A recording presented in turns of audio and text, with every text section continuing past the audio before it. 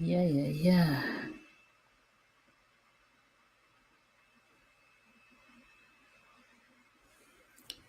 So.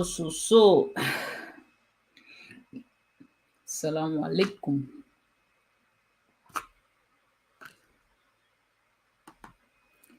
Assalamu alaikum. Assalamu alaikum.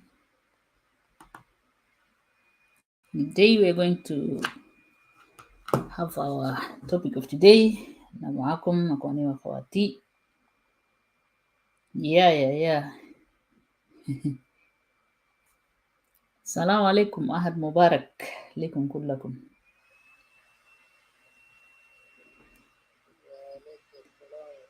Hey, Doblivon. Welcome, brother.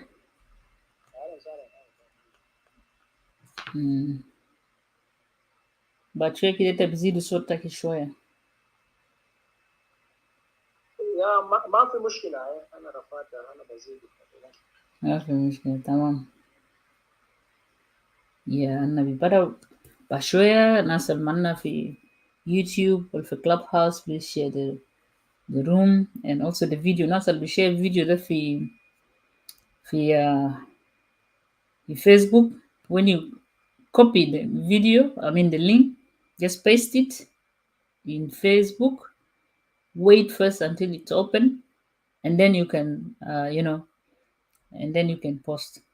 Yeah, thank you. إننا بدأ بنقول شباب تمر ليلة.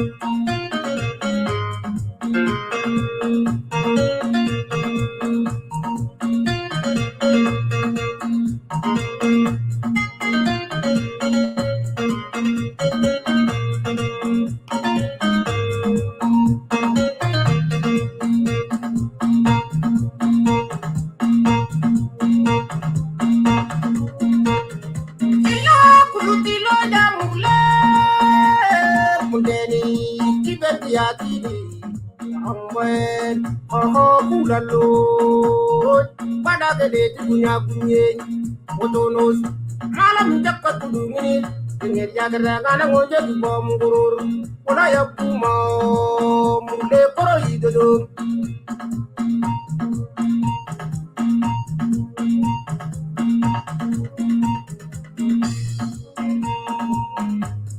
Arakutuna jababu mulo yigi volpo panjak dozo jamam de mer mini mini tiatinde jubal puma pao urutazin didoy jabin didoy didoy Kalbala dim katalay bomundo januget urutazin didoy yakuma karatulod Kalbala dim katalay bomundo januget urutazin didoy yakuma karatulod Kidede kalam bomam mamudu loro yoli galamano karadi bi mamudu la ilakiyamam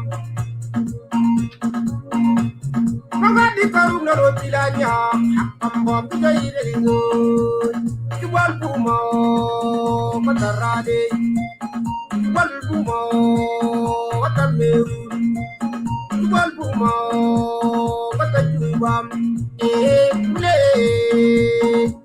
Jalla Japunang Bom Paida Jabai Motilanya Putergen Ifat Bom Japinae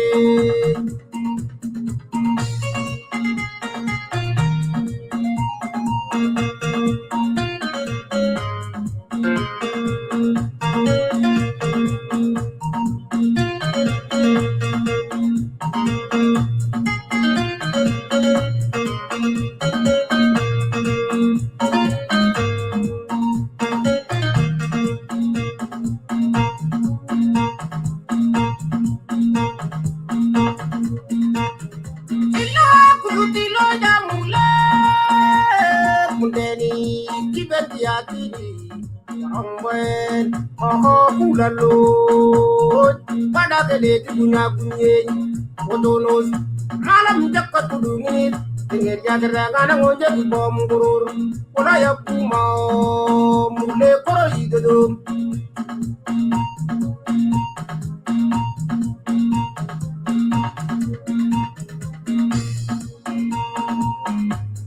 Arakutuna jababu mulo yigi volpo panjak dozo jamam de mer mini mini tiatinde jubal puma pao urutazin didoy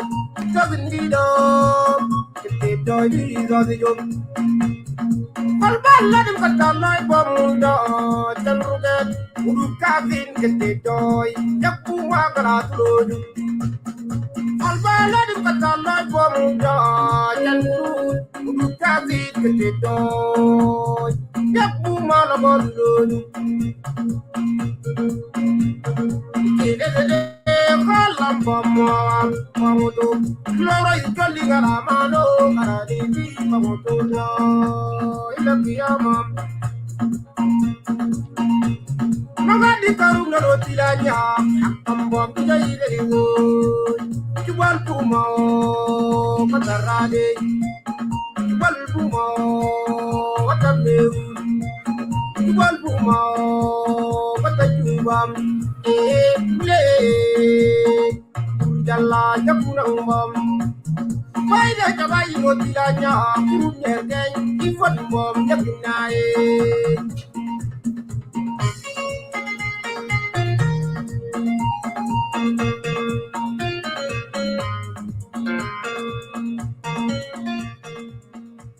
Yeah, ده كان غنى من ناس بتاعنا بتاع مورلين من حيوم كتير بنشكرهم في الغنى ده. أنا دايما بناشد إنه كان إنت عندك غنى بتاع كوميونيتي بتاعك إنت قدرت تشرح ليه معنى بتاعه بترسله عشان إحنا برضو بنشغله هنا في our diversity. It's a forum for everyone. Today we are going to actually to host our brother, compatriot engineer Dominic Akwai. In this our topic here, and we're still continuing with our National Salvation Front, symposium that is actually talking about the federal system. Today we are going to host our brother, compatriot Dominic Akwai. He's going to actually talk, in political acts It is also related to a political organization in practice under the federal state or federal, you know, country like us, South Sudan. So, uh, and we are going to continue. I just want to ask if our brothers and sisters, viewers of, the forum here, if you can be so kind also to share the room because it's very important. The topic here is not only just for National Salvation Front. No, it's actually for you as the people of South Sudan. Because at the end of the day, who is going to benefit from the federal system is the people of South Sudan. So we took upon ourselves as a organization of National Salvation Front that we need to communicate with our people to tell them the importance of the federalism.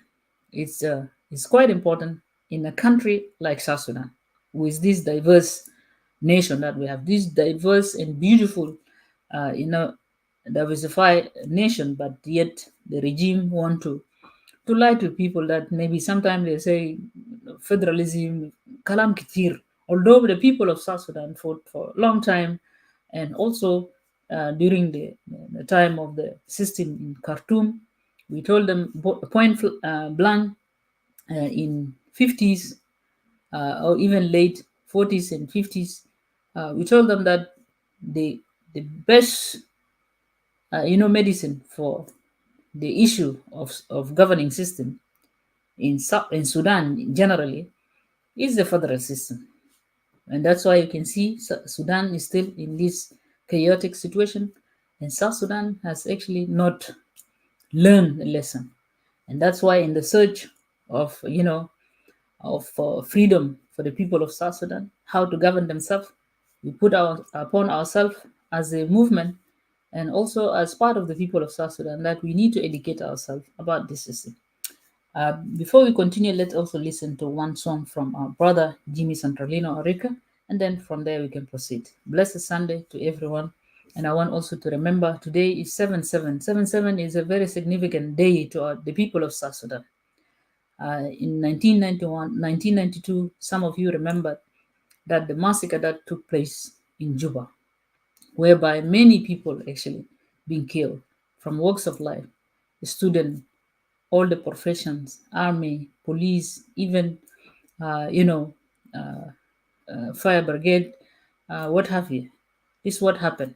So today also we should not forget to remember those heroes and heroines who are actually being eliminated by the Sudanese regime by then, due to what we call today the Republic of today that we are seeing, Republic of South Sudan. But I'm very unfortunate that the regime itself don't remember the names of those people. So, but we will not forget to remember them always. Those are the people who actually put the foundation of the Republic of South Sudan today. We are witnessing. Yeah, thank you. Let's listen to Brother Jimmy. Listen, this is a message from the National Salvation Front, to bring peace and unity to our people.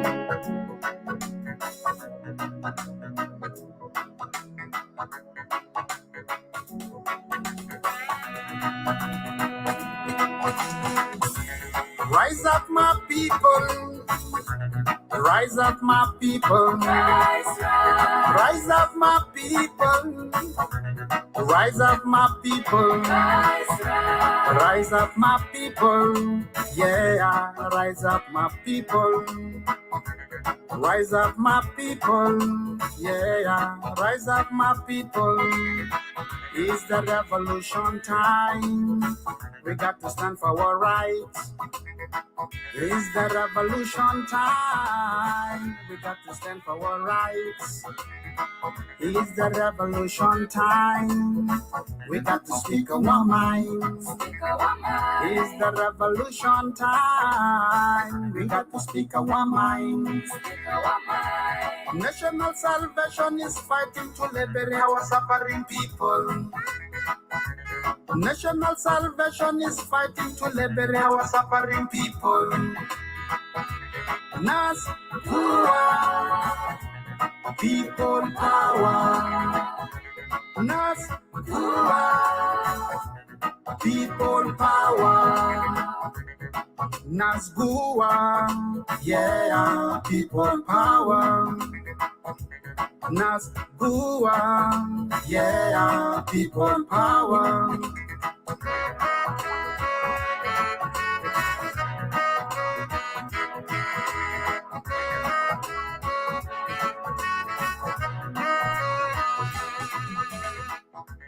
National Salvation Mission to restore our unity. Our unity. National Salvation Mission to restore our dignity. To bring us the rule of law and accountability, social justice, and the equal rights. To restore people dignity, establish a federal system. We believe in people power to restore our unity, to restore our rights. Nas Gua, people power. Nas Gua, people power. Nas Gua, yeah, people power. Nas Gua, yeah, people power.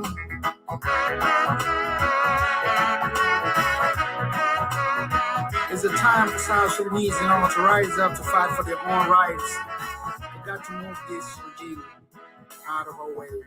General Thomas doesn't fight for position, but rather solution. National Salvation doesn't fight for position, but rather solution. Look at all opposition in Juba, they sign peace with no solution. Look at all opposition sign peace in Juba, they left with no solution. Make your decision, national salvation is the last solution. Make your decision, national salvation is the last solution. Nas Gua, people power. Nas Gua, people power. Nas Gua, yeah, people power. Nas Gua, yeah, people power.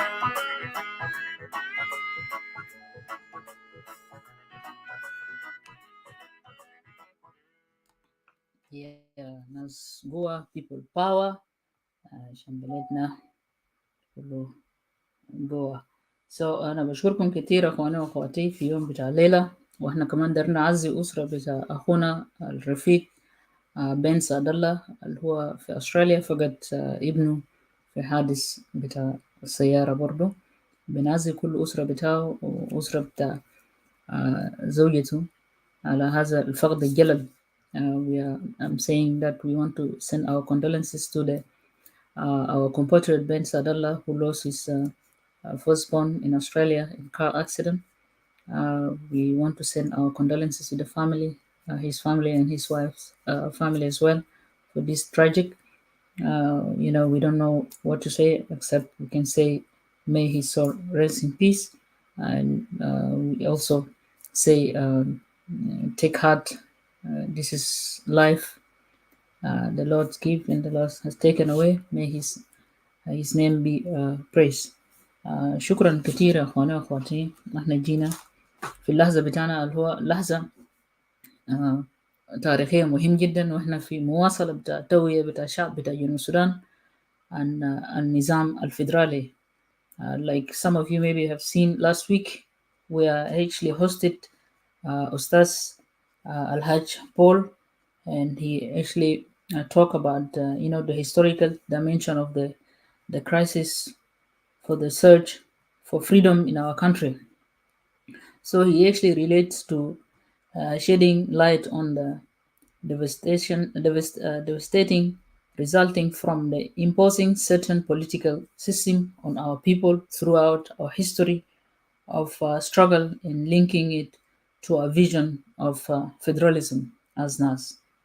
Today, today we are actually in this our symposium, as well as we also saying is we are organizing a major political symposium under the slogan, with the federal system we will build a safe and advanced state.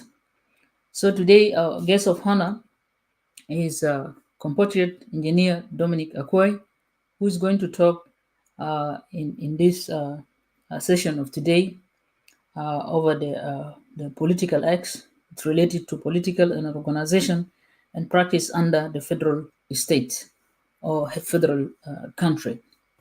So, uh, before we actually proceed, and we know that it's quite important, and as for movement, NAS, as for a governance, like a governance system, is concerned in South Sudan, federal system or federalism has been a key demand of our people over the past few decades. It is a historical quest of our people since before the independence, you know, of Sudan in 1956, and it is continuing in the past 2011 independent South Sudan. Federalism therefore forms as important pillar of the National Salvation Front's aim to build a state that is accommodative of our diversities, regardless of a gender, religion, or ethnicity. A genuine, intentioned, and well implemented federal system of the government will go a long way towards building a participative, people based democratic system that will address many of our root causes of conflict in our country. Many countries around the world are governed under same form of the federalism and are reaping its fruit, top of which continues of sustainable or sustained peace. So therefore, NAS takes governance system or seriously as it is a prerequisite of the progress. Using the wrong system of the governance is likely building a house on a weak and unstable foundation.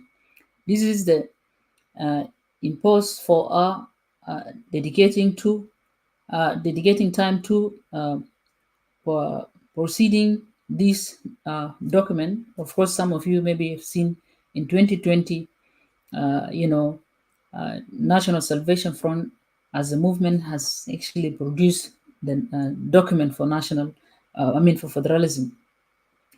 So it is therefore the hope that after we go through this session of today, we will come out with a good practice, uh, intention, or ambitions that we are all genuinely seeking lasting solution, that work for promoting or promotion of our unity in diversity, peace, stability, and prosperity for all. Solution that we will reclaim our country from bias that has fallen into.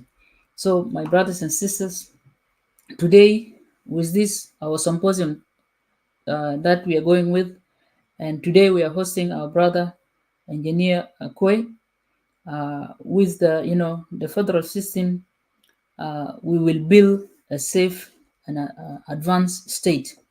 Today, as he's going to talk, and I want also to my followers who are actually watching or following me through the YouTube as well, please, if you want later to ask some question, make sure that the question has to be related to the political aspect of what compatriot Dominic is going to talk about. Because last week it was compatriot Ustaz Al-Hajj Paul, and he talked as from the historical dimension. Today we are going to talk from the political, aspect.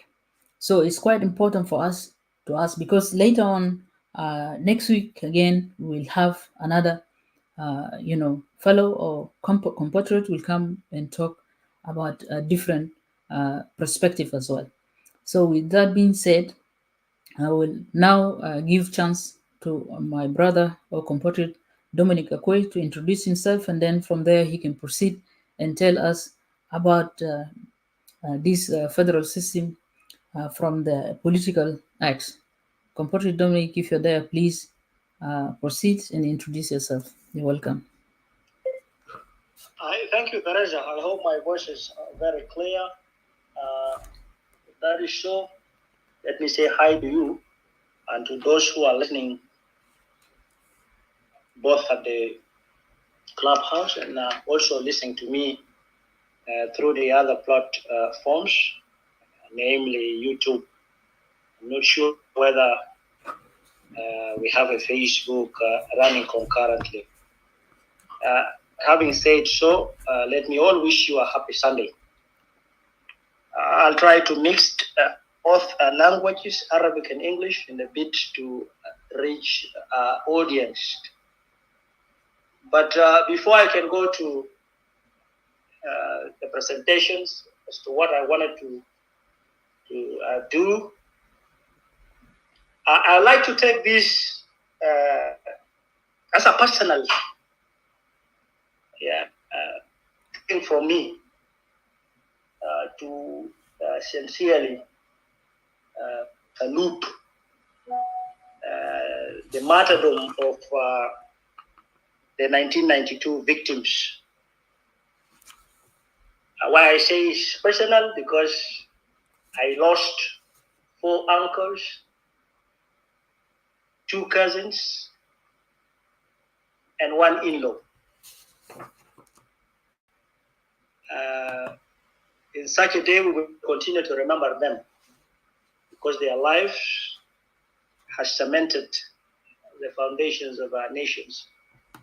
So that today, when we are talking about federalism as a system of governance, I believe that these were some of the ideals that they all fought for. 7/7 will continue to be a special day. May their souls rest in perpetual peace. I also wanted to pay a special condolence to our compatriot for the loss of his son. It's a tragic incident. Again, in such a day, we wanted to lift his soul with the souls of those martyrs together, so that internal light may shine upon their souls. ومهم جدا إنه إحنا نحيي بمثل هذا اليوم هؤلاء الرجال اللي بذلوا حياتهم فدية لكي يكون جنوب السودان دولة آمنة. إحنا بنعرف البدايات بتاعت الطريقة اللي حصلت. إحنا ما قادرين نخش forward, but how can we honor such people, in such a day by not reciting their names? Because I know, like me, many of people will be identifying, some of these names, and I'll very quickly, run through some of these names. These are men, both who are security officials and civilians, that were killed. I was so very happy to have got this list. And they belong to the different security organs of that time. I wanted to read the names very quickly. From the police, we have Major Gabriel Bazia, Captain Arcangelo Yogo, Sergeant Khamis Alili, Colonel Daniel Kenyi, Sergeant Major Awad Lemi, Major Andrew Nathaniel Yiki, Lieutenant Colonel Philip Modi, right off Andrew Lako, Lieutenant Colonel Peter Ladu, Major Wilson. Sometimes those who arrested and disappeared, not acknowledged by the government, Major Wilson Namtiti, Silas Amin Wani, Sergeant Major Awad Abbas, late Nani Yakanya Abdallah Ayub Akwai, Kanjolo Morris, Lokalanyo, Khamis Dawood, Sylvester Laksho, Karamen Kwajo Ilia, Ismail Zakaria, from the Wildlife Group, Captain Simon Samuel, Simon Jada, Lieutenant Nixon Lemmy, Colonel James Peter Duling, Lieutenant Gary Gadi, Lieutenant Raphael Nararo, Captain Henry Mawat Samuel was later released. First Lieutenant Mark Taban Pirino was released. Lieutenant Salah LT Philip Khamis, Lieutenant Khamis Kajo, Lieutenant Joseph Gajuk. Those who disappeared not acknowledged by the government: Captain Isaac Lasuba, Major Francis Wani, Simon Sangaya Ibrahim, Captain Nathaniel Jada, First Lieutenant Nadu Soleh, Lieutenant Colonel George Okech from the prisons, Major Pitia Kenyi Ladu, Captain Francis Lemmy, Lieutenant Lino Wani Ladu, Sergeant Jinabu Maranga, Sergeant George Wani, Corporal John Wani, Corporal Michael Jerupano, Corporal Paulino David,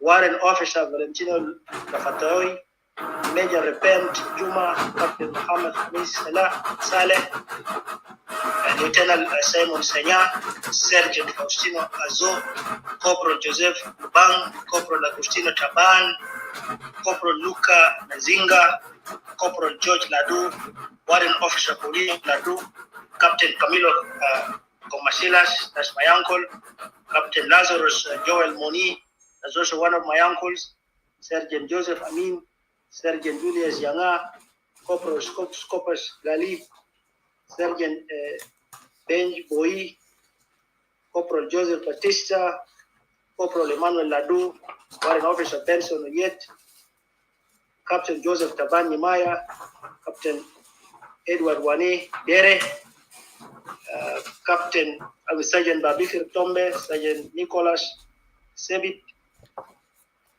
Corporal James Angelo, Corporal Paulino Cott, Paulo Cott, Warrant Officer, John Mana, Warrant Officer Daniel Agoi, arrest, disappearance, and acknowledged by the government of Colonel Anania Lopo, Camilo Anthony, Sergeant Milo Jamal, Major General Andrew Makwach, or Major Andrew, Johanna John Bado, Daniel Majab, William, Major Anwar Nial, Lieutenant Colonel Elias Lino, Major Sergeant Major Ali Gore, Major Johannes Benjamin Magoltek, Valentino Wane Alijo, Major Makwai Thorn, Major Andrew Ashek, Talping Ulang Ader, Major Joseph Ladu, Major Zakaria. From the civilians, we have a Belino Modi, I believe that is the uncle of Reza, technicians at Juba Airport, Mustafa Ad Gade, airport technician, Dino Gumat, who was later released, I think, pharmacist assistant, Francis Tombe student, Kennedy Khamis, customs officer, Faustino Mudi assistant, Tony Ilario, Susan in-law, Raimondo Petia, architect, Serafino Petia, accountant, Alfred Yoron, Kennedy Lomeling, Wani Kabulu, a social cousin, Lizeo Taban, director of forestry department, Joseph WGY is a geologist, Sebi Darfur is tax officer, Khater Jamis, Amos Juma, Hilary Doku, that escaped and joined the revolutionary movement, Stephen Daniels, veterinary surgeon, John Kabulu, that's a cousin, Nicolas Genario, bank employee, Paul Alphonse is an engineer, Joseph Lago is a trader, Juma Albino, price controller officer. We have victims of unknown occupations, Atem, Malok, Anai, Atilio, Ajok, Leon, Sebit Laku Martin, John Arthur Manud, Deng Wal, Mangoya Pulen, Nimeri, Michael Taban, Bernard Balado, Peter Eliardo, Marco, Justin Wani, Janto, Lawrence Severino, Ladu, Clement Adok, Mirko, Abirdo, Lado Gabriel, James Adit Manut, Johnson Kurchol, Taban Roman Goni, Santino Ako, Homolino Akej Manut, Olympio Abdurrahman, George Majok, Benjamin, Peter Roderick Atek, Victor Albiro Zakaria, Jackson John, Jackson Jacob Gadi, Scopas William Kong, victims of unspecified occupations, Lieutenant Colonel Mothedio Otore, Captain Pompeo Abdullah, First LT Al-Haj Hassan, First LT William A. David, Major Attilo Okware, Corporal Oliver Mada, Lance Corporal Cosiano Lochope, Lance Corporal Valentino Opera, Lance Corporal Hilary Dominic Abdullah, Lance Corporal Beno Oachi Gafido, Lance Corporal Eliadu Otili Ogun, LT Kaleto Lodion Okwang, LT Joseph Wani, Major Andrew Nathaniel Isa, Warrant Officer Henry M. Ganzi, Warrant Officer Peter Maring, Sergeant Major Terencio Locha, Sergeant Major Ibrahim Khamis, Sergeant Major Liwa Johnson, Venancio Juma, Sergeant John Salvatore, Corporal Marco, Corporal Pio Lima, Corporal Solomon Ohire, Lieutenant Lance Corporal Wani James, Lance Corporal Peter, and Warrant Officer Arcangelo Pitia, John Manao, Patricia Wani, Suleiman Ladu, Saturnino Kulang, Julius Randy, Corporal Joseph Ladu Lobang, Joseph Tombe, Private Joseph Ladu Joke, Captain Wondo Robert, Yona, First LT Mark Ladu Tom, First LT Benjamin Anozai Golo, Warrant Officer Martin Oluma, Sergeant,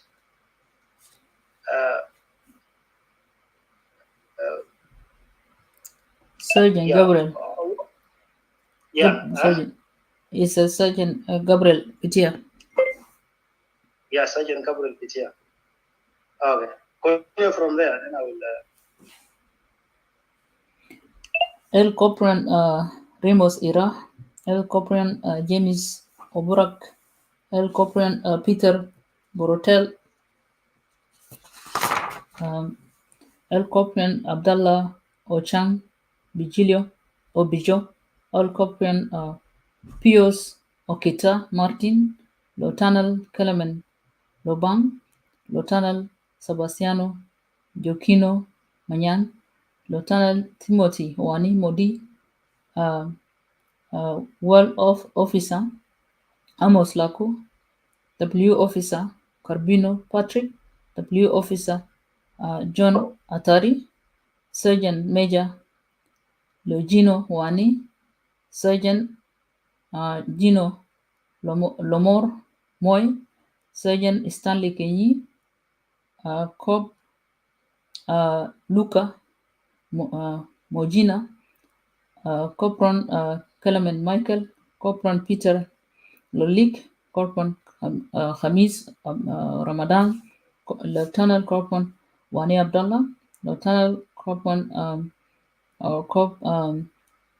Cosmos Kenyi, Corporal Ananias Lugal, W Officer Albert Mahmoud, W Officer Valentino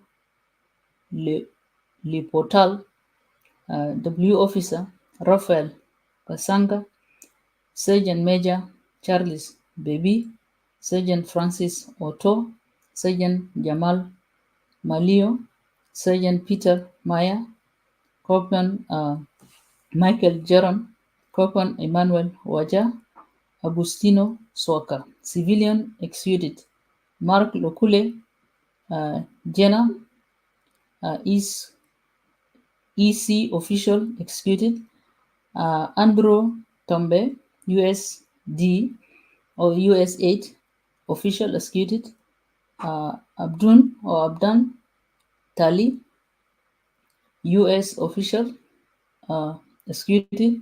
Michael Moti Atai, UN official, executed.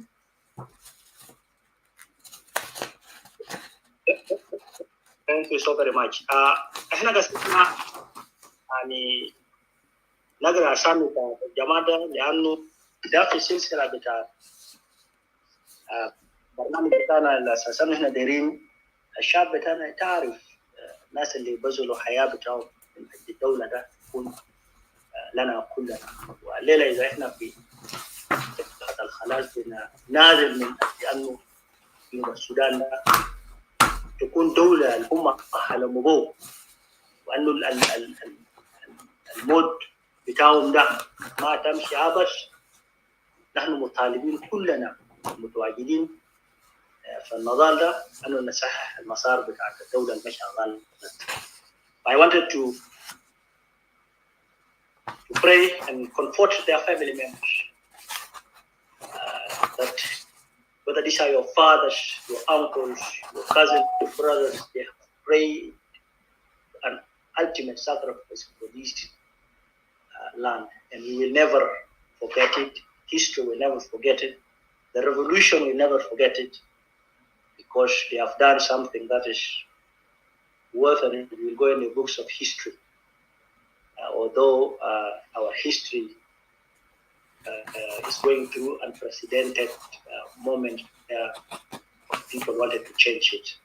That we will talk it next time, and we will honor them in a different way. But let us come to our topic of today. I'm very happy to be presenting to you this topic. This is a series واحد من السلسلات بتاع البرنامج اللي احنا في جبهة الخلاص الوطني دارين نقدمه للشعب بتاع جنوب السودان.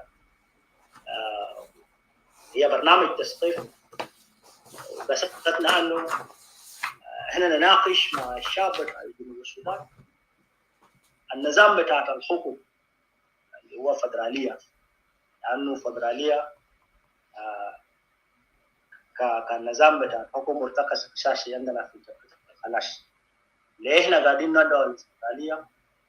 وليلة إذا احنا بنتكلم عن فدرالية what is this animal called federalism؟ فاحنا قصدنا نجزء السلسلة ده في حلقات.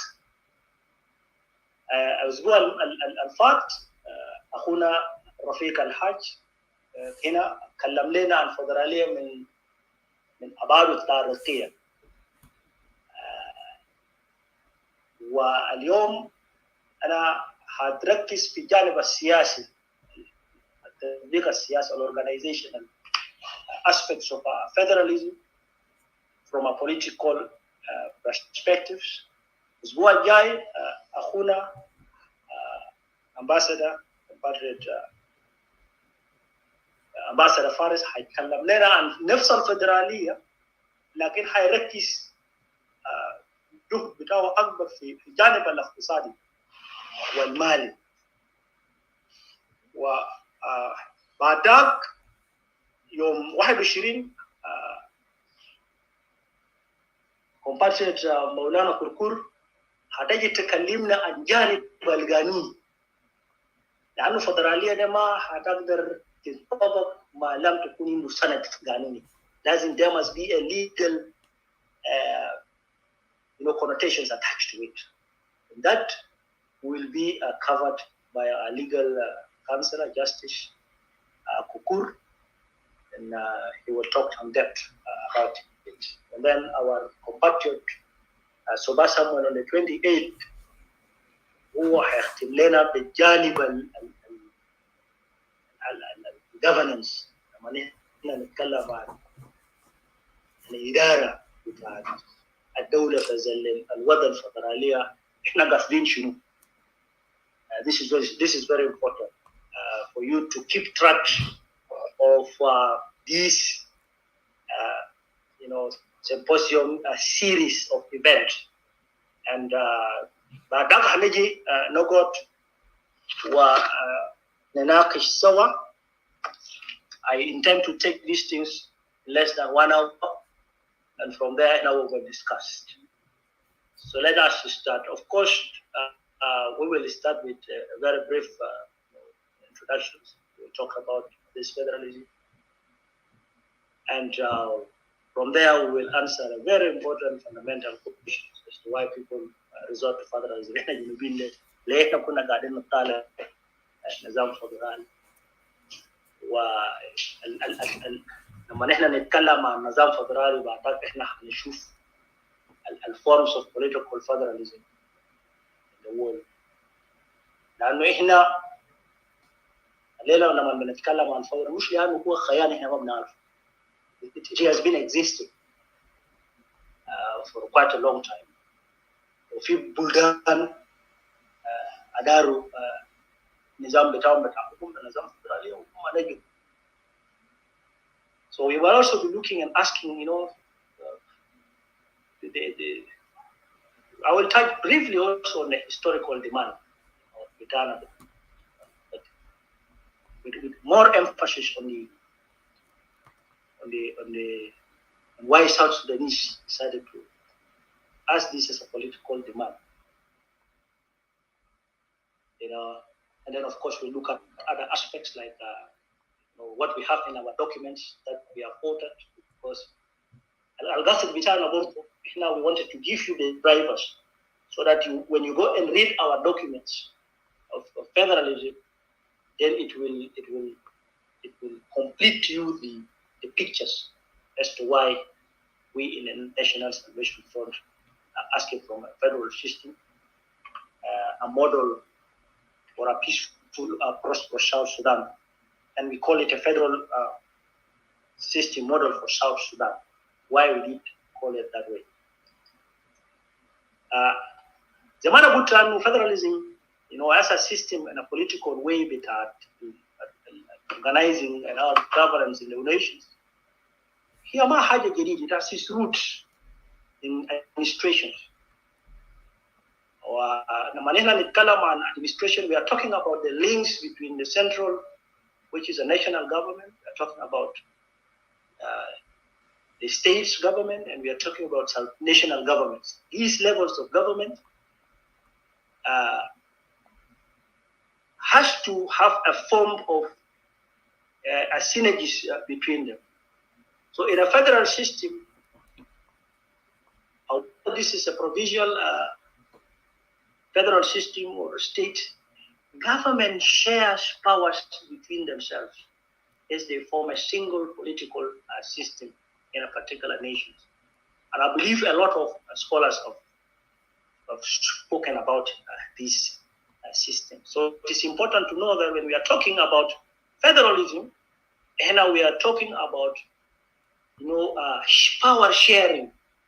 I know how the different levels of the government in a particular nation or in a particular country shares power.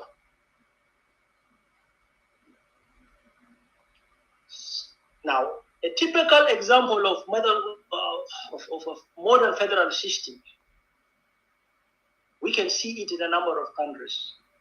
For example, the Swiss Confederation. So in this paper, I'll try to make a distinction between this confusion that we have in South Sudan when people talk of federalism. Because many a times, often people attributed federalism as a call of a particular region. One, but some of our people will continue to run an extra mile to also say that federalism da maanatu huwa kokora, maanatu huwa taqsim, maanatu fi nas aslan huma ma dairin بعض من الأبناء بتاع الوطن عشان تجي تشيل ولا تجي تقعد وتنصاحر مع الناس التانيين في داخل المحل الواحد. أنت بتسمع أنه في ناس برضو بيتكلموا أنه يا أخي الفدرالية ده هي امتداد طبيعي للتقسيم بتاع جنوب السودان. عشان كده إحنا ما دايرين we don't want. So federalism.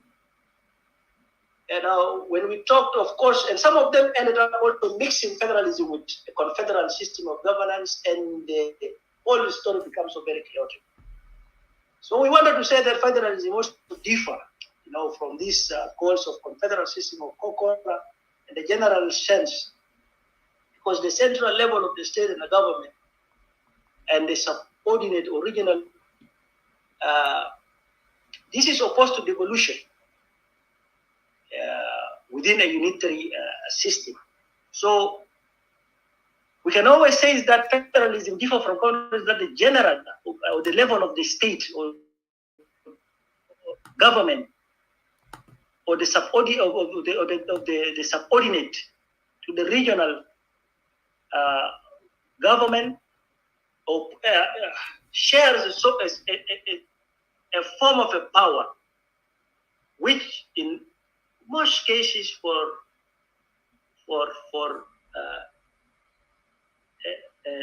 federal system is more of a devolution within a unitary state, where the regional level of the government is semi-autonomous. You share on certain important roles in that government. So the federal system is not managed, if not managed, of course, in the best way. Could lead to people to demand for associations, and probably that is why Alela Internaman Betasma these rejections of federal system of governance is because one, there is a sense of mismanagement of those competencies of a particular jurisdictions within a particular state. Number two, issues that pushes citizens to be demanding for such demands are so great than their desires to continue to be in one place. So in most cases, then you will find that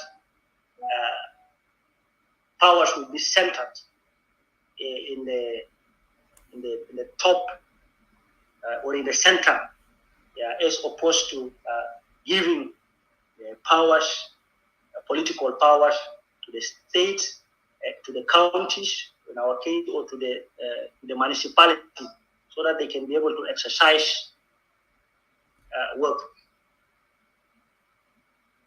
Now, in any modern nation, the most important political structure or system in that state is always vital for stability, because if our political governance system is not our structures is haphazardly created, it will be a recipe of stability and instability in the nation. Because then you will see what is happening in South Sudan and affecting the nation. There will be a deprive of political powers from the states. Power will be centered in the hands of one person. Development will be at stake, whether this is health, education, and other forms of development. And you know very well that when there is underdevelopment, it will create redundancy. Once it creates redundancy, it creates tearing, and people will, at the end of the day, opt to do other activities that will undermine the security of the country. So this phenomena of holding people together, by a form of authority, of forcing them by returning power through a centralized means of rule, will also generate resentment. And we have seen these things in South Sudan. And because of this, countries tend to manage, that are managed by such forces, are faced by challenges of keeping them together. And we have seen these things during the times of our colonial era. And the countries of the 20th century are just being challenged by this, form of coercing people and holding them together in a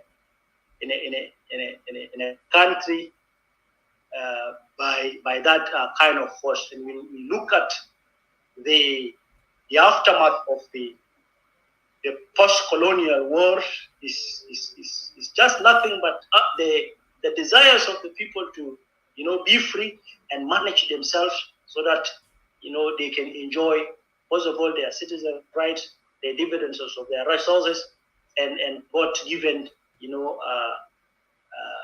and endowments of that particular land. So federalism as a political system has been applied, in a number of countries. Like I said, that we all know some of these countries are administered, as a republic. For example, in India, it's a republic. Some of them, like in Germany, it's a provincial and provincial, political administrations. In countries like the European Union today, is a multinational system that embodied states that are, in a form of a union. But again, countries like the Emirates are also forms of systems that are managed through a sort of a federation. So therefore, federal system, when we talk about federal system, it requires basic policies be made and implemented. And for us to make these laws, we need to implement it through another form of a negotiation, so that all the members that are in that federal system can share powers in making decisions. Because it is very important for us عشان ما احنا ذاتنا نور في داخل الدولة المعينة، لابد انه احنا نتشاور انه كيف الدولة ده مثلا يدار عشان الاقتصاد بتاعت يعني محل معين. مثلا الحكومة الفيدرالي ولا الحكومة المركزي الناشونال جوفرمنت ده الدائرة بتاعه بتاعت الاختصاص ده شنو؟ Okay. So that such decisions need to be taken and shared among the people, so that at the end of the day we can have a stable country. Because this is the ultimate goal of any political form of an administration, is that you wanted to, employ those models so that you have a stable nation, you have a stable administration. You don't generate unnecessary wars. You don't generate unnecessary food. The system becomes functional as a result. Thus, in a federal system, in a federal political system, the federal relation must be determined through a perpetual or everlasting covenants of union, usually embodied in a written constitution, and that outlines the terms by which power is being divided and shared. It is a very important, precedent in any federal system, because for us to have all these powers differently stipulated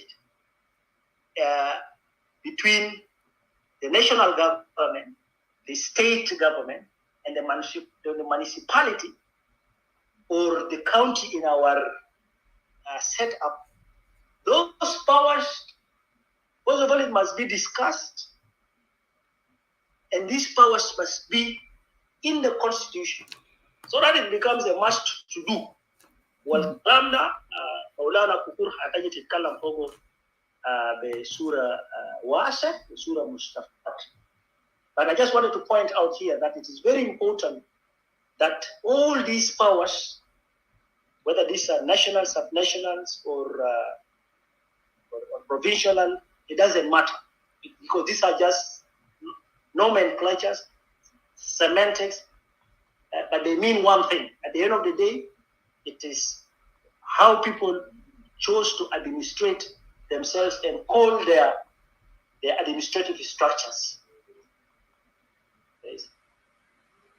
Such examples of arrangements are seen in most of these post-colonial or of World War independent states. For example, the Federal Union, modern Switzerland, like I said, has this kind of nomenclature. Germany is one of the modern federal arrangements, that has traces of its, confederation back then, even in the 19th century.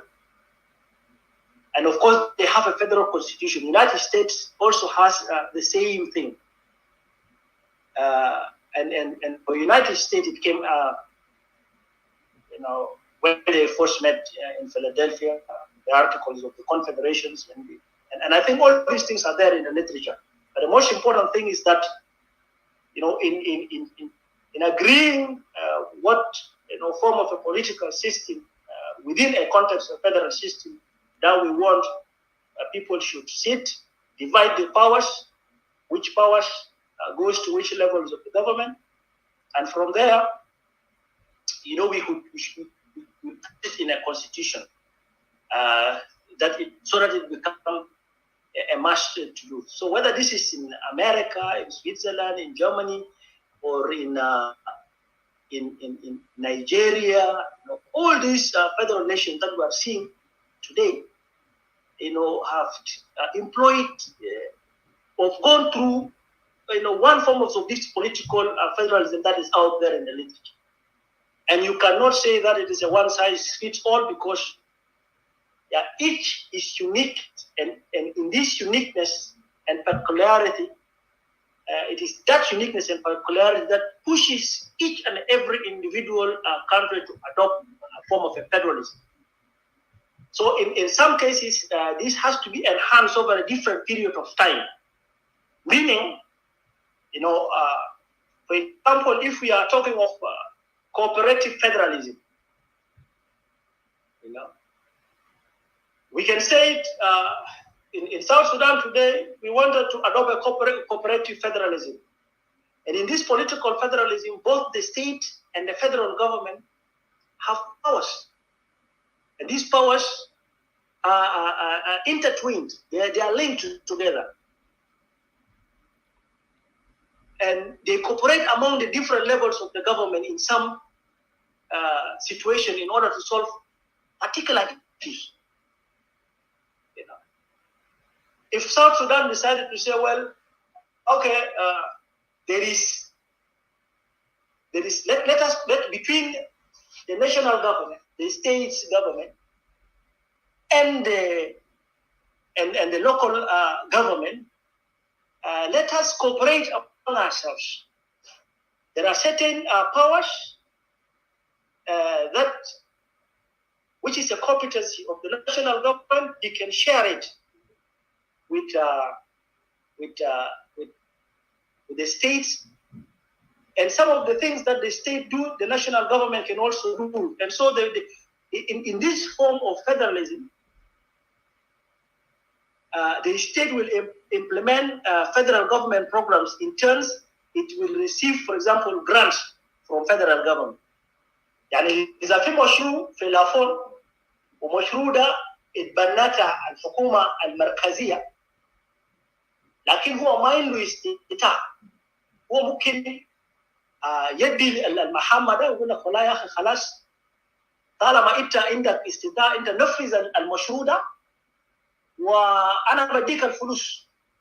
In some cases, I will give you the technical people, the technical personnel. كذلك الكرياتيف فيدراليزم، نيو فيدراليزم، devolutions of federalism ده دي نماذج. And so what we wanted to talk الليلة احنا قاعدين نوصل للناس انه يعني ما فيش النظام حتى في الفدرالية، ما فيش نظام سياسي فدرالي انت ممكن تشيله تنقله طبق الاصلي في من محل ثاني وتجيبه وتطبقه لك في الدوله بتاعك، بتكون مشكله. عشان كده احنا في جبهه خلاص هنا بنتكلم عن موديل الفيدرال سيستم، موديل for South Sudan that addresses the root causes of our political problem. ما هي الجذور المشكله السياسيه عندنا، واذا احنا قدرنا نحله بالنظام الفدراليه ده، احنا فرض نعمل ايه عشان احنا نحل الكلام ده كويس؟ لانه الظروف المتواجد في جنوب السودان بيختلف تماما عن الظروف المتواجد في كينيا ده بالمناسبه كويس. وفي السودان ذاته. عشان كده يعني when we talk about the quest of South Sudan for a political federalism, we are talking as much as we can, long dated to a long time. And some of the references, 1954 وكلام ده أستاذ حاتم تكلم فوقه مرة اللي فاتت بصفة مستفاد إنه in 1954 the demand of South Sudanese for a federal system of government became so evident and it became so apparent. And these were championed by elders like those of Abdurrahman Saleh for the Liberal Party. They said that Sudan and by extension South Sudan should be administered in a form of federal system that will allow South Sudanese to participate in the administration affairs of the country so that they can also take part in fostering the socio-economic development of that country. So لأنه إحنا كنا قاعدين نشوف الدولة بتاعت السودان ده ودولة قاعد يخسى الناس الثانيين، لأنه في 56 ديل قالوا إنه السودان دولة عربية إسلامية وإحنا ده زندين طلعونا من الملف ده برا. So we asked for this form of system of government because we thought that we wanted to take part in the administration and management of our country. Now we all know historically that this demand was rejected by the northern elite, the pretext that they also think that if South Sudan demand federalism, they will learn how to manage themselves. Learning how to manage themselves will develop their appetite and taste for a secession. And that is why they say there is no federalism in one nation. Federalism means a separation. And that is why the people who were there by then were saying to them that we are just asking for federal system of governance, the likes of Father Saturuna or Ogure. But if you refuse, the generation that are coming out of that struggle will demand for something that none of you can stop. And the semblance started by, for example, in 1972. And before that, people went to war. And that's what I said earlier. If we don't embark on these systems, and you started to hold power and deprive, you create a center, an elusive center, and you think this center are supposed to enjoy the rights of this nation at the expenses of periphery, and if you deprive people from the art of management and participation in their country, they will demand it by force, and in most cases, it will lead to war. And that is why 1955 was this protracted war that ended up with the autonomous of South Sudan in 1972.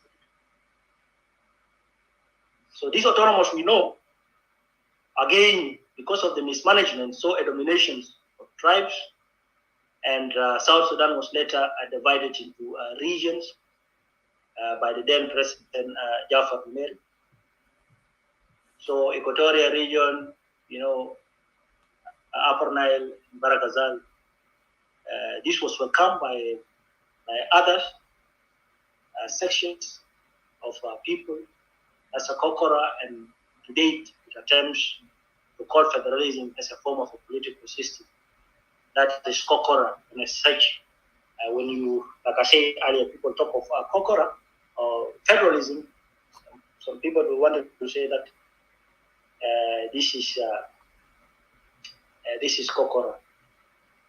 And that is why there is an obvious refusal of federalism and its equation by the other sections of the people of this country that it is called. And then, of course, like I said earlier, some of them are fearing that with federal system, we may be necessarily talking about ethnic federalism, where people will be locked in forms of, tribal cocoon, and while others are also thinking like these are attempts by some groups of people not to allow them to integrate in this country, so that we can create a rainbow nation. But what we know is that federalism solves primary concerns such as mismanagement, of a nation, at the expenses of entire masses. So it will give, every citizen the opportunity, to partake in the management of that country, and whether this is at the local, federal, and national government. The case in question is we also replicate, the same mistake of Khartoum. Of course, I don't. Don't get surprised, because we are a product of that political and administrative culture where we leave all the peripheries. Everything is centered in Khartoum, just as today everything is centered in Juba, depriving the states and the local government. Today, we in Lafon, for us to go to Lafon with this rainy situation, it is incommunicable. We can't reach.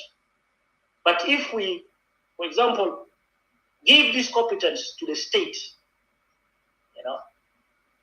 the political, administrative, and fiscal responsibilities to a particular state, then the state will be near to the people, the local government will be near to the people, the MPs will be near to the people, they will be listening to the crises of the people, they will be there, going to the villages, sharing the pains of the people. They will not be oblivious of the realities of the people.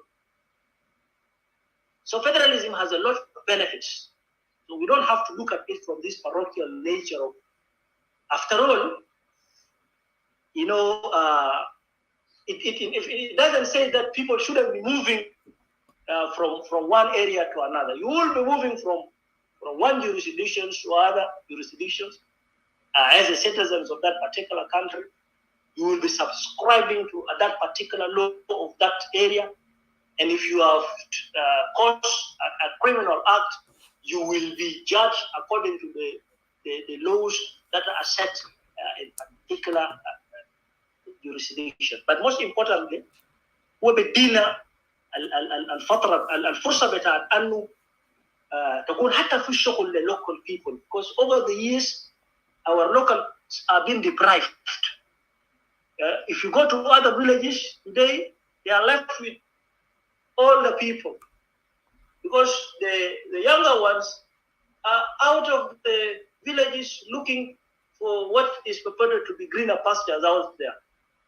But in a federal system, we can bring these greener pastures to the people, because you cannot be creating a system that controls 80% of the resources of the country in the central government, while leaving the states at a mercy of it, and even what is called state transfers of resources to these states are not meeting, because the people here are choking the finances, because they think those things has to be remaining to them, and they give themselves importance of being citizens of this country, So it will also save the country from disintegration. For example, when we look at the redivisions of 1980s, was a direct result of the mismanagement of our diversity, where tribal tolerance, corruption, hegemony, things like nepotism has become the order of the day. And because of this kind of mismanagement, let's look at the call of federalism, as a loss of control of power from their systems. And that is a danger. This is what I've just said. Some people will think that if we decide to federate this nation, Kir will not have the power that he has. Because as we speak now, Kir is appointing director generals, county commissioners, and these are supposed to be the competence of a particular state. So in most cases, it's a control of power. So this loss of power is looked as a bad thing to other people. So in other words, it will manage expectations of the citizen in a particular locality and to be active participant rather than waiting for goods and services from a center, which is often far from a reach of the people. And it also note that it will in any federal political federal system, it will also encourage competition. I remember Eastern Equatoria at a time of the ناس بتاع ناس جلابه ده هو كان عنده توأمة مع ولايه في قدارف. يعني انا مثلا انا في شرق استوايا احنا ممكن نعمل توأمة مع غرب برغزال مثلا ولايه برغزال لو نتبادل المنافع. شفت كيف؟ لكن الحاجات ده لازم يتحاصر في اطار بتاع بروتوكولات موقعه بين الحكومات. بعد ذلك الاختصاص بتاع الحكومه المركزيه بيتحصر في حاجات اساسيه، اعلان بتاع الحرب والناس اللي تخش الحرب، لانه بالمنطق كده انت ما ممكن تقول انه يا اخي ولايه ولا محليه زي بتاعت ناكوندا to declare a war against, for example, a country like Kenya. That is not going to be logical anyway. That will be the competency. So we need to set so that we can be able to, distribute all these competency among the different levels of the government, so that we can نتجنب من الافرازات بتاع النظام الابطال في الدوله. So another benefit of federalism governance is that it's enable environment for economic growth. For the كلامنا فوق where there will be production that is near to the people. Because when the people are productive, government is near the people. Whatever they produce reach to the market, then the people will be, as a result, prosperous. والكلام ده أخونا compatriot فارس هتجي تتكلم فوق بصفة مستفاد. But in federal system of governance, when we're talking about the fiscal advantages of federalism, he will come and talk to this in more detail. But in federal system of governance, the fiscal regime of a country will be managed in a transparent manner. Where every state will have their accounting system that takes care of their transfers, which can be traced against projects that have been implemented. يعني انت ما ممكن تقول عندك مشروع، يعني لما انا افقد الفلوس بتاع المشروع ده اقول ان والله انا لي $1,000,000 كويس. السنترال جفرمنت يجي يقول لك والله انا رسلت لك $2,000,000 والستيت بيمشي بتاع قروش في النهايه اللي بيصل للبروجكت بتكون قروش قليل. انت ما بتعرف you cannot trace it back. The project that will not be implemented because there are thieves in the central government that are so powerful. But again, the project suffers, and you create a bureaucracy around here. So, and in most cases, you cannot trace it back because you have a cartels around. So, in federal system of governance, this area will be made so very transparent, and it will allow people to trace our projects. It will enable states, of course, to learn from each other, and we see these issues of twinning between states. Now, it will offer space for citizens of a particular state to remain, like I said, within the state, so that they can unleash their potential. We will not create a situation where there is a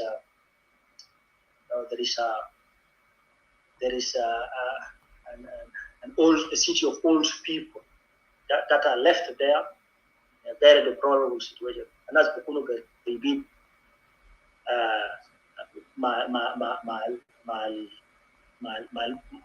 maskatras with fanatic with. And so at the level of the state, we stop migrations of even the youth. Because المشكلة الكبير بتاعنا انه الشباب يطلعوا برا عشان يمشي يشوف فرص برا، لكن الفرص دي احنا ممكن نخلقها في داخل الوضع المعين. So political federalism allow creations, dominations over democratic institutions. لا زي ما احنا قلنا انك انت لما يكون في state national government الاختصاصات بتاعه بيكون معروف. حتى الناس اللي بيجوا في يشتغلوا في central government ده بيكونوا معروفين. حتى النواب بتاع برلمان وفي بعض من الدول احنا هنجي نشوفه بعدين هم ما بيقعدوا في central government، هم بيجوا زمن بتاع جلسات وبيحددوا جلسات بتاعهم وبيرجعوا الدوائر بتاعهم. So احنا يعني الحاجات اللي انت بتلقاه لما تكون عندك نظام واضح very transparent that is allow for this system to function within itself. There are kind of clarity between what a particular states do, what a particular municipality do, what a particular national government do. It will create a stability. Like I said, it allows the creation of democratic institutions in a nation. Because where checks and balance are applied, and also equitable distribution of national revenues among all these states. And we all know very well that not all the states have the same what we call weighted averages in terms of the endowment of the resources. Even so, there's going to be a formula of not depriving other particular states from enjoying from what it's coming from the other states as a national contribution. For example, we have resources like oil, resources like mineral, like wood.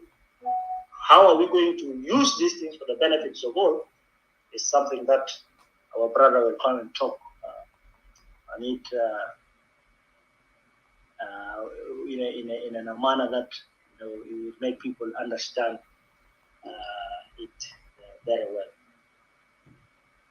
So I wanted to say that one of the tenets of federal system of governance or a political affairs that allows, like I said earlier, the separations of these powers in this administration. Now, local and federal government will have to operate independently, but also efficiently, saving us from the monopoly of power. I think I've said these things because our problem is that power will be monopolized, then it will be creating an element of suffocations, not only on the administration itself, it also suffocates the democracy, it suffocates the freedom of speech, it suffocates the judicial oversight, it suffocates every aspects of a particular state, and by extension, it encourages what is called dictatorship in a country. So while we wanted to promote constitutionalism and the rule of law, which is an essence of democracy, we are also conscious of this thing that talks about this monopoly of power, the concentrations of powers in the hands of one person.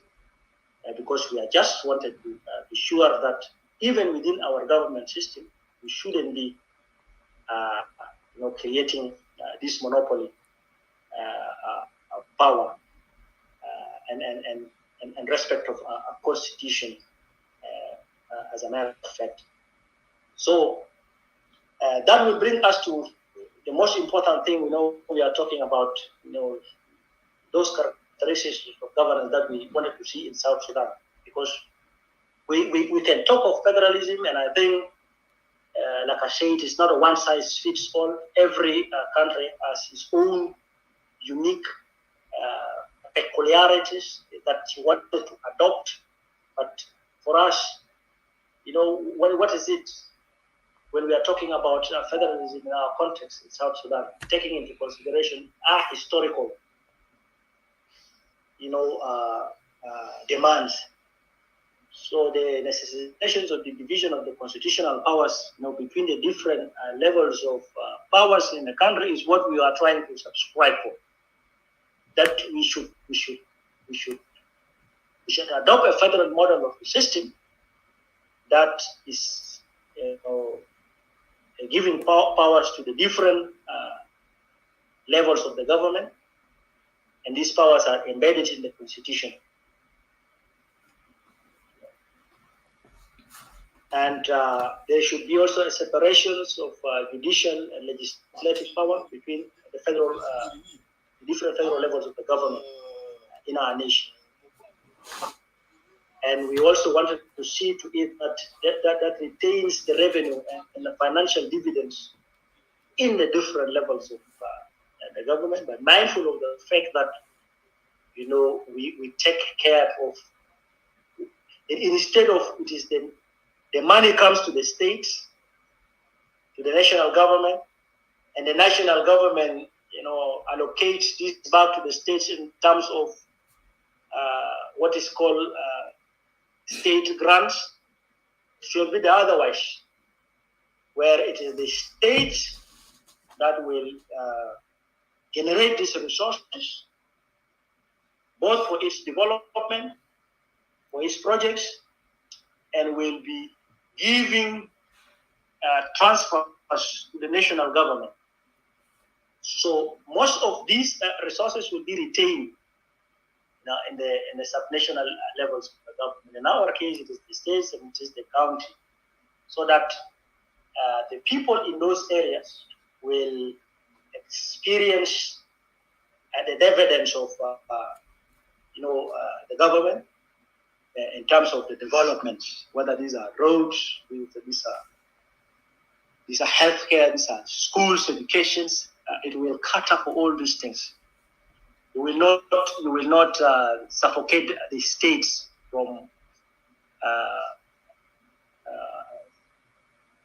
these objectives or attaining these objectives, in most cases which are associated with this millennial development goal. So a federal constitution that is passed by the people through a referendum has spelled clearly what federal constitution we are having as a model of government in our country. And therefore, when we are instituting a federal system of governance, it's very important at the level of the constitution, because federalism is a demand of the people, should be anchored on the desire of the people to participate in the political management of them, and by extension also the resources in the different levels of the government. So, for example, these decisions to have a 10 state,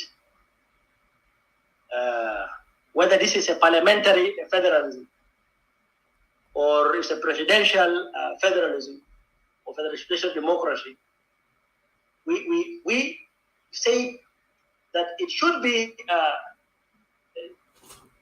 determined by the people during the constitutional making process. Yes, we can propose. For example, in National Salvation Front, we propose a federalism on the basis of the current 10 state that we have now. But we are also saying that we are not going to force these things in the throat of the people and say we want a 10 state and it must be 10 state. We're saying this is a demand of the people. And so long it is a demand of the people, it must anchor in their desires to participate in this political management.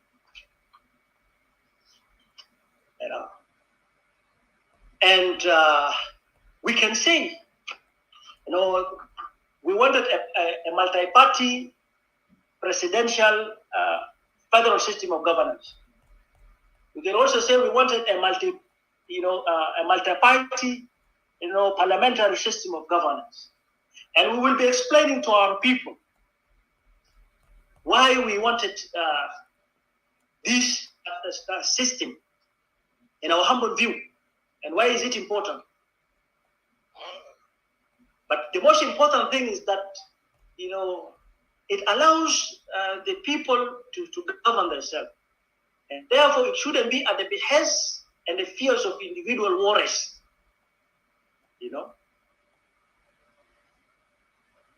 Whether these people or with these are political parties.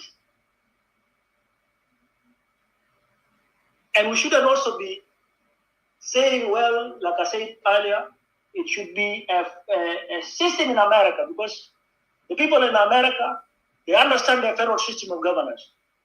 Somebody in Germany understands this system of governance in Germany.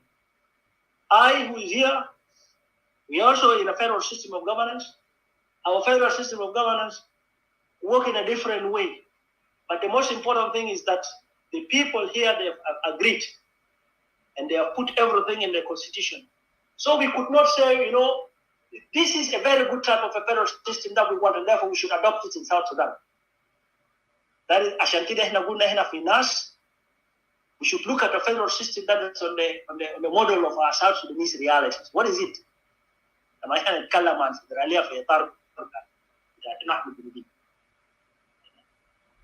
ده كلام مهم جدا. ليه؟ لأنه federal system that is most appropriate for South Sudan. I will assure you that it is going to be an issue of contentious and an issue of very serious debate. Because we are people, one. We are political organizations. We are civil society organizations. We are lobbyists. And every person is looking at this from his point of interest. But the federal system that is most appropriate for South Sudan is that, in our humble view, we propose was based through a thorough study. We have also studied the realities of South Sudan from a historical concept, looking at our political landscape, our economical landscape, our constitutional and legal system, and our management and governance systems.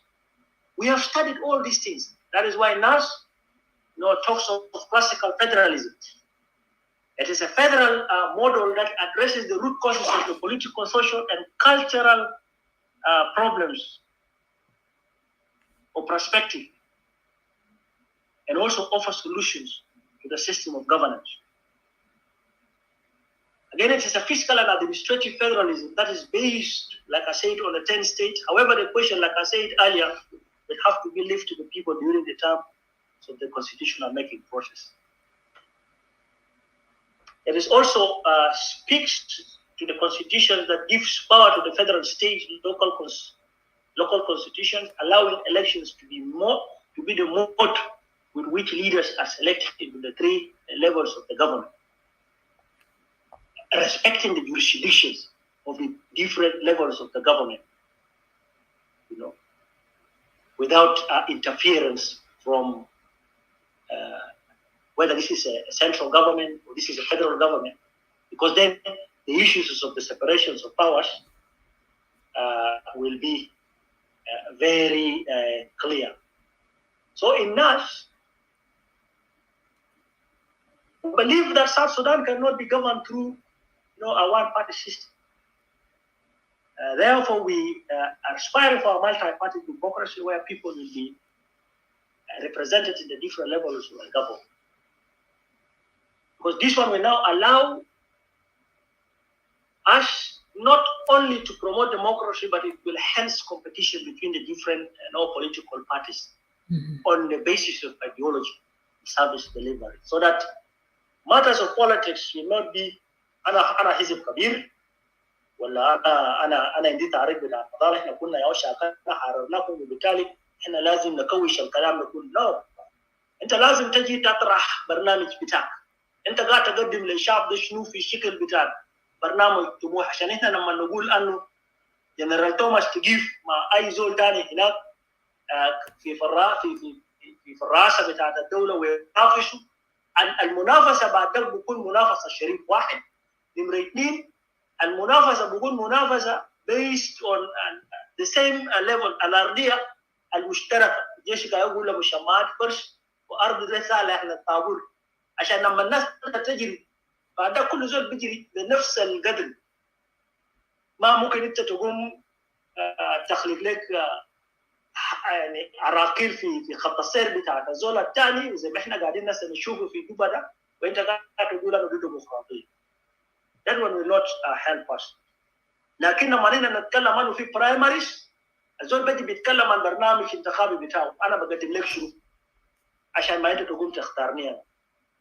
So as a people-centered movement, NAS also believe that the choice of to whether the country should be ruled on a parliamentary or presidential federal system will be determined by the people. However, احنا في NAS will take it like I said as a responsibility عشان ما احنا نشرح لناس the pros and the cons, and I'm going to do these things in the few minutes to come. What are the pros and the cons when we are talking about, for example, parliamentary federal system, and we are talking about a presidential federal system? For example, in a presidential federal system, احنا كلنا بنعرف انه الرئيس بيتم انتخابه بتاع من قبل الشعب. The president was elected by the people and a general elected directly, whether he's nominated by his party, whether he's an independent candidate. الشعب ده يهو بيختار. لكن sometimes the danger of this kind of a system, even within a democracy, because we also know that democracy is a dictatorship for majority, it can turn somebody to be a dictator. احنا شفنا في امريكا how Trump الراجل ده بين الليله والضحى هو نسى انه امريكا دوله مبنيه على قوانين وعلى اساس بتاع الدستور، بقى بيتصرف حياته بطريقته براو. Now, if a president becomes a dictator, he will rule with degrees. زي ما احنا شايفين في جنوب السودان. what أمنا سلفا كير قاعد يعملوا. Because then the fear will be, in the event the president is impeached, then you need a nationwide election, unless it is spelled in the constitution. ده هنجي نسمع فوقه من الأجر بتاعنا بعدين إنه نائب رئيس يدير المرحلة دي لحد ما يكون في انتخابات. It will cost the nation very big time and money in order for us to do elections. As opposed to parliamentary system, برضو عنده العيوب بتاعه برضو في الكويسات بتاعه. Because in any you don't expect to say that a particular system will be juicy. They're always hardened. But the most important thing is that those cons and pros can be managed through administrative measures. And therefore, when we're talking about a parliamentary system, on the other hand, it's also operate in the same way, but the difference is that the people are elected to the parliament. They are elected to the parliament on the basis of the majority vote. And once you have a majority vote, and the party with the biggest majority will form the government.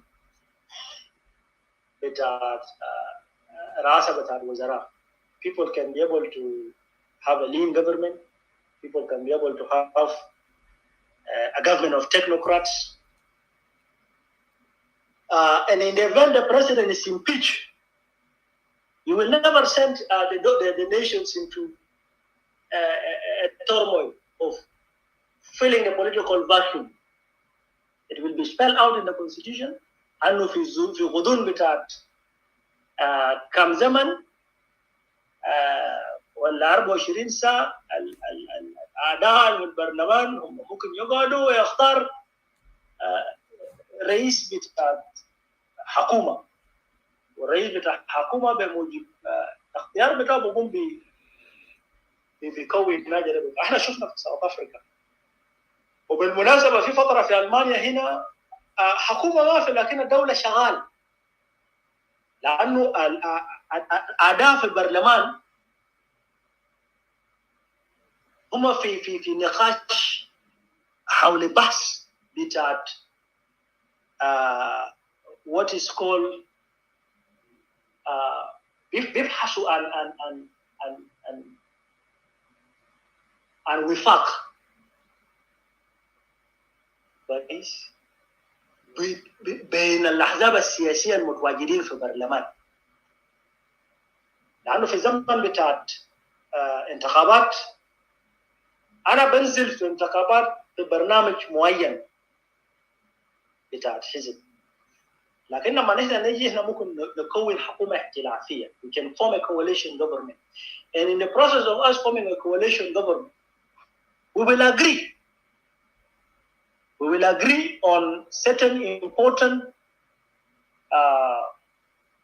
areas.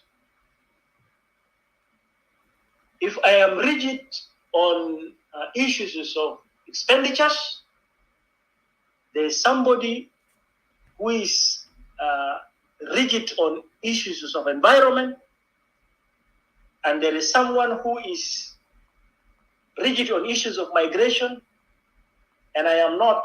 We can trade off. So you will never see that in a parliamentary system there will be a germinations of autocracy or dictatorship. لأنه first of all أنت ما ممكن يعني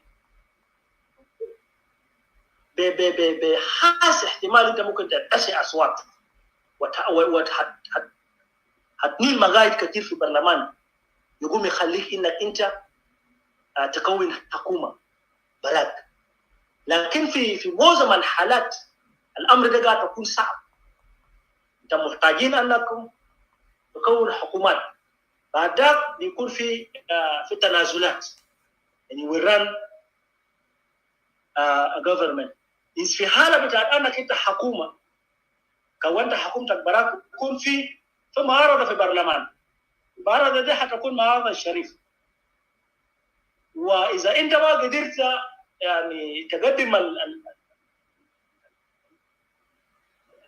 البرنامج اللي أنت الانتخاب اللي أنت وعدت الشعب به، أكيد مرة جاية الشعب ده ما بيصوتوا لك. وإحنا شفنا في برلمانات هنا برا بتلقى إنه في حزب بتجي بيكون انتخابات، وفي المرة الثانية هو بيقوم بينفقد أصوات. إحنا لما شفنا الكلام ده قريب في ساوث أفريقيا، جنوب أفريقيا. اليوم جنوب أفريقيا قاعد تكون حكومة ائتلافية بين أفريكان ناشونال كونغرس والديمقراطيك ألاينسز. ليه؟ لأنه هو ما حصل على مقاعد اللي هو داير في البرلمان عشان تكون حكومة وراه، وبالتالي يعني ما حتكون فيها عملية بتاع ديكتاتورية زي ما احنا شفنا حصل في جوبا. يا اخوانا القانون بتاع سكيورتي تم اجازته ده كما بتاع ديكتاتورية اللي احنا قاعدين نتكلم ده اذا في نظام برلماني انت ما حتشوف الكلام ده كويس. ما في حاجه بكون انه الرئيس عنده نسبه 10% عشان يقول يعني عايزين يقول ناس التنافس ومنافسه بيكون حر. انت بتدي فرصه للناقبين بتاعك اللي هم متواجدين في كونتيحرات ولا في مقاطعات وفي ولايات، لانه هم بيقوموا بيشوفوا اداء بتاعك. واذا انت ما وفيت باداء طيب، المره الجايه ما بيصوتوا لك، انت بتفقد المقعد في منطقه معينه. هذه ديمقراطيه مش؟ بعدك لما الناس بتجي في برلمان، اي حزب بيكون حريص انه تقوم تقدم للمجتمع ده شيء من المجتمع ده ديره كويس، عشان هو تكون قاعد في حكومه. ده هو كلام اللي احنا دايرينه في جنوب السودان. يعني بعدك المساله بتاعت انه هتكون في معارضات وكده. المعارض صحيح في معارضات، حتى في البرلمان بيكون في معارضات، لكن بيكون معارضه سياسيه شريفه. انه الاختلاف بيني وبين الزول الثاني بيكون اختلاف بتاع ايديولوجي. طيب في ناس ثانيين هيقولوا انه النظام ده برضه قاعد. It has to be managed within a certain parameters of the constitution. ده compatriot كقول حاجه تتكلم فوق. لأن احنا شفنا في ايطاليا مرات كل بعد 6 شهر قاعد تكون في حكومه جديده. لكن حتى في ظل الديمقراطيه بتاع ايطاليا ده، الاجهزه التانيين بتاع الحكومه is very functional، يعني ما قاعد تقيف بالتغير بتاع الرجل، لانه السكرتري بيكون زول تكنيكال، والغايه يغيروا ده منه سياسيين فوق هنا، والموست كاسز هم داير بوليسي اوفرسيز، هم داير نون بوليسي امبلمنترز زي ما احنا قاعدين نشوف في جنوب السودان. وبالتالي احنا الناشونال سالفيشن front NAS is proposing that we are proposing for a parliamentary system, that our prime minister is to be elected by the assembly of the people, which is elected and chosen by the people of South Sudan in an election and a general elections. وفي نماذج كتير في دول انا ما هتكلم ده براوته هتقرا لما تشوف نظام بتاع سويسرلاند،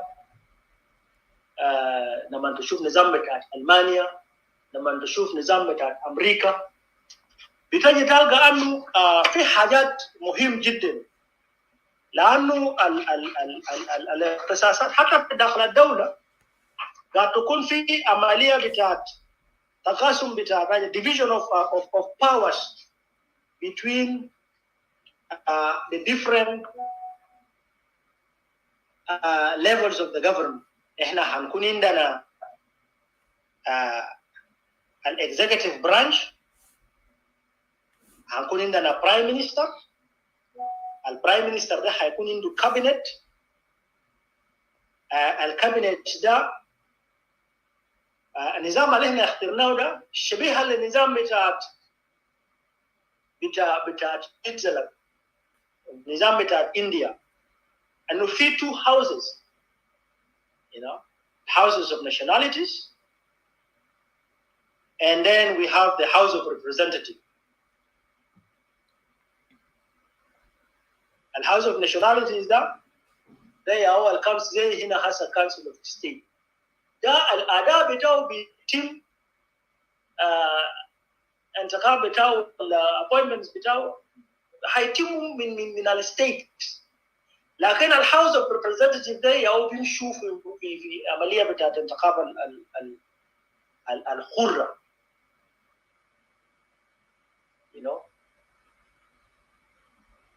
like النظام في سويسرلاند، the parliament or in Switzerland their federal system is comprised of 3 tiers of governance system: the legislative branch, which acts as a federal assembly, like I say, is comprised of council of representatives, the people, and the council, which is representing the administrative units of the canton. طبعا هم عندهم حاجه اسمه كانتون هارات شبيهه لنا بتاعت counties دي. So it بتاجي تلقى في النظام بتاعهم ده البيبل كونسل ده اللي شبيهه لنا زي الهاوس اوف ريبريزنتيف ده اللي هيتم الانتخاب بتاعه في انتخابات حره. لكن the National Council is the lower house of the Federal Assembly and the upper house is the Council of State. The national has 200 cases بتاعت هم عندهم عددية بتاعت MPs which are elected every 4 years. This is their system. But for us, we can say, well, every 5 years, we have a term limit of 5 years. We do elections. We have a term limit of 4 years. We have a term limit of 10 years. That will be determined in the constitution. I'm not saying that NAS is proposing for this, but I'm saying that it should be a political discussions and a political debate that we, as a people, as a members of that country, we will have to determine and decide. So it is important that we should also discuss how many numbers of people should be in the House of the Representatives and how much numbers of the people should be in the House of the Nationalities and how they are going to come. But that setup of a system, is done in such a way that it will protect our democracies.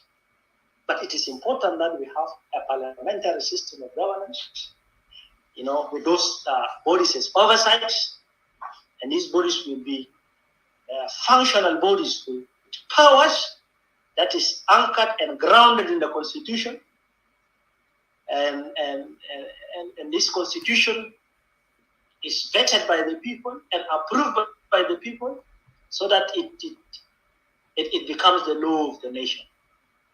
الحاجات ده في موجودة. If you look at the system at India, they have also the same thing. You look at America, they have the same thing.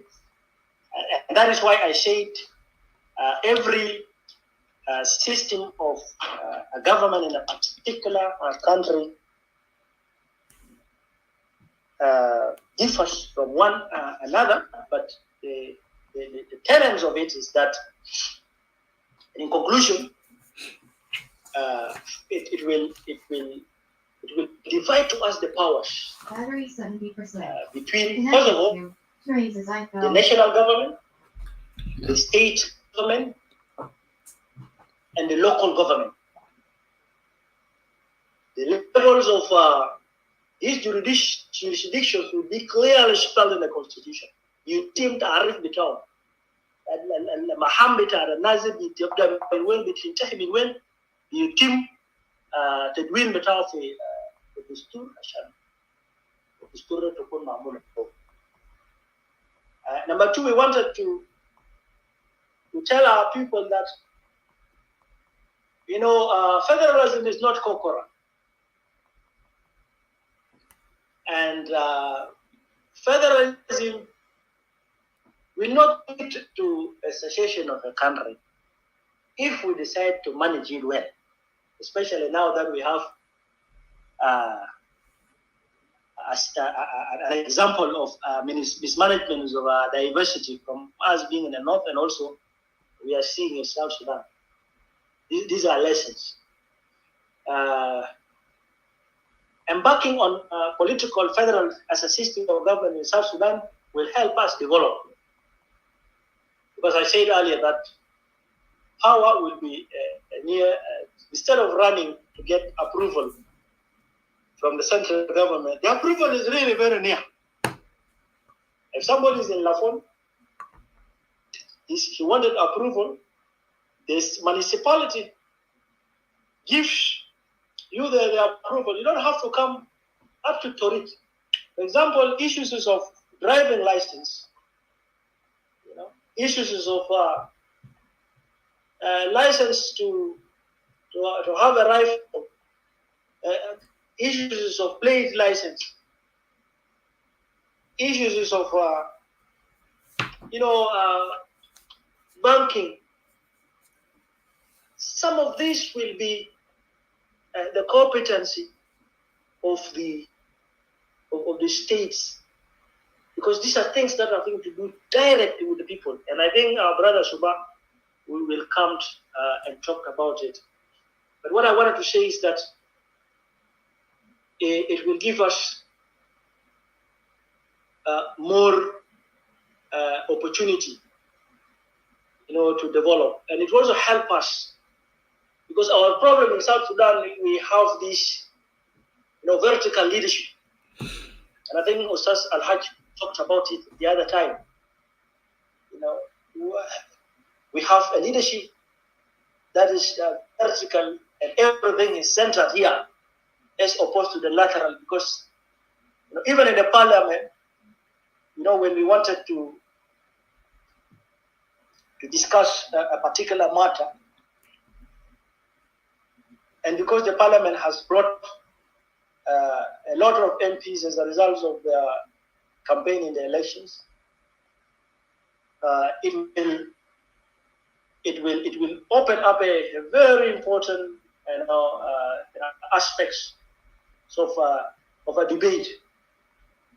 And by the time we are adopting something as a law, then we will be rest assured that this thing that we have adopted as a law is discussed thoroughly by the different members of the parliament. Because then we have, first of all, different types of people, but again, we also have different levels of jurisdictions, which are more concerns. And if you do something here, it will not have a spillover effect on the other levels of the government. And whether this is a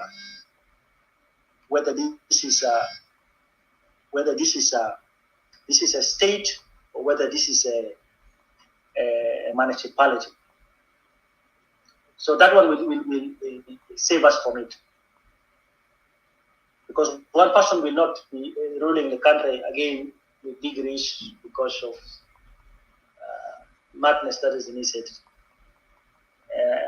Federalism, of course, you will need political parties' decision, and their decision matters in the governance system. So therefore, it bars us from these issues with our dictatorship. Because like I said earlier, that it will be very difficult for you to have a majority,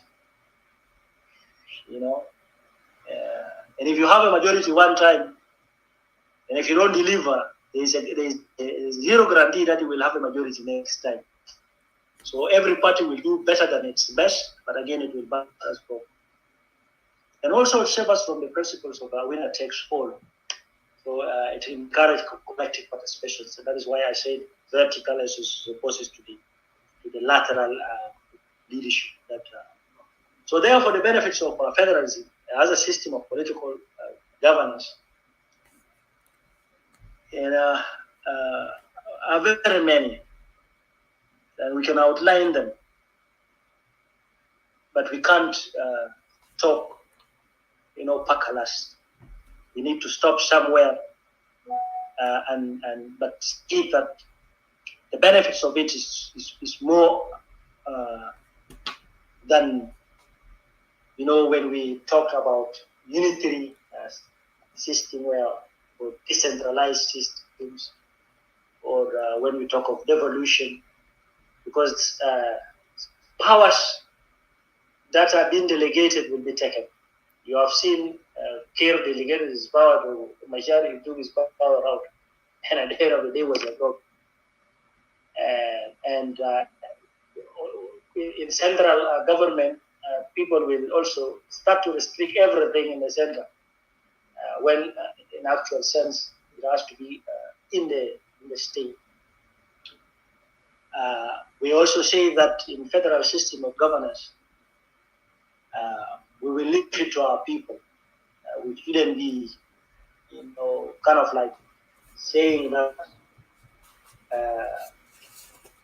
this federal system is best to us because it has been practiced in America, And if it is if it works in America, it works on us. We want a federal system as a model that we need to sit on it and discuss it and adopt it as our own, looking to our particularities. I know some people are saying, in South Sudan, we cannot implement federal system in it because we are not nations. Federal system only operate when people come from different, like the Swiss, from background, from different nations, and I think Al-Hajj have spoken of it last time, and sit and agree for a form of a union. That's the only way you can be able to talk of federalism, which is not true. But even so, we are being constructed in this construct called South Sudan because we are different people. So this system can work to us. And that's why we are talking about a model for South Sudan. Some people are talking about the ethnic federalism like in Ethiopia. We are saying that is not what we are subscribing for. We are talking about federal system, a classical one. And that will address the root causes of our problem. Because what is actually chasing people to those demands are the problems that the people are living on, whether these are contemporary or historical problems that people tend to refuse to solve it and address them. Whether these are social, political, or cultural. Once we address those issues, the system of governance is just an administrative. So there is more that is yet to be desired. We are not talking about ethnical federalism. We should not be fearing of federalism that is so far. That is not the case. So with this, Teresa, I'd like to thank you so very much, and I will spare some of the time so that we can be able to, discuss with the people that are down here, because احنا قصدنا على اساس انه نناقش مع الشعب حتى الانسان البسيط القاعد في فيليج ولا ده في لافون ولا في باجوم ولا في بانيكا لما هو يسمع عن فيدراليزم هو ما تشوف فدرال نظام فدرالي ده نظام غريب، لا بالعكس هو بيخلي الانسان ده يكون قريبا للحكم. انت تكون قريب مع سياسيين بتاعينكم، هم بيسمعوا كلام بتاعكم وانتم بتسمعوا كلام بتاعهم، وبيخلوكم انتم تشاركوا في الحراك الاقتصادي والسياسي الموجوده في الدوله المعينه. وبيخليكم انتم تتحركوا في اطار بتاع القانون، بيخلي الناس يحترموا القانون. انا ما اقدر نتكلم عن الحاجات الناس بيتكلموا فوق دائما انه في النظام مثلا نظام بتاع بوليس في دولة في نظام بتاع فدرالية معين، نظام السكيورتي سيكتور ده شكله حتكون كيف. دي حاجات مطروحة للنقاش ويفترض يتخطى في الدستور، لكن أهم ركيزة في مطالبة ولا في نظام بتاع الفدرالية انه قاعد يكون في مشاركة بتاع السلطة وفي التقاسم بتاع السلطة بين أقطار دي في داخل الدولة الواحد، وكل زول بيكون عنده دور معين حكومة. عشان كده انت لما بتتكلم عن corporate federalism, cooperative federalism, dual federalism، لما انت تتكلم عن new federalism، these are federalism that are tested. بالمناسبة أمريكا اتطورت يعني في فترة من الفترات، هو كان الركيزة بتاعه النظام الفدرالية المزدوجة، بس كل دول فدراليزم، هم أداروا الفدراليات بتاعهم لفترة معينة. Then they moved to cooperative federalism. Then they moved to new federalism.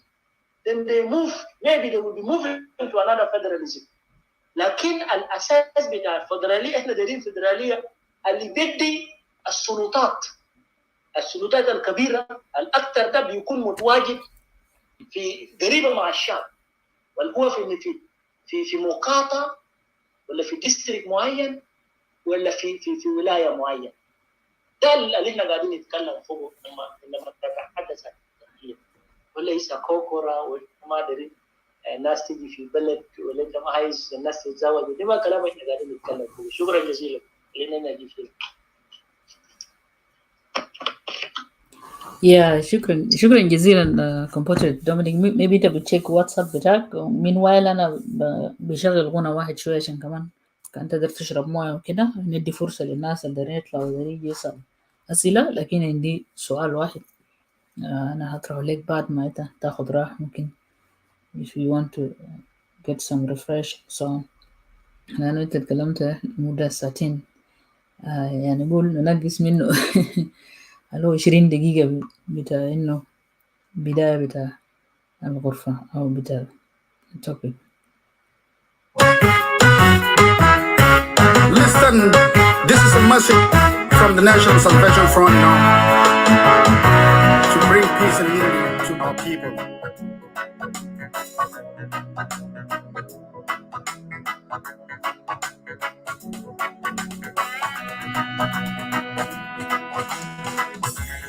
Rise up, my people. Rise up, my people. Rise up, my people. Rise up, my people. Rise up, my people. Yeah, rise up, my people. Rise up, my people. Yeah, rise up, my people. It's the revolution time. We got to stand for our rights. It's the revolution time. We got to stand for our rights. It's the revolution time. We got to speak our minds. It's the revolution time. We got to speak our minds. National Salvation is fighting to liberate our suffering people. National Salvation is fighting to liberate our suffering people. Nas people power. Nas people power. Nazgua, yeah, people power. Nazgua, yeah, people power.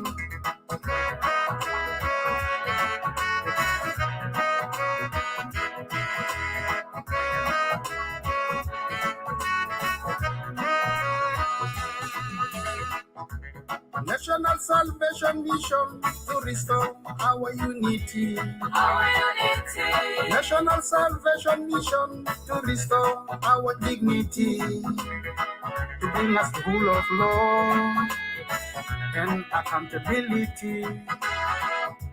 Social justice and the equal rights. To restore people dignity, establish a federal system. We believe in people power to restore our unity, to restore our rights. Nas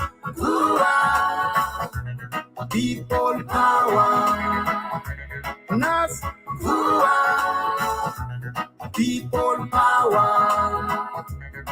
Nazgua, yeah, people power.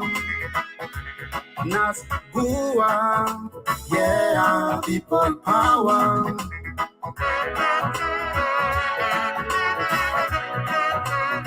It's a time for South Sudanese and all to rise up to fight for their own rights.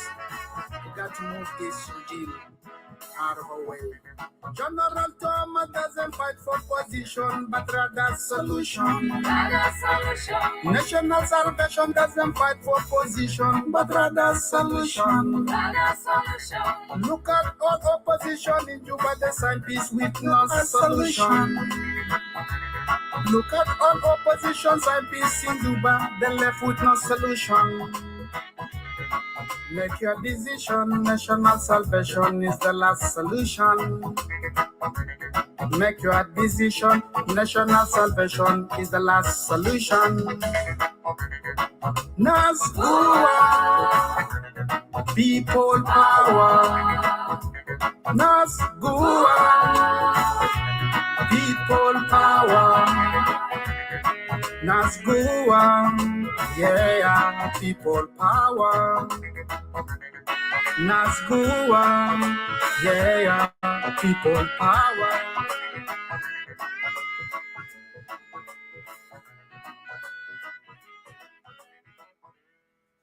Nice Goa people power. Brothers and sisters, viewers of diversity, you're watching this great event that National Salvation Front is organizing this major political symposium under the slogan, with the federal system, we will build a safe and advanced state. Some of you maybe have witnessed last week, we hosted Ustaz Al-Hajj Paul, and he actually talked about the federal system, from the historical dimension of the crisis of the surge for freedom in our country. He made it clear that it was he related to shedding light on the disadvantage resulting from the from the imposing certain political system on our people throughout our history of a struggle. And he also linked this to our vision as NAS for the federalism. Today, as you people have witnessed or listened to our compatriot engineer Dominic Akwai, he actually today talked about federal system from the political acts. He also related to the political organization and practice under the federal system. So we appreciate him very much. As we are proceeding later on, we will also announce for the next speaker next week, because this document of federal system is it's actually huge and vast. That's why we decided to divide it according to to the subject itself. So I'm sure that compatriot, yeah, yeah, yeah. So you can see that compatriot Dominic has stated here a lot of example and how NAS is actually yearning a lot for federal system, not because for us as a movement, but this is a solution. So when you actually put yourself there to fight for the cause of the people of South Sudan, you normally look for the solution that can be general to the country. In a such country like Republic of South Sudan, with so many diverse nationalities and ethnic and tribes, of course, here you look for the better cure, to cure the disease itself from its root. You don't bring penicillin or bring Panadol and so on. You go and make sure that you uproot the problem itself from this body, and then the body itself will heal itself. This is what we are trying, you know, to say. Of course, NAS is not fighting only for federal because of federal system, as some people also misunderstood NAS. Of course, we champion the federal system in that regard, but because it's also one of the governance system. There is so many, the governance system, but we thought very much with some other political movement who are actually with us in alliance. They're also calling for federal system, but NAS came out clearly with this federal system document. Some of you may have seen in October. It was really established out in October 2020. So let's not to dwell too much here.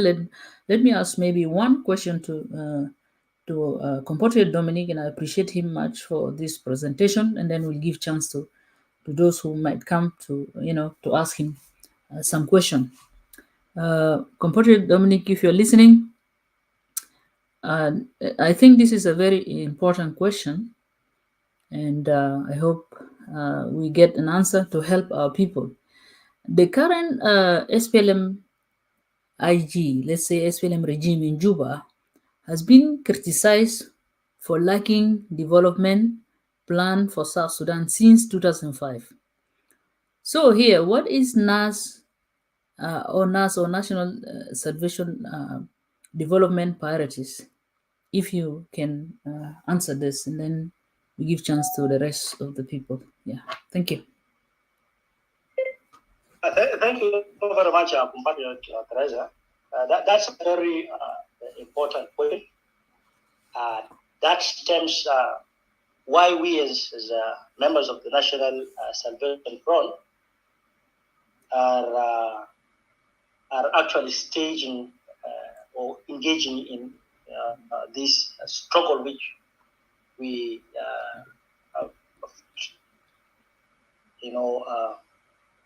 since 2017 to correct the message that is in South Sudan created by the famous regime of Kir Mayardit. Of course, a movement, you can't just come out there without identifying your priorities. The things that we have seen as an issue, as a problem that has caused this country to degenerate into what it is now. And so we, National Salvation Front, we have our developmental priorities that is well articulated, and in most cases it's also in our documents. And it is these are ambitious priorities that we think when the government of the National Salvation Front assume power and leadership in South Sudan, we will develop it, we will implement it, and by extension, South Sudan will be a prosperous, advanced, developed country. And of course, one of it is this federal system for the methods of governance in South Sudan. But we, in these priorities, we are definitely talking of good governance and institutional development. Because one of the problems of our country is that there is an issue of governance. Political governance is a problem. And that is why the country is just in this state of a shambles. You may also realize that we have a very big problems of management of our fiscal policy. As we speak today, we may have some of these legal documents, the Public Procurement Act is there, but those are not implemented. These documents or these laws are just hanging out there. So we have an explicit priorities. We have strict priorities on these areas of our management so that we can also close the course of corruption. Because our problem is also when you don't have this, you embark on corruption. Today in South Sudan, if you look at our state very carefully, we have a very big problem of infrastructure in our nations. Networks of roads are poor. Up to now, we only have one road that was built by the USAID. And this road is almost in a very bad situation, even if we are not there, but the people that are going or using this road are telling us that it is a very, very bad road. We don't have power.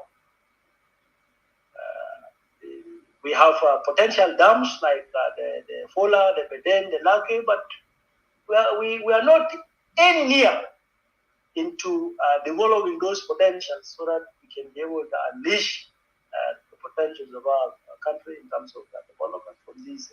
So infrastructural development is very important. This is one of the areas that we, as National Salvation Front, are going to embark on it. You see, in any nation, the biggest resources is always been the human resources. Other resources will just be as relevant, as important if the human resources are there. Because it's the human resources that you will be using in order to tap into those endowed resources by our Creator. And so we will embark on developing of our human capacity. Our human capital must really be developed. And not only develop them, we will employ them.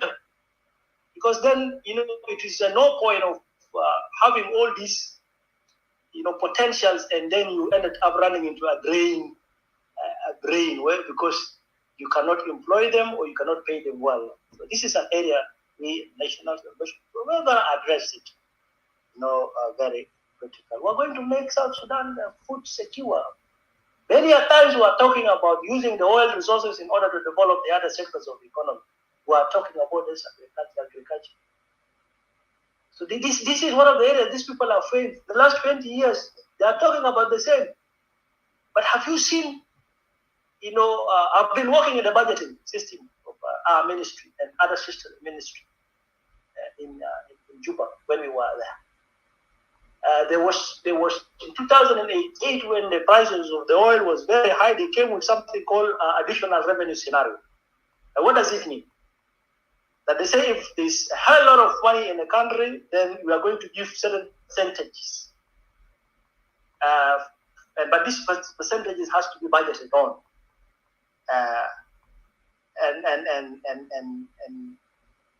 And in the processes of budgeting, you will then be getting money. But if you look at important sectors like education, like health, like agriculture, the percentage that were allocated for the additional revenue scenario was very, very, very minimal. The biggest chunk of it was put on the defense because this is what they knew. This is what they know. So we are going to embark on redirecting these resources into important sectors like agriculture so that we develop our irrigation, so that we develop our schemes. We have produced the family Anzara, the Wow, the Malut, the Awil, right? These are potential, the Moramo areas. These are potential areas. If we embark on it on a very serious note, we will solve our problems of food. South Sudan will be food secure. So we are going to address the issue of food security as a movement. Of course, over the years, we have seen issues of human rights, issues of social inequality, issues of health, issues of gender abuses. Our sisters, our daughters should not, as a result of their gender, be mistreated or mishandled or deprived or you segregate them simply because they are women. We're going to give equal opportunities, just like for our male sons to our female daughters. And we will embark it on a serious note. That is why in National Salvation Front, we are also promoting women leadership. That's why our head of the National Salvation Council is a woman, and I would like to salute her from here, our compatriot Rosemary. And a lot of these people are going to come. This is our priority. This is what we're going to do. On a very serious note, you see. Another areas, of course, and no any country, can develop without innovation. So we need to promote innovation, industrialization. We need to promote our natural resources, our wildlife. So we have to embark on environmental protection. For example, we have this University of Juba. It's been producing to us a very nice colleagues that we all know. These are the people that we can be able to use in order to develop this sector. Khayr Khabas, hata walo yakul nusankobi the could. We don't have to go and bring. So in a nutshell, we are going to use these are priority areas. We are going to use the development, the cadres that we have developed, the human resources that we have. We are going to use them into these innovations and developments. Of course, ICT and all this kind of stuff. We're going to look into the new trend. Today we are living with the generations of the Zs, the Gen Zs, the generation Alpha. They are different from us. We are going to listen to them. And we are going to send our students, to our sons and daughters, our students from all parts of South Sudan. That is why we in the National Salvation Front are saying that the movement is for you. From every county, every village, we are generating leaders. We want the leaders of National Salvation Front to be creating more leaders so that we'll use them for the development of our nation. عشان نفجر الطاقة بتاعت عجلة بتاعت development. عشان كده احنا قلنا بالفدرالية ده احنا ممكن نبقي البلد ده بلد آمن ومتقدم. Of course, issues of our empowerment, protections, youth empowerment. Now, when we نتكلم عن youth empowerment, we are not going to talk of youth empowerment in one area. We are going to even open up facilities that will help the youth from participating in activities like that one of the neggers, the activities of the what you call Toronto and all these things. We will create avenues for them as a nation, as a government, a responsible government. We'll create this so that our sons and daughters can practice, their God-given talent, whether this is in basket, whether this is in football, whether this is in any areas. Of course, issues of national heritage and culture is important. We should not, and that is why I just read to you the names of those who were killed in 1992. We will have to document these things, by the way, because when we see them like this, we will know where we have to come from and where we're supposed to be heading. That is going to be our responsibility, that by the time the Gen Z hands the responsibility to the Alpha to whoever is coming after that, we will have a coordinated generation that know what to do. Of course, we can't do it without education. Education is going to be an area that is very centered into our priorities, and we wanted to make sure that in every county, in every payam, in every whatever, there must be a school, to host children, and in every county there must be at least a secondary school, and in every state there must be a university, equipped with people that are highly innovative, they are educated, so that the likes of our elder Prof. Lukuji will give their knowledge that they have put over years of teaching and science and education, to these people, and like what Timothy says, all the messages that you have heard about me, just from to other generations. So thank you so very much.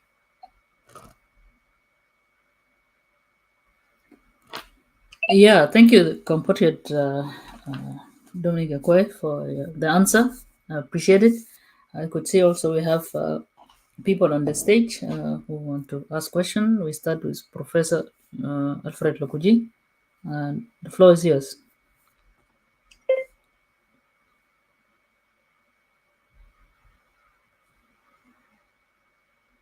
Prof. Alfred, you can unmute yourself. Can you hear me now? Yes, clear. Yeah, go on. Thank you very much, Teresa, for giving me the opportunity. And I would like to thank this evening's presenter, Comrade Dominic Akwai, for the various issues that he raised and presented on federalism.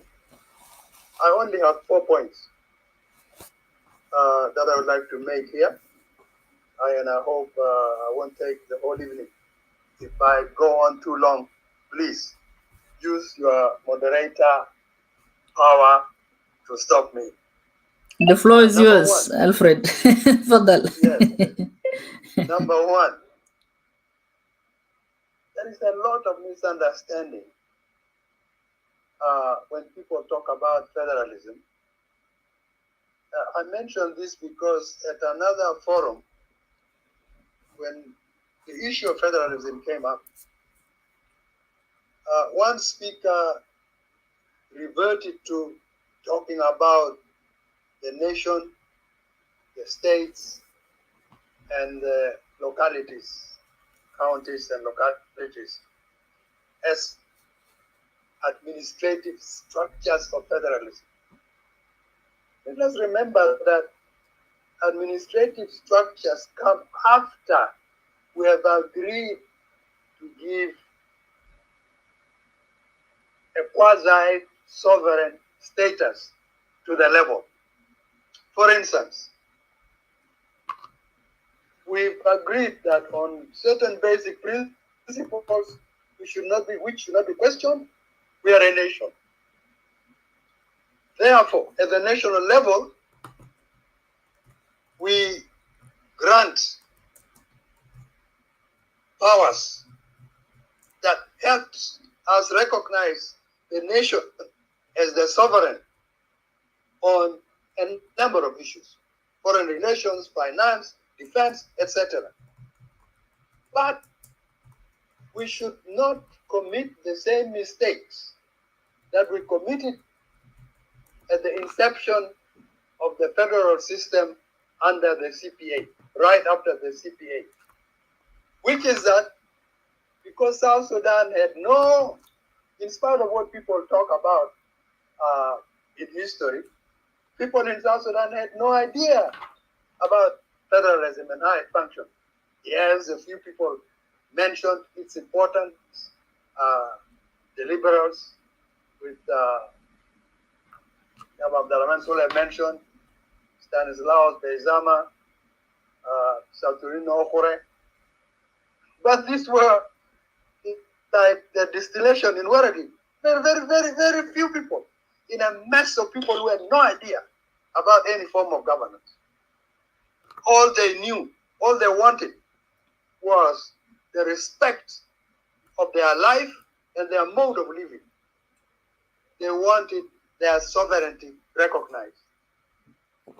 And so, what these people, what the sovereign people of South Sudan, wherever they are found, whether it's in Turale or in Morsak or in Nimule or in Kwajok, most important thing is that they have certain fundamental rights which they do not want to be violated nor taken from them. But then they grant some powers to the states to do certain things on their behalf. And where the states are unable, very important principle, where the states are unable, then we give it to a national power. I think if we keep those principles in mind, we'll never screw up with a federal system that we anticipate or put in place. I say this in the hope, Comrade Teresa, that at the risk of offending many people in NAS, we are not yet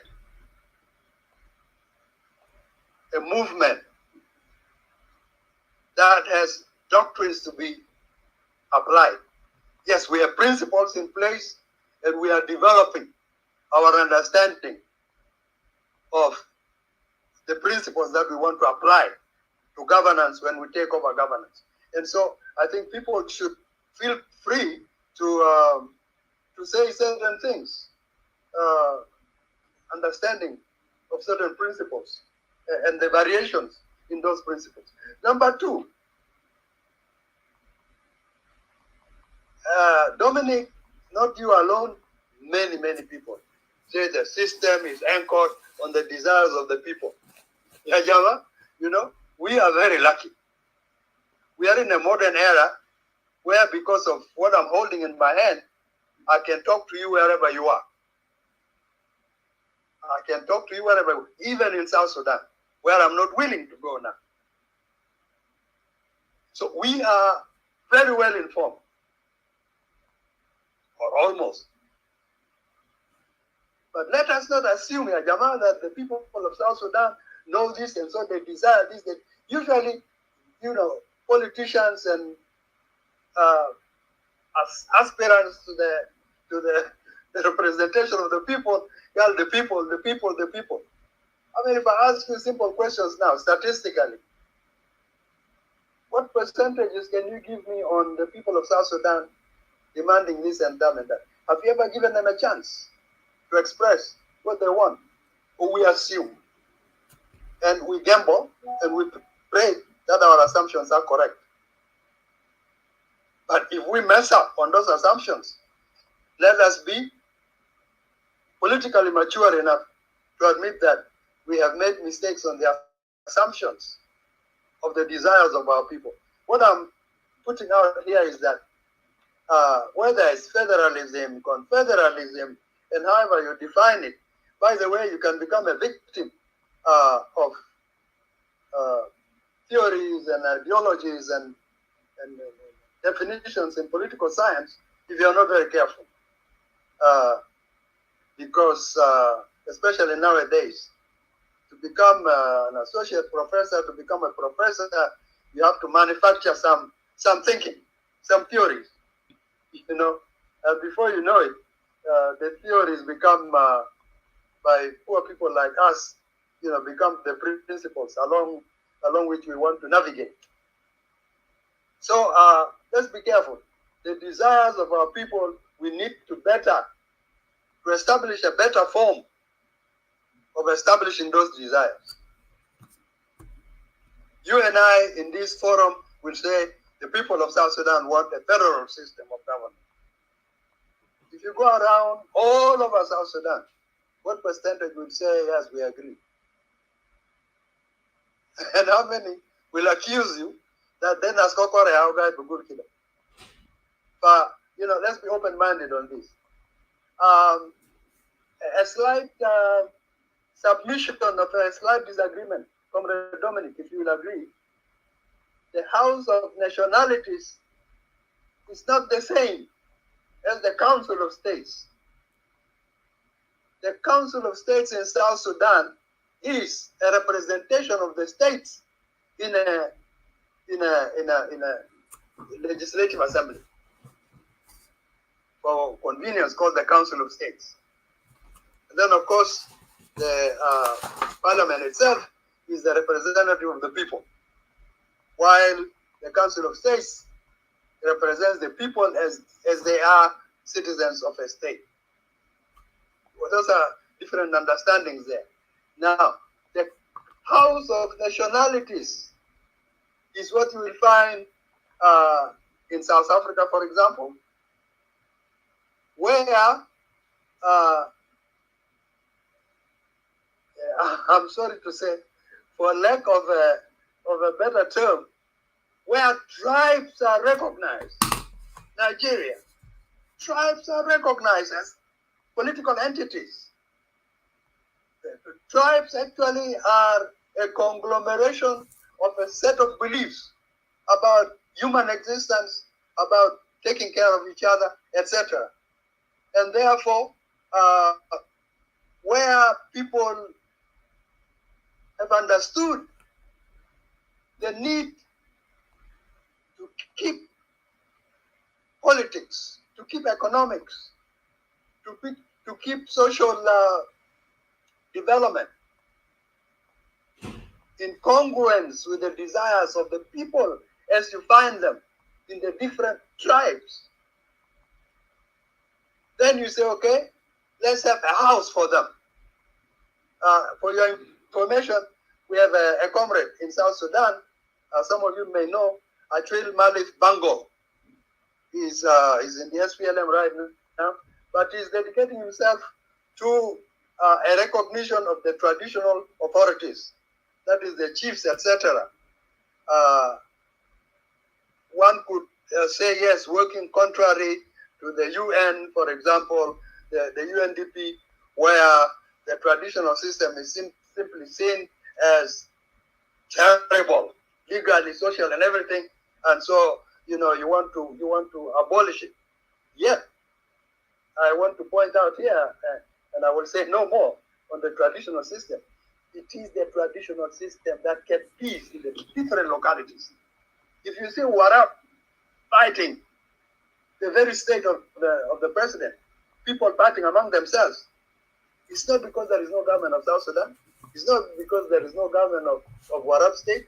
It is because the traditional authorities, their powers have been dismantled. In many places, they are no longer allowed to hear cases. That is unfortunate, and I hope that ladies and gentlemen listening will do something about it. Finally, I want to make one point, and to me, it's a very important point. Be careful. When you want to learn lessons, don't learn just from your gender. Lessons are available in all genders. Don't learn lessons only from your mother tongue fellow speakers. Go across, because lessons can be learned from there. By the same token, don't think that only relevant lessons for us are found in other black states in Africa alone, etc. Lessons for us are available all over humanity. There is something to learn from Switzerland. The cantons in Switzerland are based on the different nationalities in Switzerland. In fact, it is the cantons, it is the nationalities, it is the Bari of Switzerland, it is the Lokoya of Switzerland, the Latuko, the Domotono, the Nuer, the Dinka, the Zande of Switzerland, who decided that let's form a union called the Union of the Swiss. Each of our cantons, let's form a union and call it the Swiss Republic, the Swiss Federation. That is the result of Switzerland. We can learn from that. In Switzerland, if there is a notice, the government delivers that notice in the different languages that is understood by everybody in the different countries. Small Switzerland uses at least 4 languages. At least. French, Italian, German, and there is a traditional language there that is also used. And if they are inviting applications, you can submit your application in all of those languages. But that is a lesson that we can learn. Why don't we recognize our people? We talk of, the Dinka are very many, the Zande are very many, the Bari are many. So why can't we communicate with them in their languages? Especially that we are unable right now to deliver education to all citizens so that they can understand the English language we like to use or the Arabic language we like to resort to. But that's a point I really like everyone to bear in mind. Let's learn lessons. America, the United States of America, offers us a fantastic lesson. They tried the confederal system, where every state wanted, of the 13 founding states, every state wanted to retain its authority. Until they realized that it was not going to work. That's when they called the Congress to resolve that mistake by the Confederal Congress of 1775. And so in 1789, they adopted the present Constitution of the United States, which has lasted for. We can learn from that, Yajama. Teresa, shukran jiddan. And the people listening, thank you for. Bye. Yeah. Thank you, Bro Alfred. Maybe you can mute yourself, and then Compatriot Dominic, the floor is yours. Yeah, thank you, Prof. Alfred Lokoye. You definitely have raised, some important issues that we need to consider as a nation, when we are talking about these things, let alone being a movement. Because as a movement, we are attempting to answer all these fundamental issues that has put our country to where we are. And that is why I said, and I've also given examples of other countries. I've mentioned Swiss, I've mentioned Germany, I've mentioned United States, I've mentioned India. And I said every country has its own setup of realities that may not necessarily, be our own. And therefore we were saying, and it goes with our document, that we wanted a federal model for our South Sudan. And in so doing, of course, we will be learning from their mistakes and their success stories. Just now you have talked about how America went through its development stages. That is what we are saying in South Sudan. That any system has to be tested against implementations. But for us to switch our brains and say, no, this thing is not going to work, or we cannot do this because it is alien to some of us, or because it is, for example, Kokora, it will lead to the disintegrations of the state. We need to hold the people in this system. Of course, we generate resentment. We generate crisis, especially when it is associated now with mismanagement of our resources, mismanagement of our diversities, unnecessary killings, and some of the vices that we are seeing in our nation. The end product will be a disaster. Okay? So it is not a one-size-fits-all. We should discuss these things, and that is why I said our people. There must be a form in which we must make our people as partakers in political decisions in our country. And that's why when people, when we're talking, for example, about the constitutional making process, there are times in which the views of these ordinary citizens becomes important, where you have to seek it. And of course, yes, in this material time, we cannot give you a definite statistic. But if you look at our historical, again, demand, from the time we've been talking about this system of governance, yes, you may be right here in that we wanted a system of first of all, yes, there's a lack of understanding, of course, and I think you have rightfully stated even last time that those group of people that will represent South Sudanese in the 1947 Round Table Conference and thereafter are people of their own simplicity. They are not conversant with those sophisticated theories of political sciences and all this kind of stuff. And that is why they were cheated for sometimes. But even the few that were there who understand that for us to live in that particular country, we need to enjoy a form of an administration that will protect our socio-cultural and political rights. I can hear those of Isama, those of both you, those of Abdurrahman Soleh, and later the priest and rebel Saturino Okore would say, no, we want this system. South Sudan, we may, and that is the discussion that people are saying, that we need to have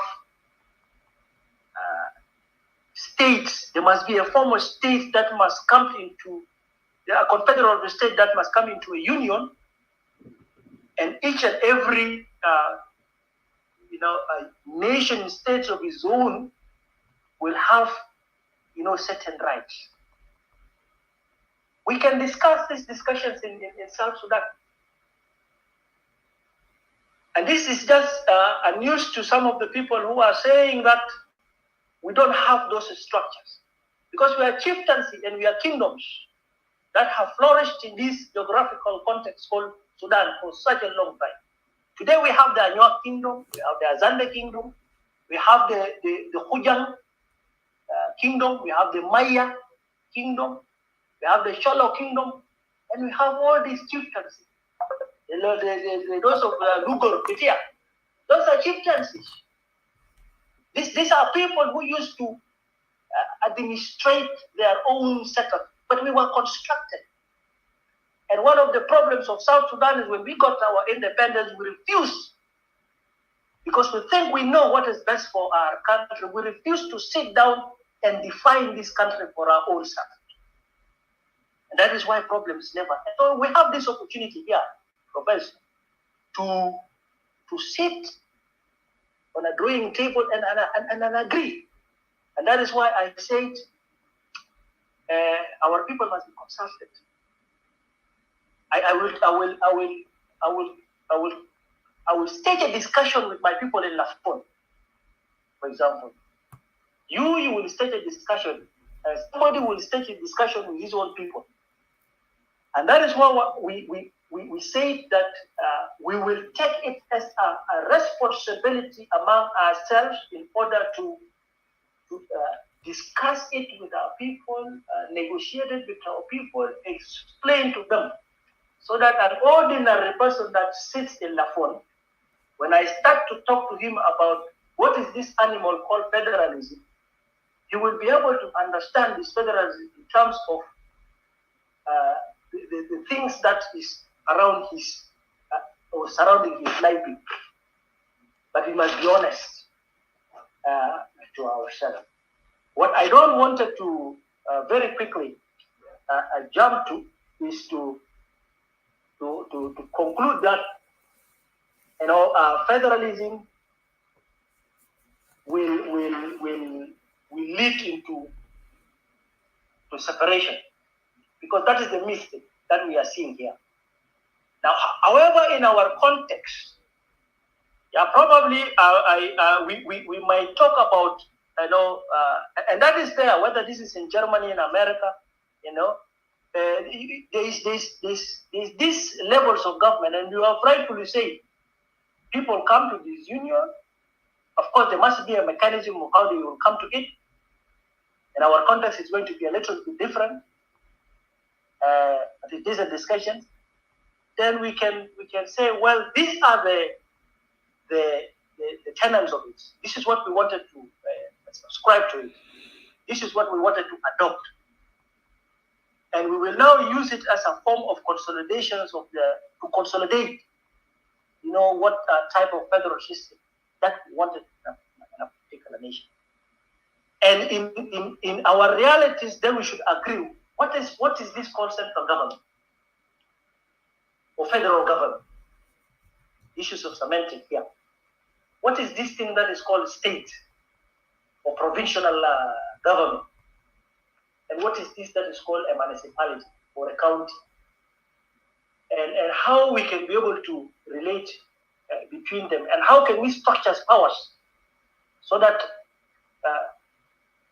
the country functions. It has to be discussed, definitely, and it must be in the constitution. And that is why we in the National Salvation Front, we are attempting to indeed solve this issue. What we have, we will discuss it with other people who are in this country, because we are not going to be oblivious of this reality. Even if we have something that is good for us, we expect it to be challenged. And in the process of us being challenged about it, there is a room where we can be able to follow. So I thank you so very much for the issues that you have raised. Hopefully, as members of the movement, we will go and sit and further develop this. But the discussion and the conversation has to go ahead. And it is in these conversations, these divergent views is what will for sure, cement or consolidate what we want at the end of the day as a country. Teresa, I'll stop there. Yeah. Thank you, Compatriot Dominic. I just want to say, in a country like the Republic of South Sudan, in a search of the best governance system to govern us. Yeah, sorry. If we go now even to my area in my district, there are some elder people up to now, they think that Nimeri is the president and they are living. They still think that Jafar Mohammed Nimeri is the president, although we have voted for independence of Republic of South Sudan. We have registered. We have went to vote to determine, that we have to have a country. They still don't know that there is a lot of changes has happened because they are living in their comfort zone.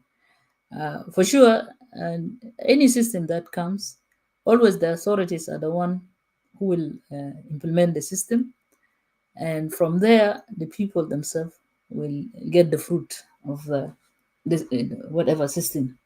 And if the system itself is not suitable, I'm sure the same people will talk, especially those who are, maybe they can feel it. And then the other thing in this era, there's always a lot of opportunity that people can always talk to the people in their language to explain. And this is the duty of every South Sudanese citizen. Because today, why should we separate from a country that we used to claim that they oppress us? And we are looking for this solution for long. And even this separation or self-determination was also mentioned by the same forefathers, those of Father Santolino Ohore, those of Agri Jaden, and all of them. At the end of the day, we actually fulfill their dreams. So why not us also to fulfill the dream of the federal system? And then we choose the best that can fit us in our section, with our culture or whatever.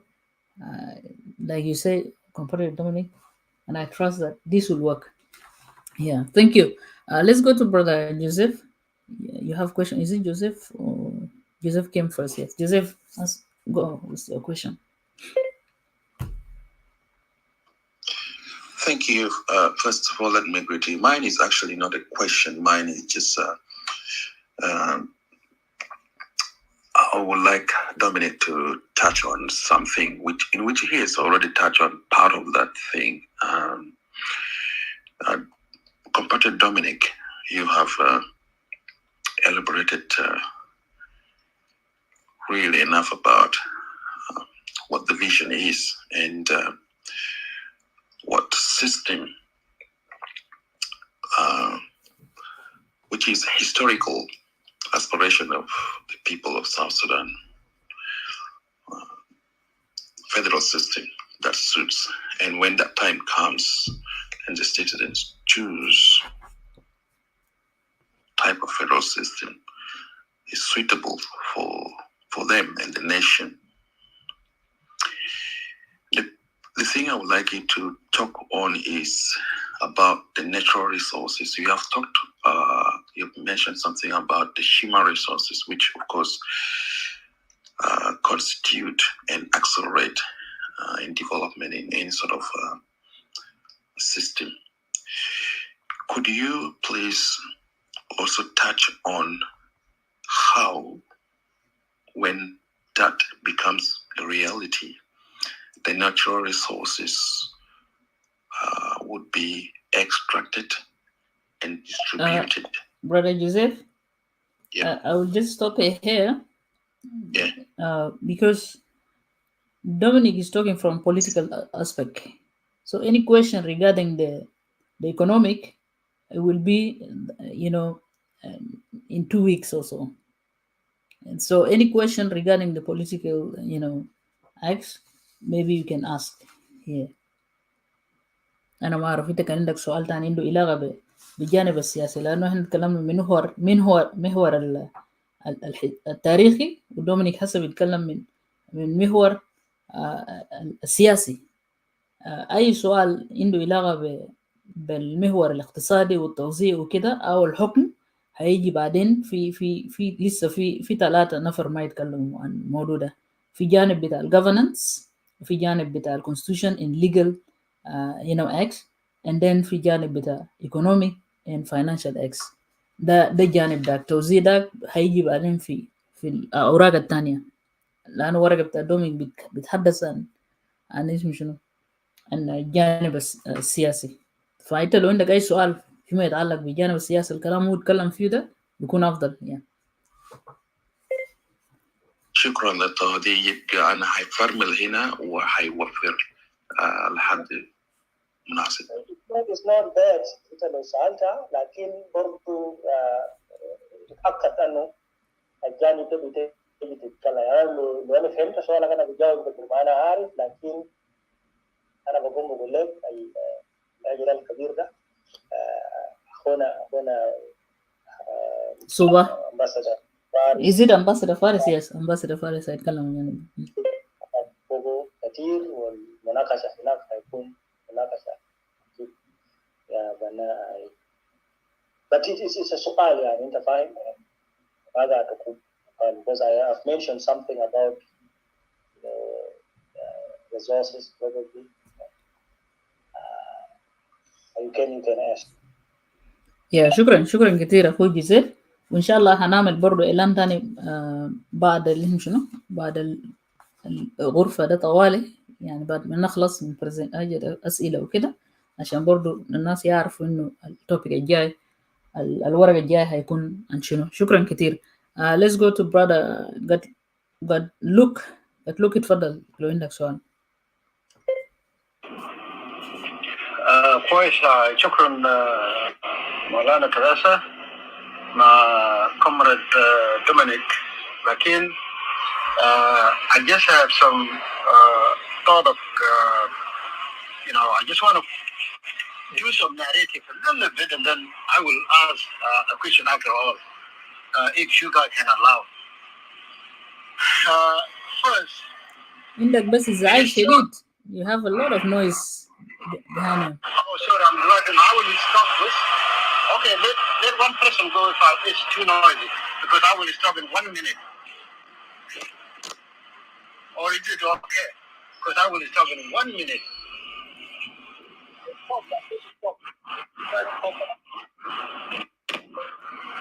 Maybe you can just mute yourself. It's too loud, really. Okay. I will mute my. Yeah. You said 1 minute. Maybe meanwhile we can go to TL. Oh, are you okay now? Are you ready? No. Let one person go first. I will come after. Yeah, okay. Let's go to brother TL. TL, you have a question.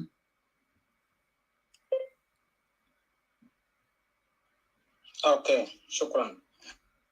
شكرا تريزا، شكرا لكل الموجودين في الستيج والمستمعين. ونتمنى كل الشعب برضو بيجتمعوا في جنوب قد ينتبهوا، لأنه هنا في حلول لمشاكلنا هذه دائمة في البلد. أنا عندي سؤال، يعني طبعا بيقول يعني ليه إنه النظام الفدرالي هو مصدر بتاعت الجدل في جنوب السودان، إذا كان هو مصدر تاريخ وناس عارفين سلفا إنه هو الحل الأنسب والبيوفر العدالة في كل الأنظمة السياسية، اللي هو مصدر جدل مع إنه هو النور والحق. بيضيف على سؤالي إنه إحنا دولة مسيحية، ليه إن هنا ما بنقول الحق، وإن هنا بنخلي إنه الحق ما يكون مسيطر؟ هنا عايزين نكذب زي ما هنا بنسمع أغلبية في النظام في جوا بيكذب في الإعلام عشان يبقى الحق، يبقى الجدل ومصدر بتاعت النقاش اللي ما بتأدي وضيع الزمن لحق يقال. ده واحد. لو تم النظام الفدرالي في جنوب السودان، أنينا هنبدأ منين؟ نسينا الدستور الأول، ولا هنسقط النظام في جوبا الأول، ولا هنقعد نتفق مع الحكومة اللي ظالم، ولا هنا هنتفق نحدد نوع الشكل الحكومة اللي نحن عايزينه يحكم التنوع القبلي في جنوب السودان، ولا هنبدأ بأولوية حقوق، نحمي الحقوق بتاعت المواطن والموارد الأول. تاني بعيده، لو تم تطبيق النظام الفدرالي في جوبا، من أين سنبدأ؟ هل نبدأ بدستور، ولا نبدأ نسقط النظام، ولا نتفق مع النظام، ولا نتفق على أساس إنه نحدد نوع الحكومة اللي حيحكمنا، ولا هنقول نبدأ بأولوية نوفر نحمي الحقوق بتاعت الأرض والمواطن في جنوب السودان؟ أنا أتمنى بكون السؤال واضح.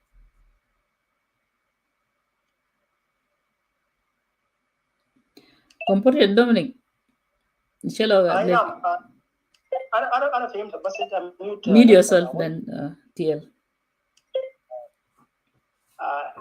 كويس، شكرا جزيلا. الأسئلة بتاعك واضح.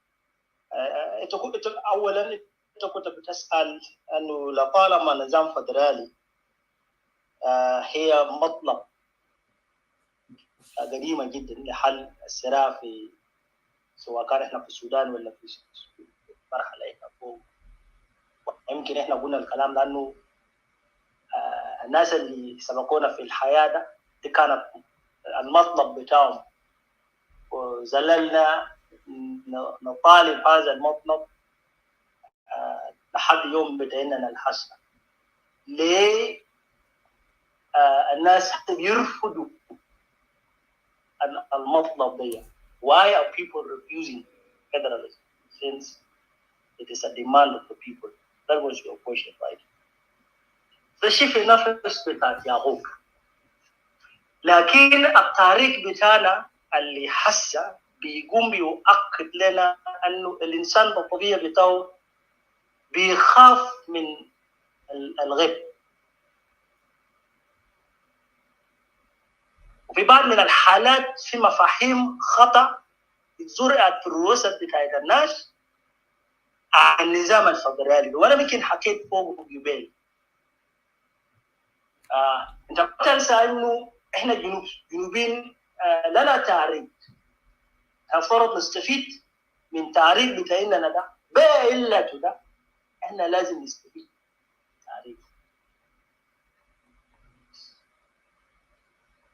والأحداث التاريخية دوما قاعد تكون إبر للأجيال عشان ما هم يقوم يصيغوا المستقبل بتاعهم. في ناس بيعتقدوا انه يا اخي اذا الناس طبقت النظام بتاع الفدرال سيستم ده معناته هننقسم زي اللي كان الشماليين بيتكلموا. ما في فدراليه في داخل الدوله الواحد، فدراليه يعني الانقسام ولا التقسيم. دي كان الشعار no federalism in one nation, federalism means separation. فاحنا قاعدين نعيد الانتاج بتاعت الرفض بتاعت الجلابه بتاعت الزمان وبيحير الناس صحيح. في ناس بيفتكروا انه ده كوكورا، انتوا قاعدين تطردوا الناس من جوبا فور اكزامبل. الان انت لما بتسمع تشيلوا هنا ده في رامشن واحنا نطبق فدراليه عشان كل زول يقعد في محل بتاعه فدراليه مناطقيه، وطبعا في ناس بيخافوا من ده بيفتكروا انه اذا في وده فهم القاطع. يعني انا من لافون ما ممكن انا امشي اعيش في واو مثلا، ولا انا امشي اعيش في ملكان. كنظام اداري ولايه بتاعت ملكان عنده نظام بتاعهم، هم عندهم دستور بتاعهم، طبقوا النظام بتاع القانون بتاعهم بيتماشى مع المتطلبات بتاعت الناس اللي هناك.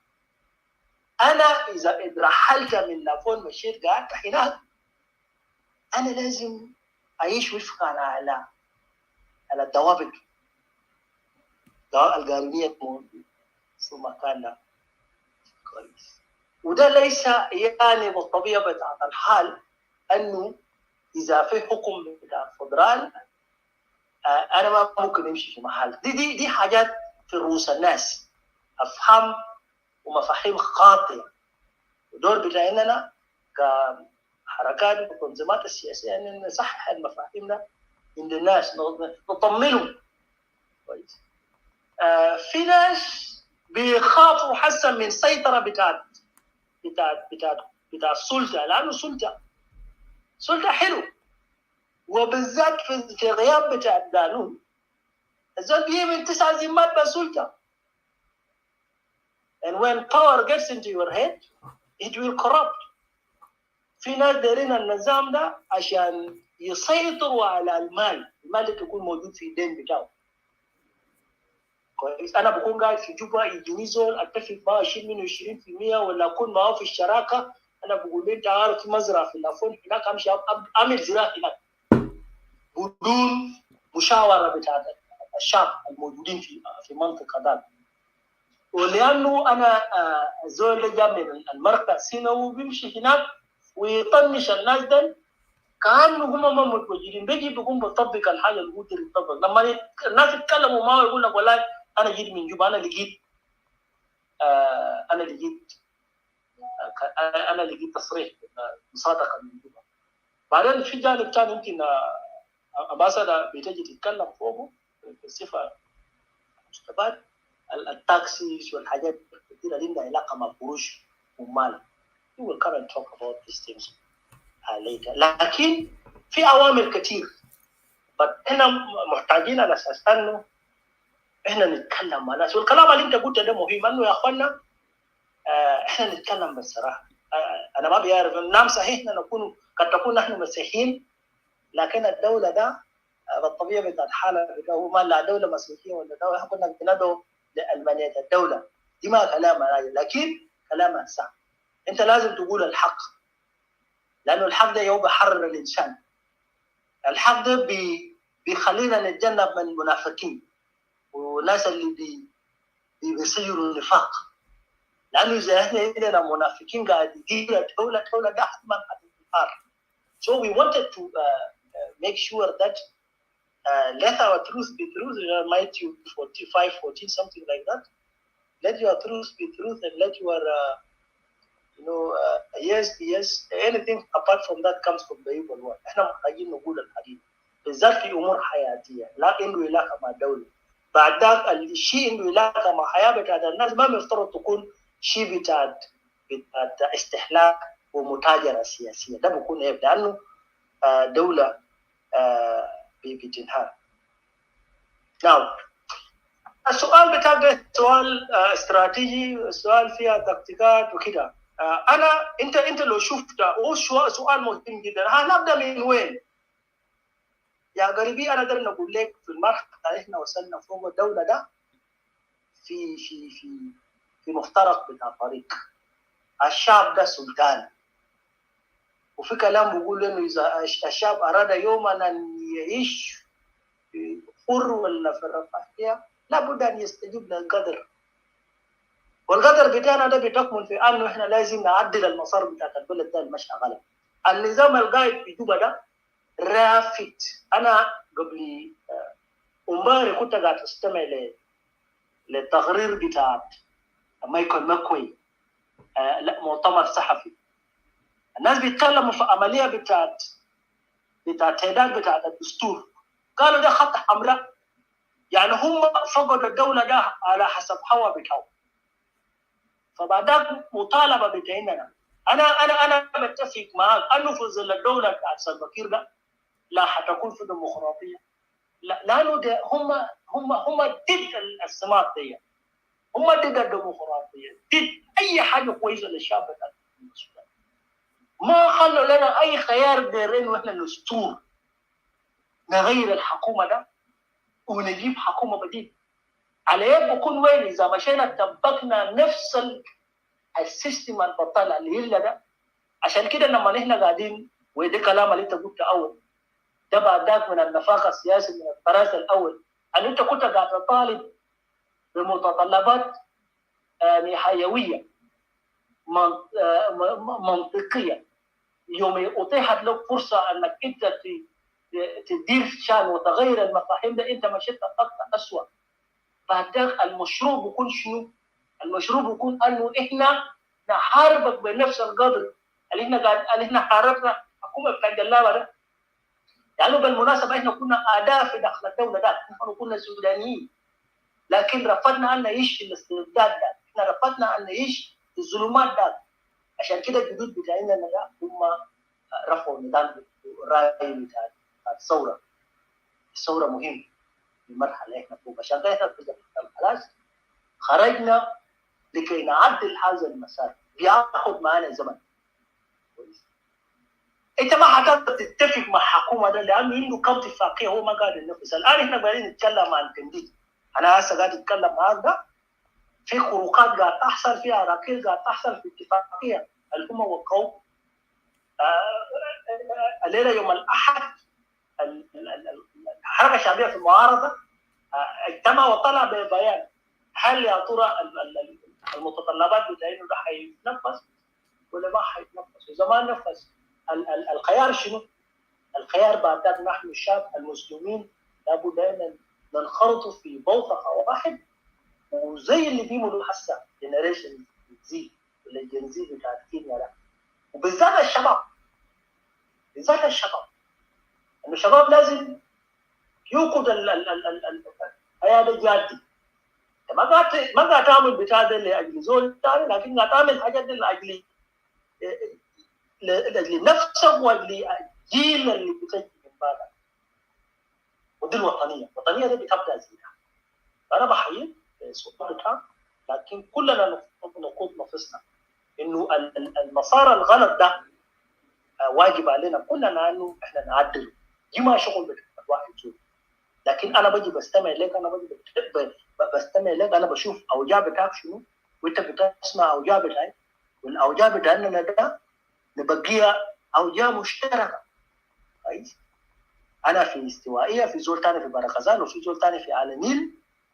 الولايات دي الشباب قاعدين يعانوا، ناس ما عندها شغل، ناس ما عنده ماهيه، الناس ما عندها مثلا حريه.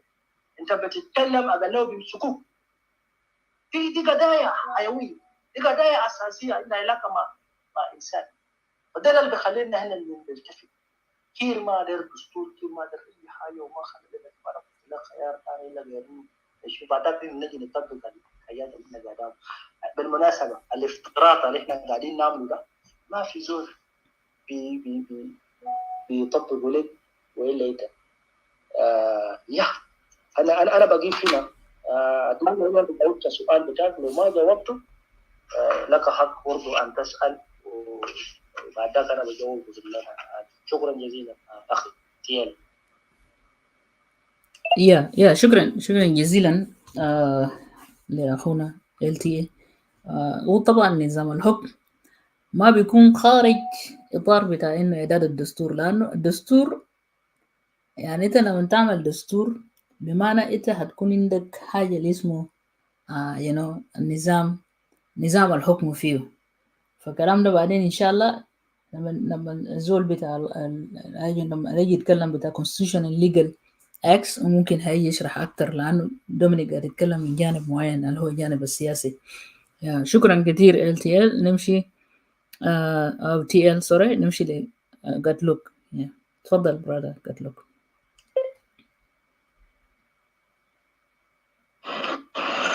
Well, thank you. Malaysia, I was driving at the time, so I thought I can start before my turn come, but I realized that I was still driving. So anyway, let me start like this.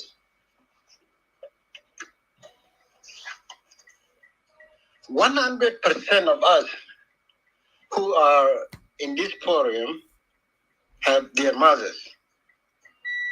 You come from a mother. My brother Dominic, Comrade Dominic, you did well. You did a very, very, very good presentation in terms of how a country can be led through federal system. There is no doubt about it. Let me acknowledge too that there is no doubt from NAS perspective that a federal system can be good for South Sudan. But what I will try to direct us, including you, Brother Dominic, is that all of us has their mothers. The reason why I start like this is because we know when it comes to federal system itself has its mother. Maybe majority of us may be surprised that, that's exactly how things start. When I say like this, the only 4 countries who are actually using a federal system effectively are United States, Canada, Australia, or let's say the English-speaking country.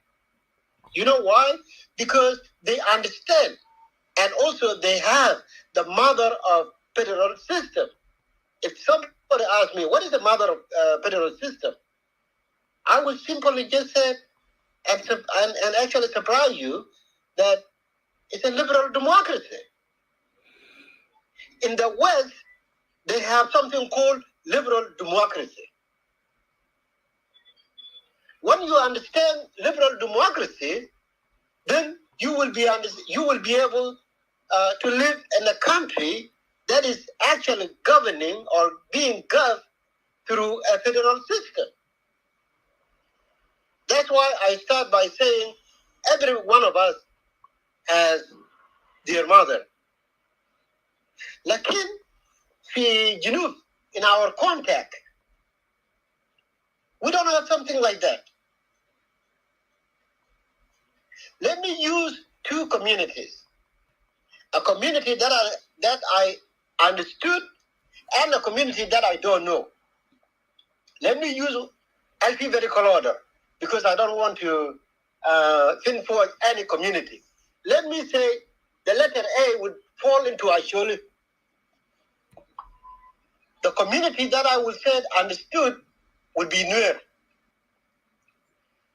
The Nuer community, I understand if somebody gets killed, how a community will come together and say, we will resolve the issue like this.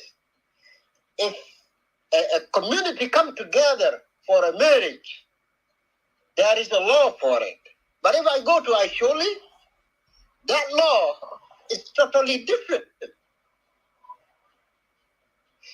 Technically, we, the people of South Sudan, we live in the society where we value, or maybe not all, which is a problem. We dearly value our norms, our values. When I mention word liberal democracy may fit into actually society, but liberal democracy cannot fit into Nuer society. Because liberal democracy say like this: my name is Gatluk.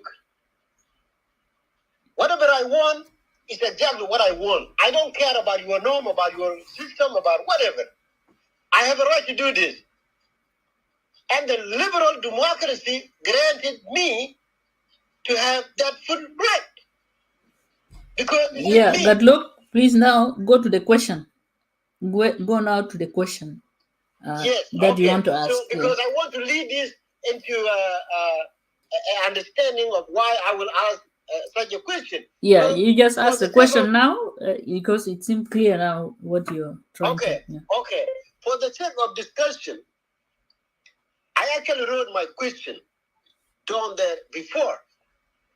Brother Dominic, how would a federal system will work in South Sudan when we live for thousands of years as an independent entity, where we have our own values that are not equal to someone else, whether from like these two communities that I just used?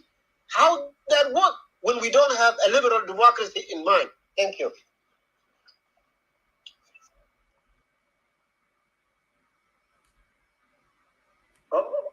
Okay, thank you so very well, so very much, Luke, for your question, and also for your comments. Let me come in at the light. You see the problem of getting all this is a very serious one. Let me start with this important question first. Then I will comment on the things that you have said. Definitely, we've been constructed. This is what I said, that the current South Sudan that you see is a product of a construct resulting from the colonial system. And I think our brother Al-Hajj has mentioned this also. And it didn't come so very Jewish. We all have our sad moments that is anchored in our history. And I think from 1972 going forward, we have lost trust in ourselves, and by extensions in our political lives. That has impacted, everything that we wanted to do. And so without this trust, it will be very difficult for us to even think of systems of governance that we wanted to underline our political administration. And whether we are a liberal democracy, libertarians, or social democrats, conservatives, in a situation where you don't trust each other because you lost faith in this trust, it will be very difficult for you to come together and show a common destiny. So what we are trying to do now, we when we are talking about this kind of talks is because we are mindful, we have understood that something somewhere went wrong. And therefore, we need to address these issues. And in addressing this issue, we need to open up the conversation on even the most bitter part and bitter realities. That will give us the opportunity to settle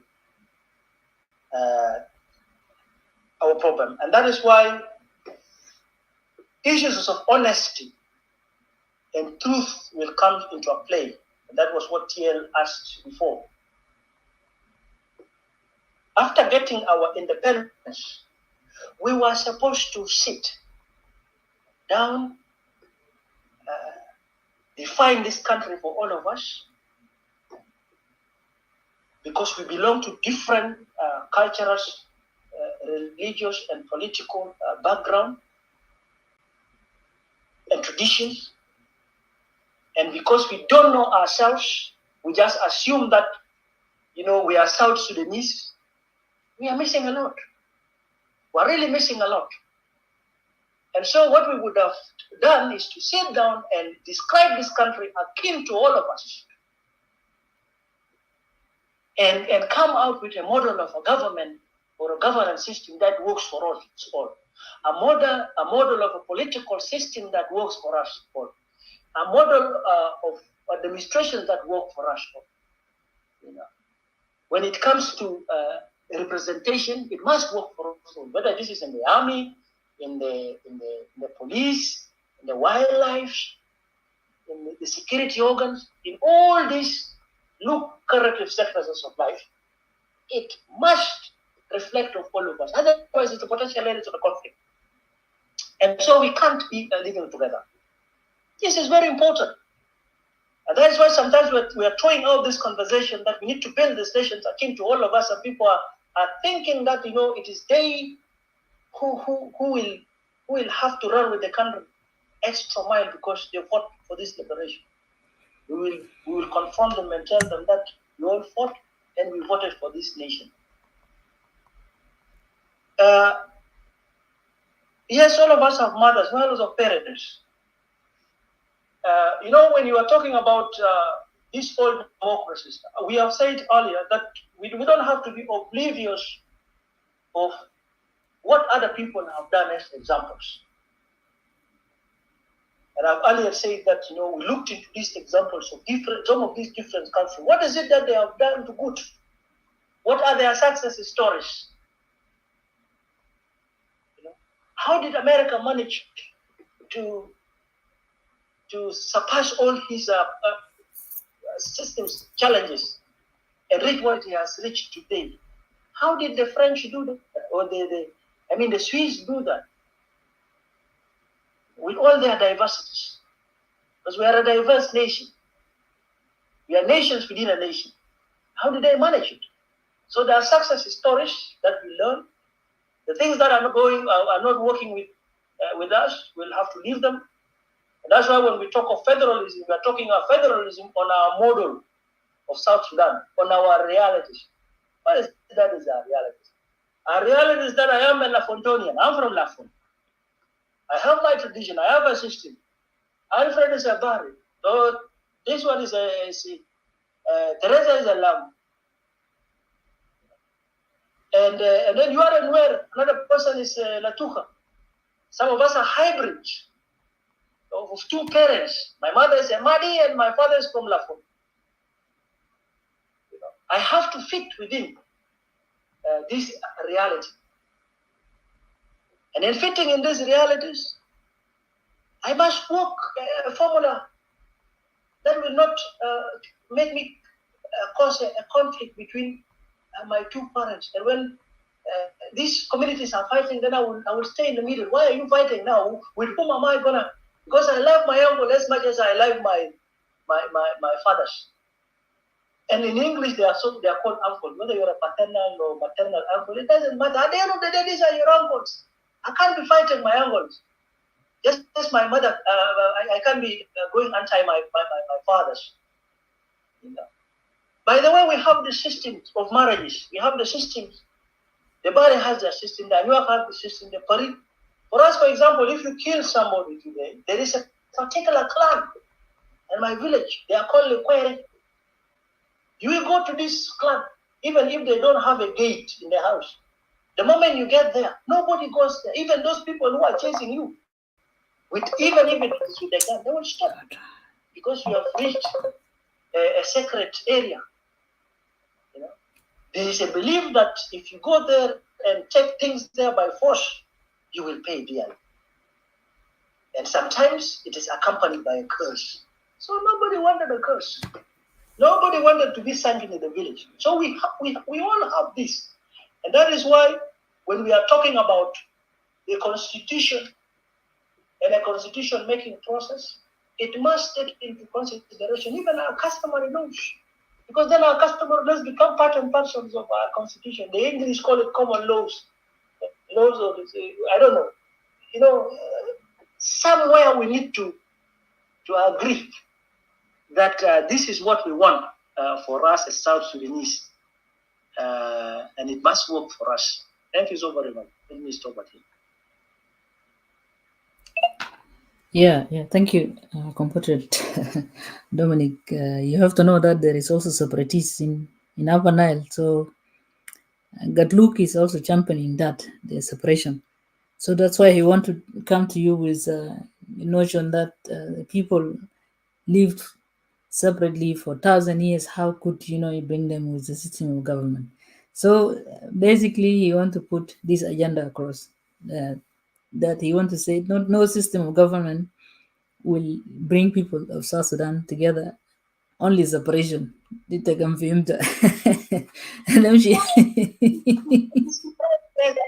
is right, and I think we need to take this conversation if we are to live as a nation, because people are demanding further separation because of certain, vices, certain things in the nation that is not right. Because, like what Raila said, we need to go back down the memory line and see where the rain started beating us. Because if we know, and that is why we in National Salvation Front are talking about the root causes. We have to address the fundamental root causes of our political, social, and cultural division. Then we are halfway towards solving our problem. Because if you don't address these root causes of the problem will continue to be there. So we are open to discuss with, like what our chairman said. We don't have to do the problem because there's a reason that broke, the back of that came on for them to now ask for separation and a separate state. And this is the danger. I keep on saying, if South Sudanese decide to opt for separation, it will be very quick because you have the Roll North, you have the Equatorian separatists, you have the Pincholo separatists, you have all the other separatists that are developing their agendas. And sooner or later, they will also start fighting the Unionists. And before you know, they will outmatch us. The rest is history. Thank you very much. Yeah, thank you. And also to add into that, when he mentioned that there is only 4 federal systems who are functioning well in the world today, I think that information is not correct, brother. But look, you even forget one of the countries that I'm living now, the 16 federal state of Germany. Yeah, those who united in 90s when they were separated. So always there is the cure for every sickness. So I know that in a country like Republic of South Sudan, whereby people are just starting, building a nation is not an easy task. It needs a lot of effort and patience, and people should work. I also trust that is your right, to call for separation as somebody also from Upper Nile. But you have to know also that there are more than 160 countries in the world that are governed by the federal system. Yeah. I will. Yeah. Do you want to say something? Yeah, I just wanted two seconds here, because he was using of this country using federal system effectively because they understood it, and this is the challenge. How did they understood it? And because there are 2 key words here: effectively and understood it. I think we need to now sit, discuss, converse, so that we also understand and we can be able to use federalism effectively, so that our model can also be used by other countries as an example. This is what I wanted to throw as a last bit of my rejoinder to the question that he has raised. Is very important. Thank you, Teresa. Yeah. Thank you very much. And I think there's Ustaz George here.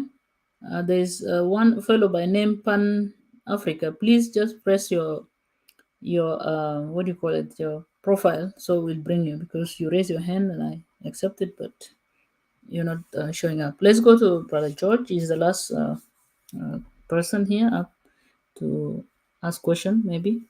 Ustaz George Scott. First of all, let me say thank you, Mr. Teresa, Compatriot Dominic Akwai. Dominic, I really want to thank you because you really articulated well and so on. I may be having some questions, but you talk much about the political organizations, in terms of political organizations, as people of South Sudan, and you touch also about the benefits of it.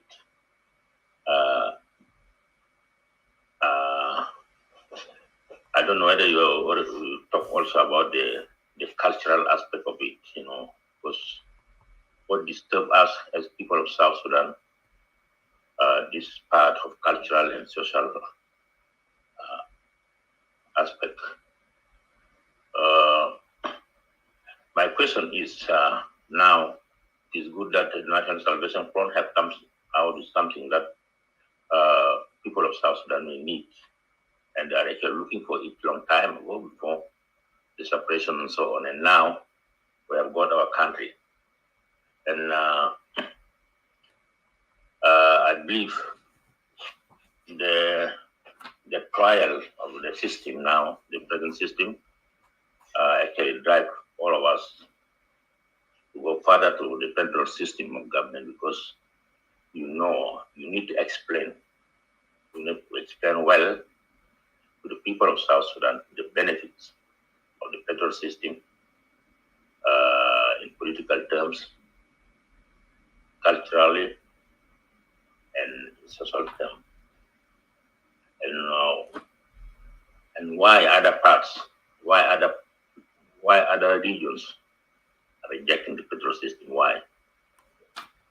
Was it because they consider federal system that coming from NAS as an organization, as a political organization? Most of, I think, NAS was from Greater Equatoria, and maybe will be people of Greater Equatoria may also wanted to twist this thing to become another Kokora or whatever is there. So in that context, I believe if we sensitize our peoples in the regions, in the three regions, for example, Hargazal, Upper Nile, and Equatoria, in one way, and also we need to sensitize our people within the Greater Equatoria too, because there are some cultural differences within, and social differences, norms, and so on. We need to sensitize them. We need to tell them exactly what the importance of federalism to them was. And then the same people of Bahar Ghazal and Upper Nile, they need also to know the benefits of the federalism in future.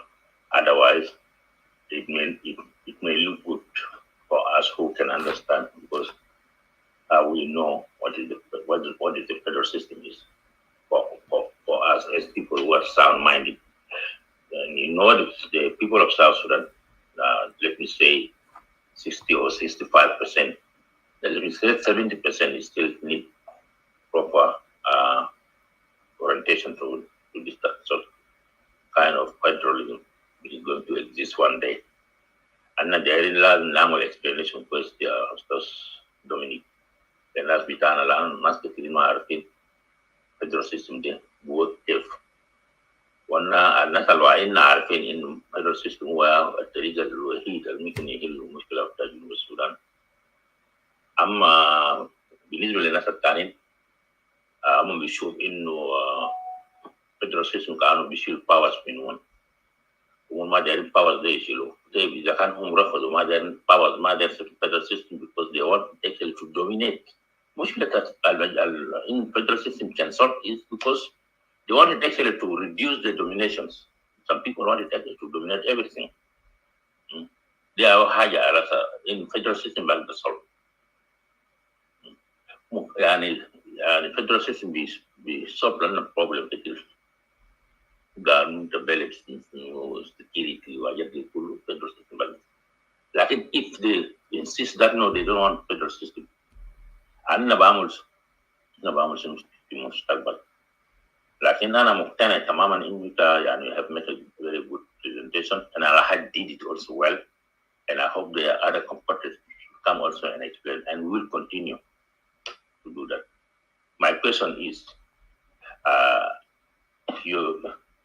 as now you are in the front line, you have to tolerate, you have patience and so on because there are a lot of questions coming in future because these things need to be discussed out and then we have to be patient because we want to build something that can benefit the people of South Sudan.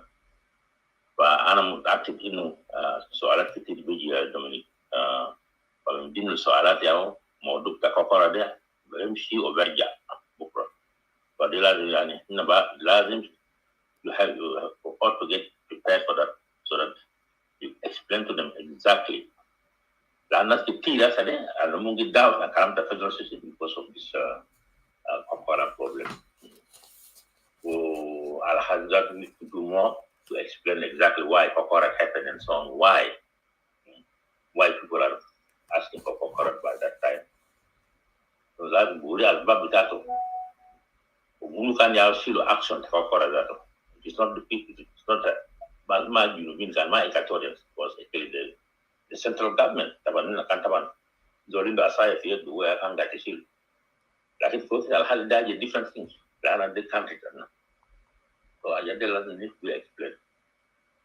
وأنا ما عندي كتير بس سؤال بتاعتي what are the benefits of the federal system or political system that you wanted to establish in order to rescue the people of South Sudan? Explain it in a simple term. لغة بسيط إنجليزي بسيط عربي بسيط الناس كتير غير يفهم. فشكرا. شكرا انت شكرا جورجي. يعني حتى في الشرح بتاعك ولا في المداخله بتاعك انت تتجاوب لبعض من الاسئله اللي انت السؤال اللي انت طرحته ده برضه انت قدرت تجاوبه. لكن انا بقوم بجاوب بعض من الحاجات وأنا بقوم بسأل رفاق بتاعنا التانيين بالذات لما الناس تجي تتكلم في الفدرالية من منطلق بتاعت نظام بتاعت حكم الإدارة. ذاك أخونا كومباتريوت صباح ممكن ناولوا، لكن طبعا اليوم داك هتكون لنا فرصة ولسانها بتاعت أنه يمكن إحنا هنشوف روم تاني في سلسلة من سلسلات بتاعت التثقيف بتاعت الشعب بتاعنا، كلنا هنكونوا قاعدين. بعد ذاك الشعب بنجي نناقش معهم، يطرحوا لنا أسئلة وهنجاوب الأسئلة ده من جوانب بتاعهم.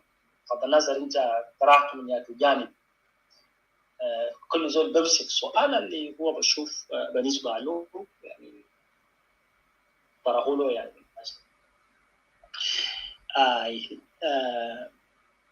انت عاينو انا قبله سؤال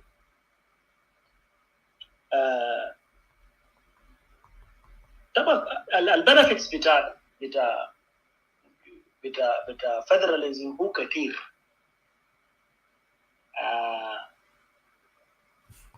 واحد من النظام بتاع الفدرالية ده انه بيجيب السلطة ده قريب للشعب، ما بكون في احتكار بتاع السلطة في مركز. هسه كان تغير النظام اللي لنا في جوبا ده، الولايات كلها تعبانة، يعني ولايات ما عنده يعني مشاريع تنموية. ليه؟ لأنه الناس كله قاعدين في جوبا. شفت أنا قبل ضربت مسألة بالخرطوم. أنت عشان تتعالج لازم تجي في الخرطوم، لأنه مستشفى الكويس في الخرطوم زي ما أنت جاي في جوبا. لما يعني بكون صعب. أنا زول قاعد في لافون الآن، عشان أنا زول يجي من لافون لتوريد مشكلة كبيرة، لأن إحنا في زمن بتاع مطرة ولا زمن بتاع خريف ده، يعني تكون في عقبة في الشارع. طيب الحكومة في ولاية، السلطة السياسية القاعد في ولاية هو بيصنع له قوانين اللي بيحافظ حتى الكلام اللي انت قلته، النظام الثقافي والاجتماعي في اطار بتاع جغرافيا ده بيكون مختلف مع النظام. يعني القوانين البتاع ده بيكون منحصر في اطار بتاع الاتجاه الجغرافي اللي انت موجود فوق.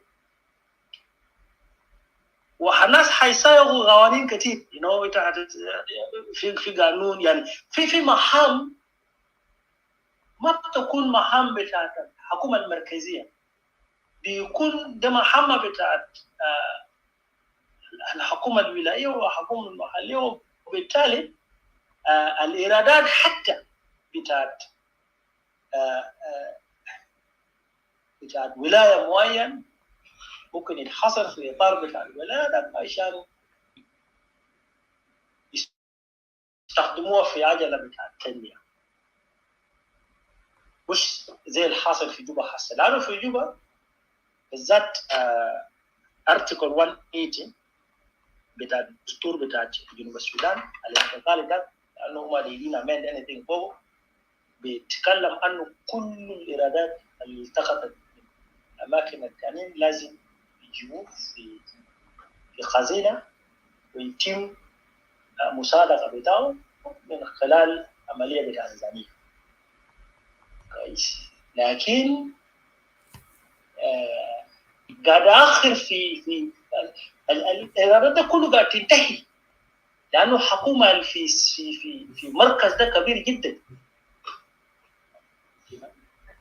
كبير جدا، لأنه الناس كلهم متواجدين فوق. سو إحنا هنحل المشكلة ده بالنظام الفدرالي، هنحل المشكلة بتاعت فاينانس، هنحل المشكلة بتاعت أطالة، لأنه الحكومة الولائية عنده حق مثلا تعمل صفقات مع الشركات دون إذن حتى بتاعت المركز. طبعا دي حاجات الناس بيجي تقعد، وناس بونسوا، وناس بيحددوا. It is not a one size fits all. عشان كده أنا قبل قلت عنه we need to discuss it. Now, why other regions are rejecting this? في أبعاد تاريخية احنا ما مفترض overrule this. مش عشان قال احنا ناس او قاعدين نطرح مرات انت بتسمع انه it is these Equatorians that wanted the federal system of governance. وانا مذكر في الاشياء بتاعت independence في يوم الاندبندنس كان في قريب تحصل صراع ضرب عديل كده غيادات من استوايا في ذاك الحركه الشعبيه، لانه هم كانوا بيتكلموا انه احنا انتوا ليه الناس بيرفضوا الفدراليه. وقبل كده الولايات بتاعت استوائيه نزال كلام واني كونغا اللوبون بعد طبعا كان ما جاتو بعد جات لوبون في كان منو في ويست ناك بكاسورو ولا منو انا ما اعرف. في كونفرنسز كان بين يعملوا الولايات بتاعت استوائيه، وفي الكونفرنسز ديل المؤتمرات ديل هم كانوا بيقولوا، وده قبال بالمناسبه هو قبال استفتاء بتاع جنوب السودان. الناس ده بدات تتكلم عن يعني الاصوات اللي كانت بتجي من الاستوائيه قويه جدا انه هم دايرين نظام فدرالي اللي بيخلي الناس تدير اشياء. لكن طبعا بعد من حلنا في برغزال وفي ابنايل فهموها بفهم بتاع انه يا اخي ده كوكورا كويس. هم استوائيين دايرين هيبقى الرئيس مشار ده بالمناسبه رئيس ابا يجي سالفه كده ابا يجي في مؤتمر ده في اختتام بتاع المؤتمر ده هو قام رسل رياض مشار، وانا مذكر رياض مشار قال كلام انه اشتغل بطال فدراليه دي ناس طلبته زمان. But you need to lobby as Equatorians. It shouldn't be your own problem. يعني حتى الرياض ده قاعد قام بيفتكر هو في اعتقاد بتاعه انه فدراليه ده بس شغل بتاع استوائيين. انت you need to lobby. لكن انا ام لوبينج مع منو؟ هل لانه ما بيعرف فدراليه وما بيعرف فوائد بتاع الفدراليه؟ لا هو بيعرف. لكن نفس الرياض ده لما حاصل المشكله بتاعت 2013 وجات عمليه بتاع السلام، حتى في ديليجيشن الابناء بتاع الاستوائيه مشى في اديس ابابا they present these things انه يا اخوانا وهو قبل عشان كده الان الناس كله بيتكلموا عن الفدراليه. التنظيمات والقوى السياسيه الموجوده في جنوب السودان الناس بيتكلموا عن الفدراليه، لكن المشكله بتاعهم حاسه ده يعدلوا بتاع فدراليه. في ناس بيفكروا انه يا اخي لا انتوا دايرين فدراليه رسميه كويس كابناء بتاع الاستوائيه، لكن ده اسميه بتاع منو؟ كويس. طيب انت لو if you don't want if you don't want federalism, if you are rejecting federalism والبلد ده ماشي بالطريقه زي ده معناه انت you are chasing the people. انت ذاتك قاعد تضرب الناس من الوحده ده كويس. مليانه الفهم بتاع انه في ناس دايرين يحددوا مصيره بتاعت الدوله ده بيكون مرفوض. الدوله ده ما بتكون مستقر كويس. بعدك اصوات بتاع ناس دلوك ده بيكون اصوات صعب انت داير ولا انت ما داير because nobody will want to live في ما علينا فوق قول. نحن امام الخيار ده عشان احنا ما نبقي فدراليه ده انفصال اوكي ولا ما نبقي كونفدراليه. طبعا في ناس بيخافوا انه حتى في فدراليه ده انا ممكن ارفض تعامل مع اي زول وارد، لكن ده نتيجه عن شنو؟ هي نتيجه عن ممارسات البطاله. حبوا احنا نبطل ممارسات البطاله علشان ما نعند للانسان في هو شنو نكرهه في هو شنو حتى الدوله ده والوحده اللي احنا قاعدين نتكلم. These are conversations by the way. We need to discuss it at a level بتاع politics. At the political discourse احنا لازم نتكلم عن الحاجات دي دون مخاطرات دون تخوين. لا إذا انت بتتكلم ده بتاعكم بتاع الاستوائيه الناس ما تقفل راسها انه لا اجل ما بيقدر بيعملوا ده شنو ما بيقدر بيعملوا. اذا ناس الدانين عملوا اللي بيقلبنا ده شنو؟ If they are running their federalism in an effective manner, why can we not do it? لكن احنا مطالبين حقيقه زي ما انت قلت انه نشرح للناس البسيطين عشان هم يفهموا. العجله دوما قاعد تكون من باب بتاع الشيطان لو احنا دارين نقفل الناس لا كده هم ذاته بيشك في النوايا بتاعت السياسيين وده دور مهم بتاعهم على اساس انه هم يشرحوا الكلام ده لباقي الناس ويفهموا. يعني انتوا كوادر زيكم زي ده، انا منحدر من كوميونتي، انا بمشي بحكي مع كوميونتي ده، وانا I know there's a lot of intellectuals among our community. We will start this discussion. هولندين بيقولوا فتراو، يعني انت في ناس بيثقوا فينا يعني احنا ابناء بتاعه. we never do so. انا ما بخون ناس بتاعي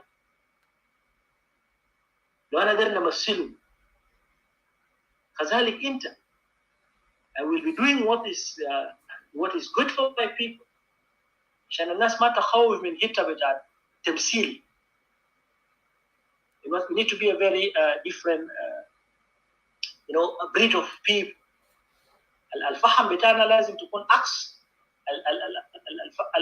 الفهم السائد. حتى الناس ابناء بتاعنا الشباب الصغار الحسا قاعدين يقولوا احنا قاعدين نقول لهم دي ما يقول اللي في رؤوسكم ده.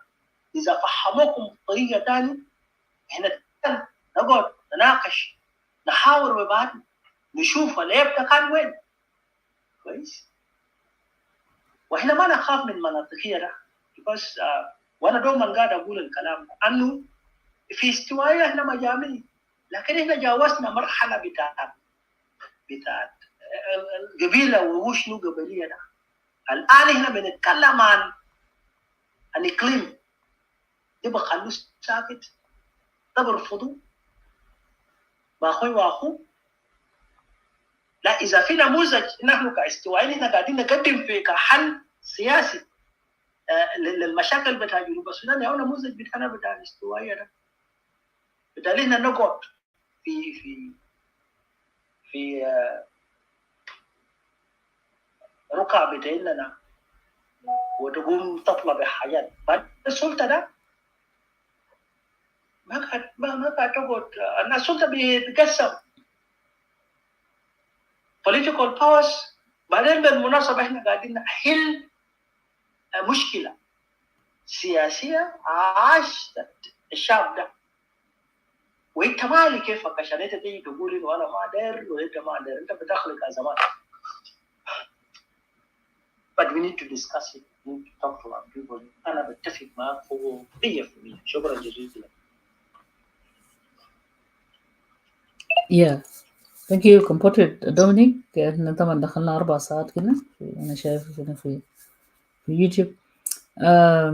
إن هذا وقت يا جماعة ما في اللي هو الفيدرالية is not a Kokora. Kokora was decentralization. النميري كان عمل له declaration ده. So those who mixing between this and repeating the same notion should actually search the history of that degree, presidential degree of Nimeri Biden. It was decentralization. Just because I forgot to put it up here, I would have actually played live so people can also listen to that degree of Nimeri. He was talking about this, and he mentioned Nizam Allah Markazi when South Sudan was divided into 3 regions. So نمشي لأخونا أنا ما أعرف ده منو Pan Africa. Please ask your question and then so then Compatriot Dominic will answer. Okay, thank you, Compatriot Teresa. Mine is actually not a question, but I just wanted to highlight on one element to reinforce Compatriot conversation. The element that I want to bring to light is the issue that the government, the tool that the government is currently using, which is fear-mongering. The regime in Juba is trying to create fear-mongering on the issue of federalism, number one, to generate fear within targeted communities that are not politically conscious and vulnerable to political manipulation, with a clear strategic intent to compel them into submission and supporting the regime. The second reason is to justify use of excessive force to crack down on formidable opposition forces, as well as elements otherwise perceived as potential threat to the tyranny. The third reason is to perpetuate political ethnocentrism in governance by dismantling the strong and cohesive national social fabric of their nation as an attempt to weaken the opposition. This is for the benefit of the public, because this fear that is being created by the regime is actually what is driving most of this speculation that is going on in public about the issue of federalism being associated with Kokora or Equatorians or NAS or what have you. What I want to emphasize here is that this exercise that is being done right now by National Salvation Front, started by Compatriot Akwai, now Dominic has done his part, and we have 3 other speakers coming up, is to dispel the negative propaganda of the regime towards or against federalism and indict the regime in Cuba for its glaring failures in governing our people. The other reason is to expose the regime for its hypocritical approach of the de facto semblance of federalism. Because now they're claiming that they're implementing federalism, but what we see in Cuba is a cosmetic claim by the regime to have adopted a loose sort of non-factual federal system, which is just a way to keep the opposition at bay and try to convince the general public or the populace to support them. What we are trying to do here also is to allay fears of the people by stating the dividends that will be derived from federalism. And Dominic has done a very excellent job today by articulating the dividends and the benefits of having a federal system, particularly to the average citizen, where the citizen has a say in the system of governance in the country and also participates in the process of governance within the setup of a nation. The other thing also that this process is doing is to articulate assurances to citizens by diverting into the political, administrative, economic, social, and security benefits that you will get when you adopt federalism. Number 5, this process emphasizes on the positive ground that federalism shall create where our ethnic, cultural, religious, and other diversities will be harnessed and tapped into constructively to strengthen the republic and its political prowess.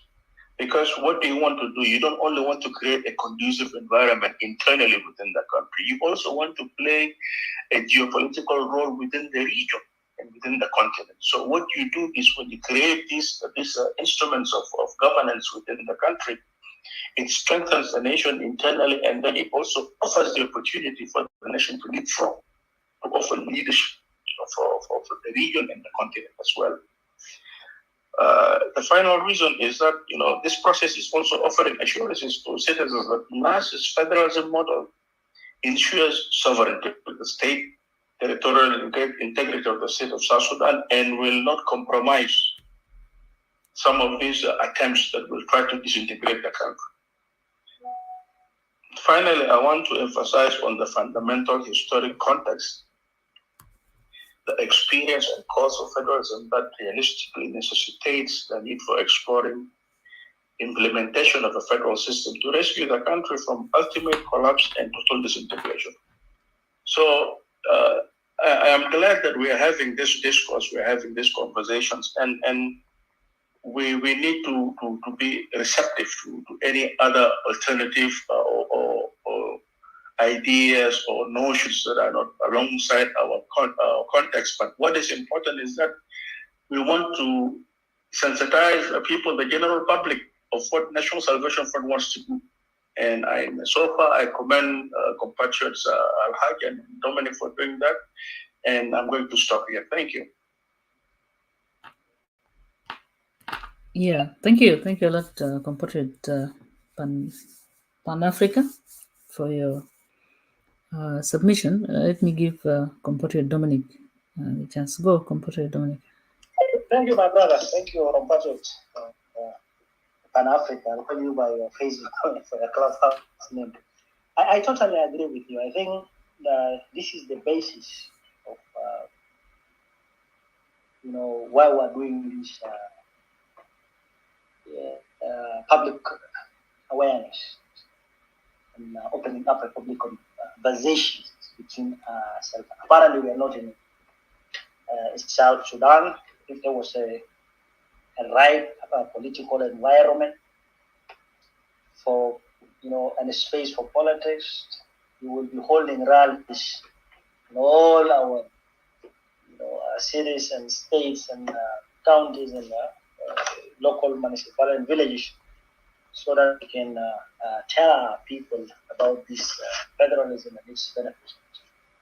But hopefully, of course, there's a lot of myth, fears that has been inculcated there, to the hearts and the minds, especially of the young ones. And if you're not inquisitive, you don't read, you don't interact, you don't listen, you're just close to yourself. You don't look into other examples of other countries. You may end up refusing everything. And we are seeing it, honestly, by the way. There are people who are living in the United States of America, people who are living in Australia under federal systems, and they're enjoying in Canada, they're enjoying these models of governance. But paradoxically, they are refusing that this model is good for South Sudan. Ironically, and you tend to wonder what kind of people are these? What is wrong with them? And so obviously we're here to educate people, tell them, have a conversation with them, expose the regime that indeed what they are having there is not federalism. By the way, to have states is not akin to federalism.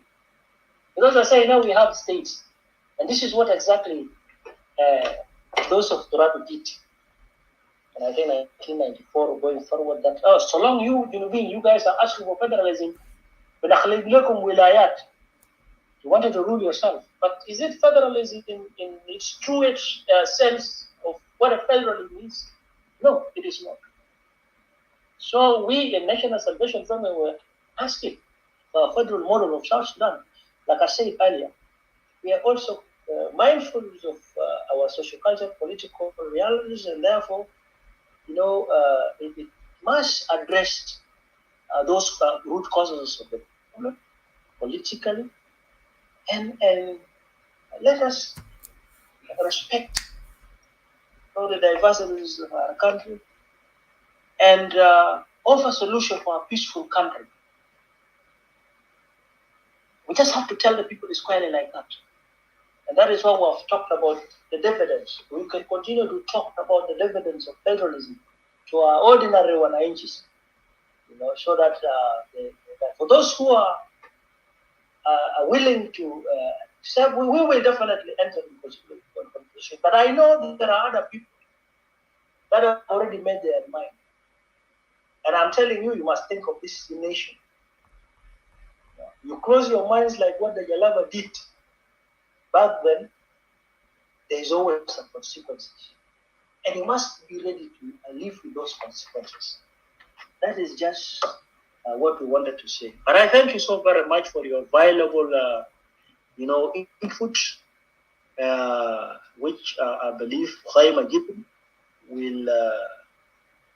will definitely engage people, engage with other political parties and like-minded groups, so that this becomes the conversation today. And I'm happy that even today, people are talking about federalism, something that was not fashionable back then.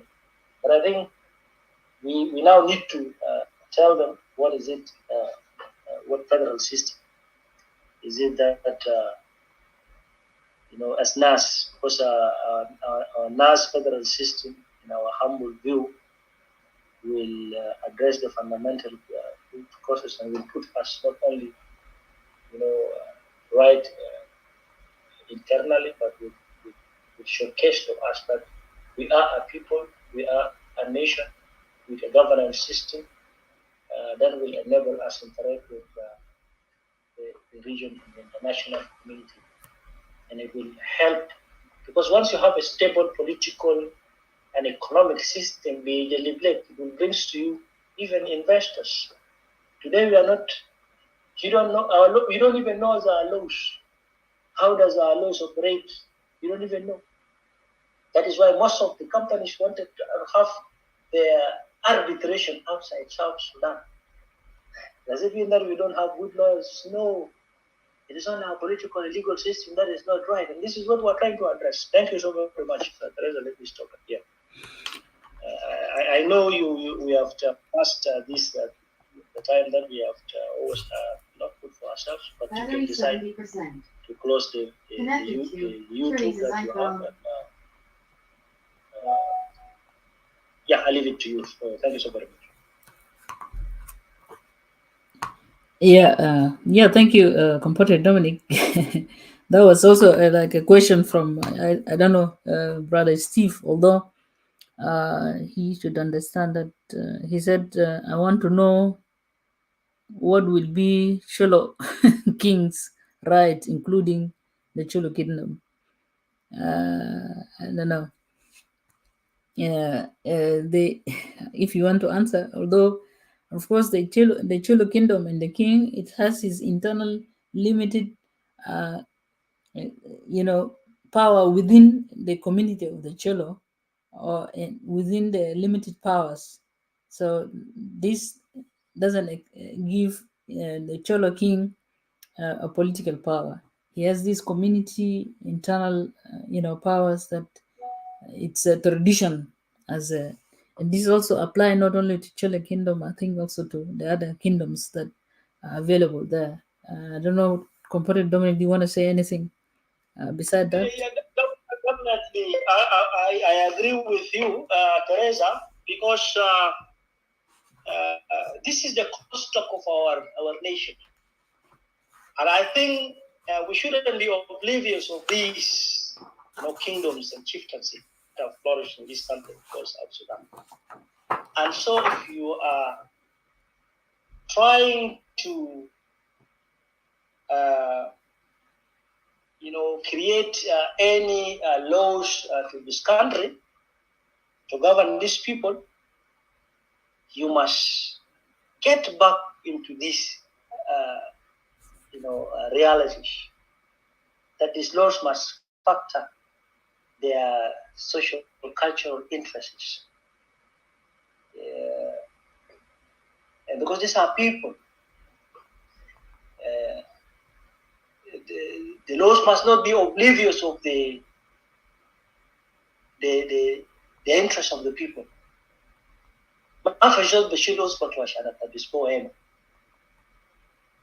So they will be consulted.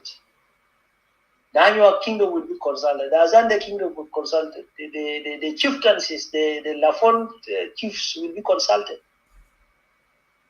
All the chiefs of these nations will be consulted. So that is why we are saying, as a people-centered movement, they must be important in this conversation so that we solve this problem once and for all, that everybody sees himself in this country called South Sudan. Otherwise, it will be a recipe of a disaster. So it is not that, the Cholo kingdom is how could be thee? No. How could it be thee? His right will be preserved. بدون حق في الدستور بالقانون. If we wanted, because it is a cultural, it becomes more of a cultural thing. The caradol of the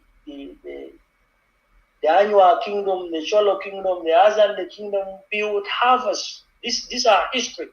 These are the history of South Sudan.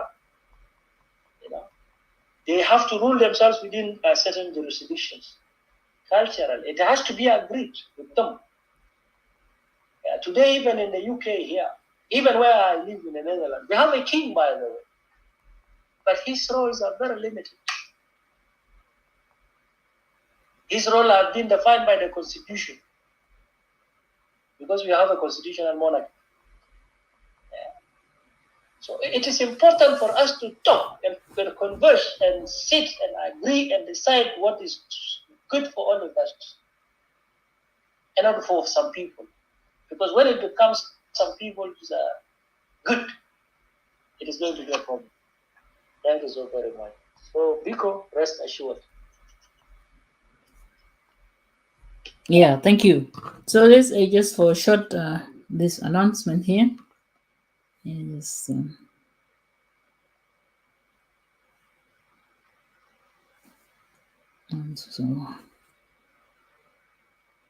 9.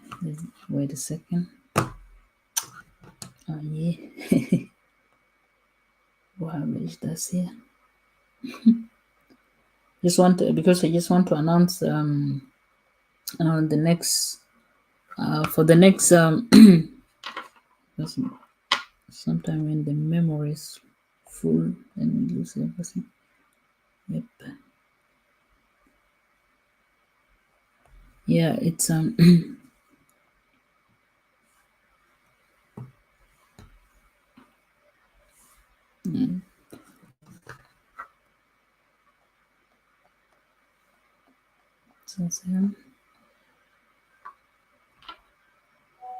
yeah, so this is just announcement for, so then those people who ask question will know which time which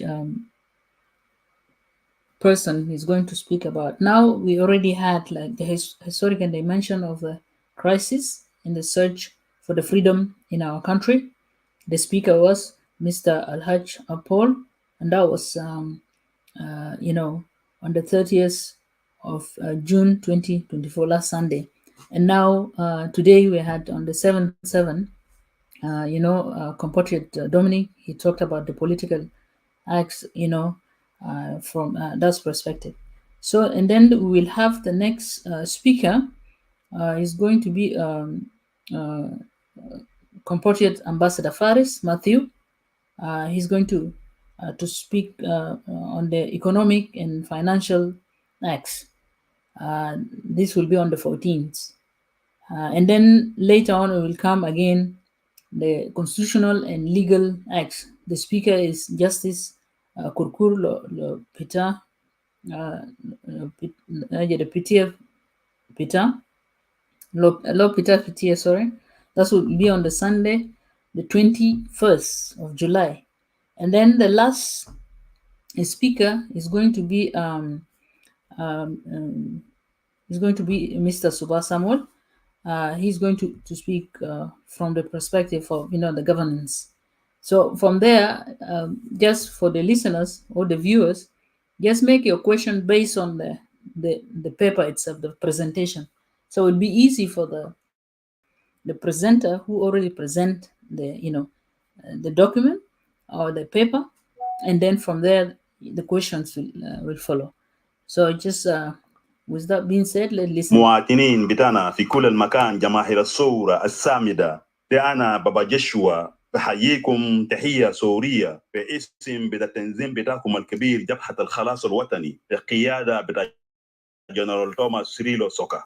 اليوم شعب بتاعنا البطل أنا جايب لكم إعلان مهم جدا، وإعلان ده ماشي لكل المواطنين بتاعنا. النظام بتاع سلفا كير قاعد يستعمرهم في كل المكان، للشباب والشابات بتاع البلد بتاعنا العظيم، لمواطنين بتاعنا المشردين في المعسكرات الأمم المتحدة بالداخل، وللاجئين بتاعنا في الدول المجاورة. والإعلان ده لك أنت البسمة الخبر ده، إذا كنت في القرية أو في المدينة، في الجبال أو في الغابات، في المستشفى أو في المراحات، أنت المواطن البسمة كبر ده في أي مكان. اللي من أجل بتاعكم أن إحنا اليوم في جبهة الخلاص الوطني بقيادة بتاع جنرال توماس سريلو سوكا، إحنا قاعدين ننادل عشان نرفع عنكم الاستعمار الجديد النظام بتاع سلفا كير قاعد يطبقوا في بلد بتاعنا. والإعلان الحمد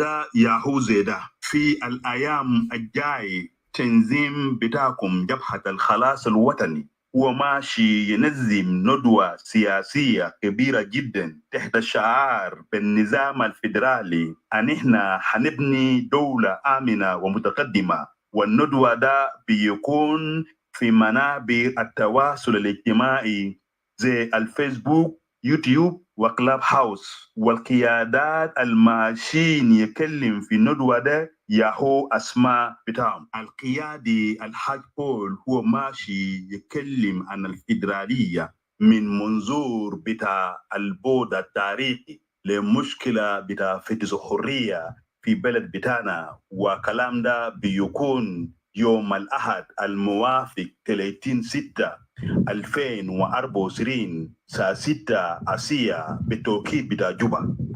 القيادي دومينيك أكواي وماشي يتكلم عن الفيدرالية من منظور السياسي، وكلام ده بيكون يوم الأحد الموافق 7/7/2024 الساعة 6 آسيا بتوقيت بتاع جوبا. القيادي فارس ماثيو هو ماشي يتكلم عن الفيدرالية من المنظور الاقتصادي والمالي، وكلام ده حيكون يوم الأحد الموافق 14/7/2024 الساعة 6 آسيا بتوقيت بتاع جوبا. القيادي مولانا كركر لوبيتا بيتيا هو ماشي يتكلم عن الفيدرالية من المنظور الدستوري والقانوني، والكلام ده حيكون يوم الأحد الموافق 21/7/2024 الساعة 6 آسيا بتوقيت بتاع جوبا.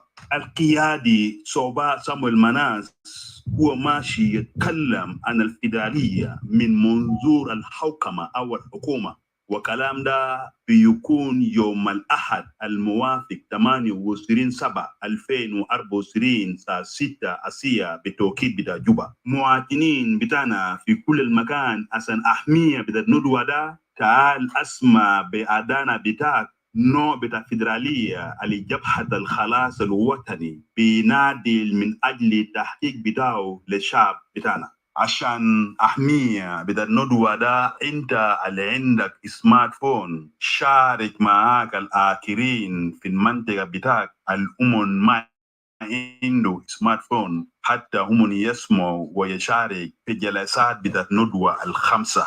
وانت قاعد تقوم بالمهمة ده، ان احنا بنشكروك شكرا كبير جدا عشان انت قاعد تساهم مساهمة مهم في وصول رسالة بتاعت فيدرالية لجبهة الخلاص الوطني بنادي من اجل بتاعه لمواطنين بتاعنا. في النهاية بتاعت اعلان ده مواطنين بتاعنا في كل المكان، انت الاسمع الاعلان ده، كلم زملاء واصدقاء بتاعك، كلم كل مواطن في حلة وقرية بتاعك، كلم جيران بتاعك، كلم كل مواطن إذا كان في السوق أو المدرسة أو الجامعة أو الكنيسة أو في الجامع أو في أي مكان أنت موجود فوقه بخبر المهم ده. ناس قوة، أنت قوة عشان إنقاذ بتاع بلد بتاعنا كلنا. كلنا قوة. ده هو إعلان ده على فكرة يعني لقى رواج كبير في تيك توك. ناس كتار في التيك توك عملوا شير. أنا متأكد في ناس تانيين اللي جا يحضروا هنا، ده الناس اللي لقوا إعلان ده برضه في تيك توك which is good. إعلان ده هيمشي والناس اللي كان لقوا غرفة ده يشاركوا لأنه مهم في نهاية المطاف. إحنا في بحثنا عن نظام الحكم للبلد. مهم إنه ده مسؤولية بتاع أي زول. ما إنت لما جبال صوتت لبلد عشان إنت قدرت تكون مستقل، البلد ده ما بيجي ساكت، بيجي برضه المسؤولية إنت ذاتك تكون مسؤول فيه. فهسه دور اللي بيقوم به أخونا باشمهندس دومينيك هنا والجنبه دكتور الحاج الأسبوع الفات، ده كله بديك إنه الحقيقة إنه إحنا ده مسؤولية بتاعنا، بيقع في عاتق بتاعنا. بناء بتاع الدولة أو نيشن بيلدينج ما حاجة سهل، ده مسؤولية بتاع كل زول. فإحنا هسه بنعمل في جانب بتاعنا، ما قال عشان إحنا بنعمل عشان ده إحنا أعضاء بتاع جبهة الخلاص الوطني، لكن ده مسؤولية أخلاقية في بلد بتاعنا. إحنا كناس صوتنا في فترة داك إنه يكون عندنا دولة، فمسؤولية ده بيستمر. مسؤولية ده ما بيقعد بس بإنك أنت منتظر زول تاني يقوم بالشغل ده. فده مسؤولية بتاعنا كلنا، وده هو احنا شايفينه انه we have to do it. ده ما شغل بتاع هزار. وحتى كان احنا تكلمنا عنه هسه، ده ما بس في محل ده، الشغل ده هيستمر بكرة السنة الجاي، وده عملية مستمرة في وعي بتاع المواطن. يتخيل انه انا عندي اهلي هناك في شرق الاستوائية، وده ما كذب انا قاعد اقول لكم. فيها بابا لسه بيفتكر انه نيميريا رئيس. يتخيل المنظر ده وما عارف بانه في حاجة اسمه استفتاء حصل. فيتخيل معي بس في وضع زي ده. فبالتالي المسؤولية ده حاجة مهم، لأنه الفيدرالية يا جماعة ده نظام حكم. إن الفيدرالية ده نظام الحكم. نظام الحكم ده دائما بيكون في داخل شنو؟ في داخل الدستور ذاته. لأنه أنت عشان تكون عندك نظام الحكم لازم يكون عندك دستور بوريك شكل بتاع الدولة بتاعك ده شنو، عددية بتاع الشعب ده كم، الجيش بتاعك، نظام الحكم، أمين الجيش، البوليس، وبديك كل حاجة حتى التعليم، السياسة الخارجية، وده كله. ده هو الحقيقة. والنظام الفدرالي الحاجة الكويسة فيه بأنه الدستور فيه دستور جامد، لأنه الرغابة مباشر. يعني ده حاجة اللي اسمه شنو ده يعني احنا ممكن نتكلم فيه. وبإضافة انه كمان عشان احنا ما نكذب لنفوسنا يا جماعة، النظام الفدرالي ده في نهاية المطاف اللي بينفذوا منه ما القائمين على الأمر. حتى ديل هسه اللي قاعدين في السلطة ديل هم هسه شاوروا الجنوبيين في حاجة، ما شاوروا الجنوبيين في حاجة عشان هو يعمل. الليلة انت كان طبقت النظام حكم حقيقي بيحكم بعدالة، بمعنى انت نجحت. فالعيب ما بيجي في شنو؟ العيب ما في المواطن اللي انت ما قدرت تنظم علاقات، لانه ده كله بيتعلق بعمليه بتاع تطبيق القانون. قانون عشان تنظم بقى افراد. فالنظام بتاع الحكم ده بس ده بوريك جانب بسيط. ده جانب بسيط اللي هو تشوف النظام اللي بيجيبك مع بعض. فانت ما ممكن كمان تجيب نظام إثني عشان انت درت تعالج بيه قضيه إثنيه. نو انت قضيه إثنيه ما بتعالج بنظام إثني. فده النقطة أنا بقدر نضيف لكم كتير، وأنا بشكركم كتير. بدي مبي آخر فرصة لباشمهندس دومينيك نشكره كتير في إيش مش الورقة بتاع الليلة. وإن شاء الله في الأسبوع الجاي هيكون معنا الرفيق سفير فارس ماثيو، وهيجي يتكلم الجانب مهم جدا، الجانب الاقتصادي. باشمهندس ممكن تتفضل تقول لنا، بعد ذاك احنا نشغل آخر أغنية واحنا نقول تشوس نقول جرمن. خليني أشكرك وأشكر المستمعين، الناس اللي بيستمعوا لنا من قبل. We can 4 hours into this discussion. I think, without them, this room would have been a meaningful room. Definitely, at the end of the day, we as a people of this country, we need to find another form of a system of governance that will definitely solve our political and administrative problems. And I know the myths are there, the fears are there, but we need to assure our citizens and talk to their hearts and to their minds that the regime, philosophy of scaring and fearing is just a recipe for more problems. Because the best way out is for us to look at these systems of governance that people are calling for with open hands, eyes and minds, and let us discuss. Let us discuss, and we can also involve people into it. We don't have to necessarily, subscribe something without engaging the neighbors in this conversation. These conversations are very important. Obviously, the benefits of it are very many. It outpassed the negative, the cons of it. What we wanted to do at the end of the day is to see the advantages as opposed to disadvantages. And any system has to be tested against its implementation. It will be a sin for us to just refuse it. That this system is not good, it's not working, it's cocoa, it's tribal. Some of these things that we have said earlier. We have to look at the substantial aspect. I know there are a lot of federalism models in the world. We can learn from them, but obviously we cannot copy and paste because our realities, our situations is just very different from these people. But we can all accept that, in federal system, there's these levels of government that we need to give them certain powers based on agreed norms, and those has to be guaranteed by the Constitution. Then it becomes a must to do something. Obviously, we are in the conversations with different political organizations. We are talking with them. We are discussing over these issues. And that for me takes out the fear.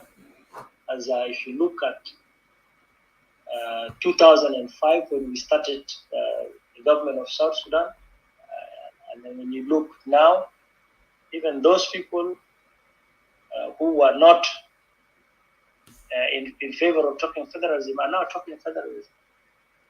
That we need, even at the level of the hierarchies, even if it is at the preamble, that is a step forward. Now we are saying even federalism has to be implemented during the transitional period.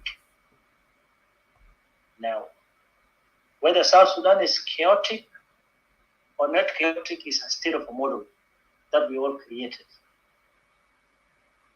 And by the way, a lot of countries have gone through this situation. And some of them detest being chaotic. And that's why I'm saying that because people grow, people get matured. If we are very chaotic at a particular time, as you grow on, you will be matured and you will stop to be chaotic. This is a human nature. And that's why some people are saying, so they can't get Adam. This man was sold with a harjala zaman. But he's not now. That is why there are born again Christians. When they come and give their testimonies, I was like, this one with Abanad, with Ansawin, with Ansiyara, with Marais, Alhamdulillah, Rabbarana, Gadrian, his name, and Paul, as Paul become Paul. However, we are duty bound. That's Europe, they decided war. That is why in the preamble of the UN, they say, we the people of the United Nations, committed to save and serve future generations from scourges of war that has twice in our lifetime has caused untold human suffering. That is their what is called a war become to the generations now that wars have caused untold human suffering because the World War I and World War II were fought in the soils of Europe. When the war in Ukraine, and I said these things before, there was a plane running with a reclaimer, and I was in Utrecht. It was written, Orlog is not for days at time. That means that war is not of this time. If the war is not of this time, I believe that a generation with a Uganda will one time reach a consensus among themselves that they should not fight. We will be like a human buttocks. We'll continue to politically bite ourselves, but we will agree to sit down when a person wanted to sit in the chair. You see? So we'll come to that agreement one day. And so no situation is permanent. But Dawama,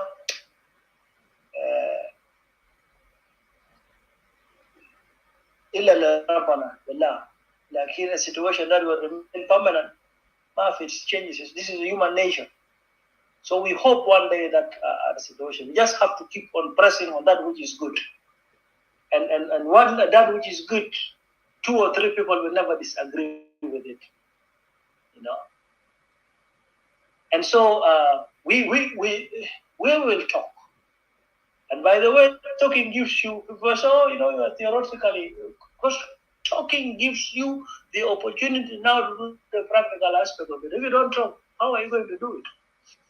Just by talking now, we exchange ideas with people, and now we know what is in their mind. Then what is common? The commonalities among us is what we will agree at the end. So I wanted to thank you so very much in this evening. Hopefully, we have managed to convey bit and pieces of what we think could make this system of governance workable for us. If we do 1, 2, and 3, the remaining part will be covered by our colleagues, so that by the time we've finished this discussion, we would have, like I said earlier, a comprehensive fact information as to what is it that we are offering with regards to federalism. When we talk of federalism as a system of governance that has to address from a constitutional, economic and fiscal, or political and historical part. It will cover that aspects. So I invited you to come next time, share all this information with your groups. Let us listen, come and discuss with us, because that is the objectives of this special. Otherwise, we would have made it in tips, sent to the people. But we wanted to discuss it with the different people, the different organizations, because that is how we build consensus and we build agreements. We build over the commonalities. I wanted to, in a special way, remember this day, like I said earlier. 7/7, we continue to snow our struggle, because it is in this day that young men and young women of our country were killed for the sake of this country. May their soul rest in perpetual peace. We have missed them. It is now 32 years.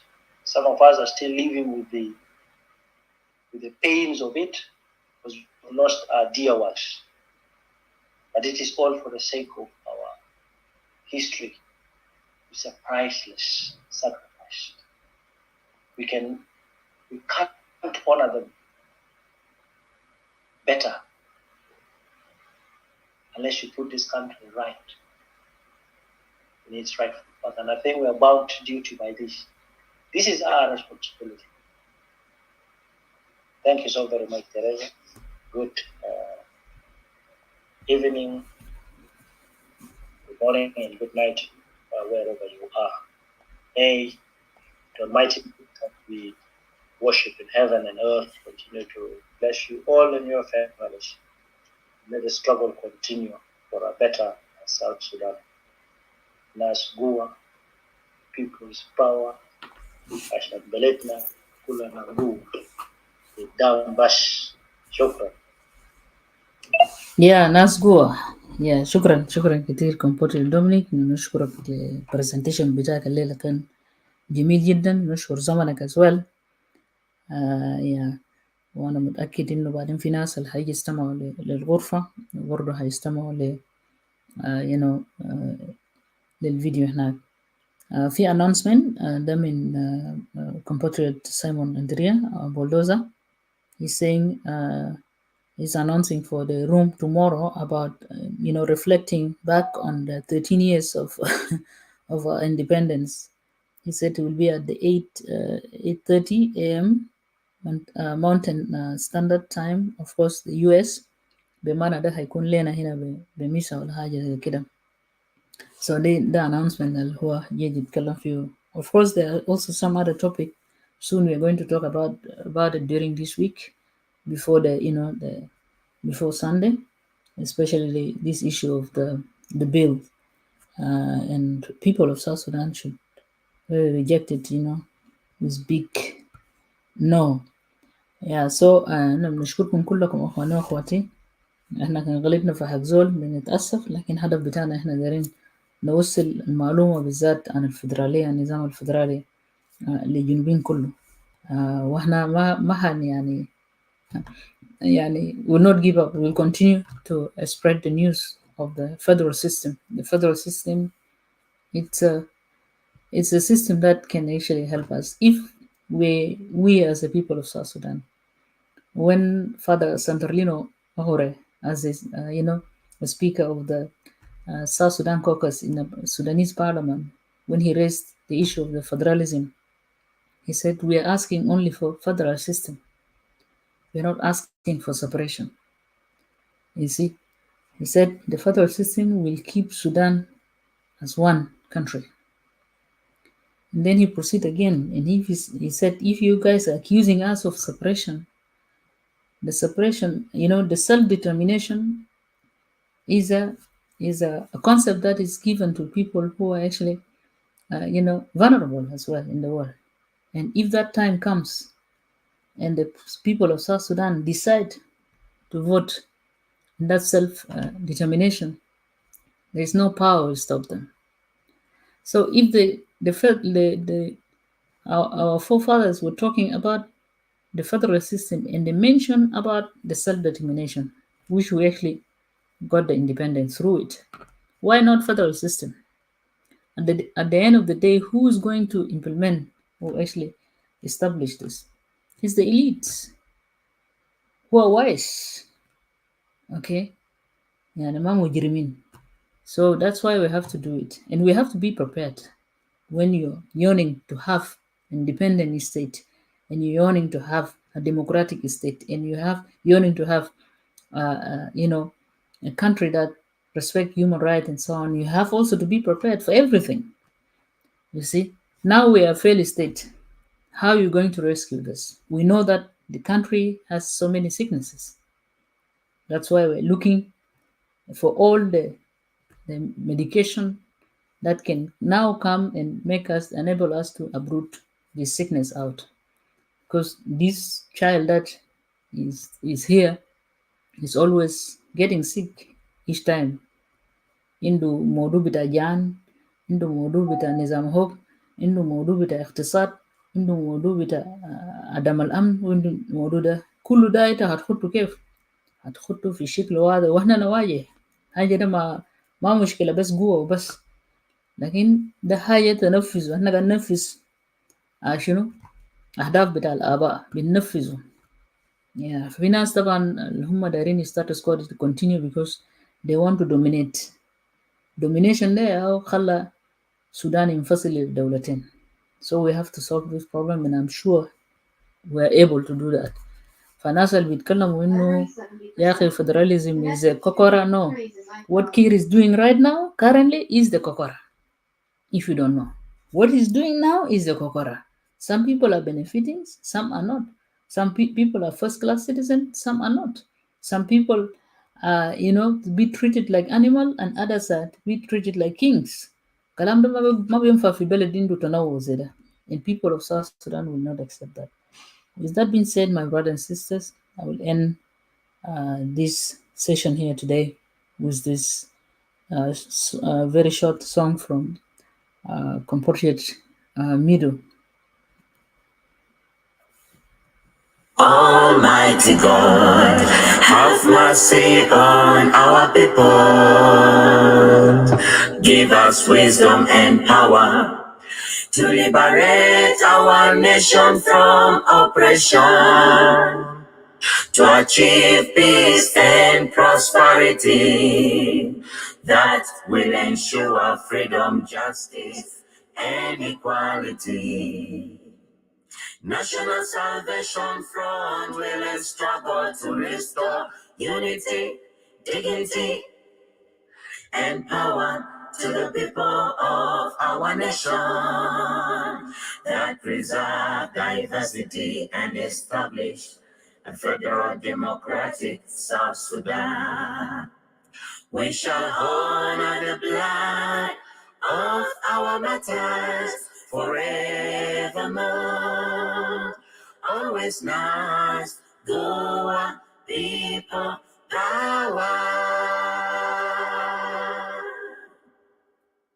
Always Nazgul people power. Thank you, Compatriot Dominic, and thank you all the people who present their questions, and also those who have been listening to the session since the beginning, and those who will come and listen later.